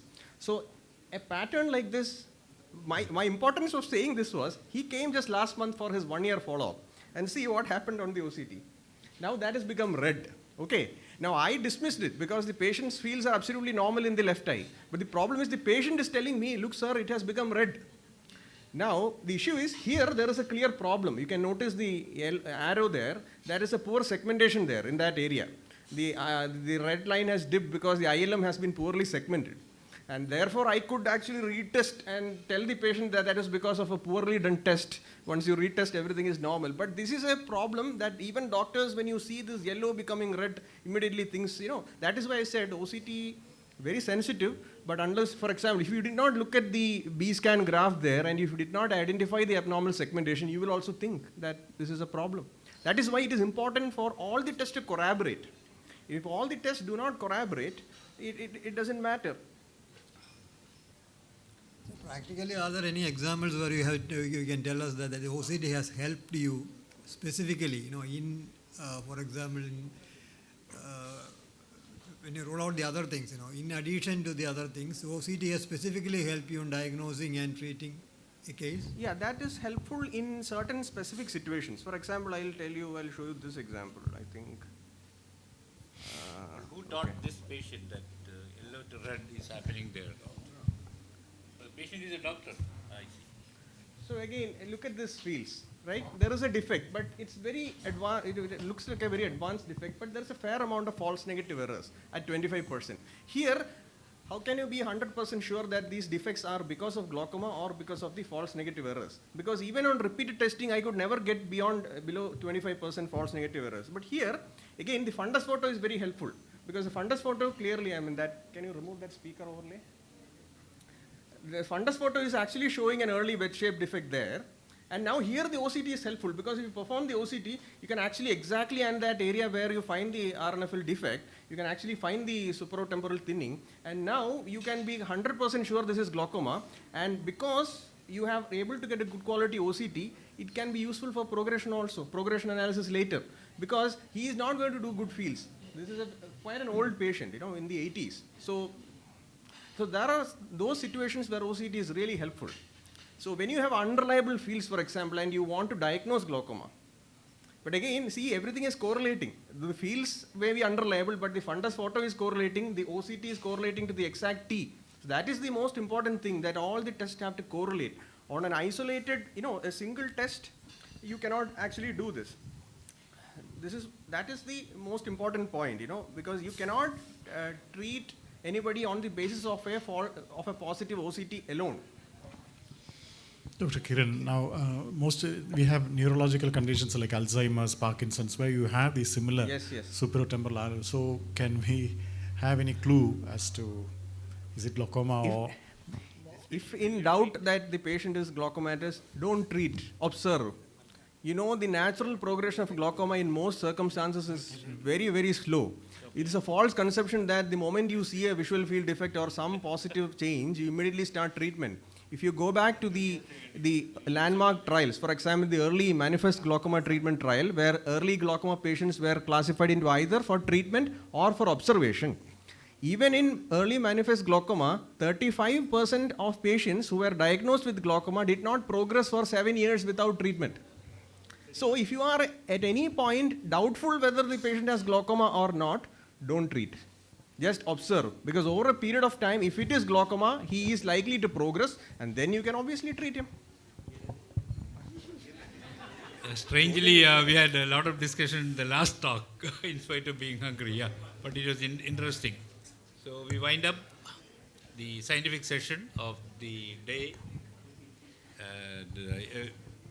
Thank you so much. Good luck to everyone for a good education.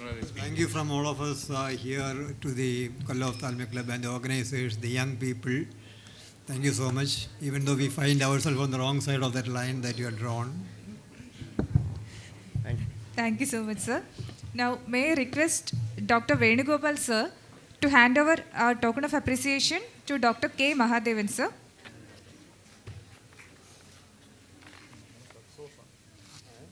Dr. Biju Jonsi.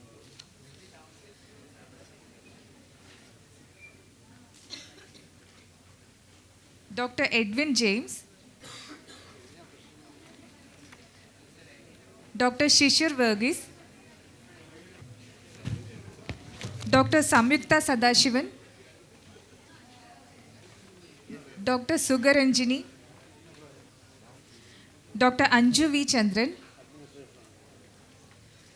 Dr. Kiran Gopalakrishnan.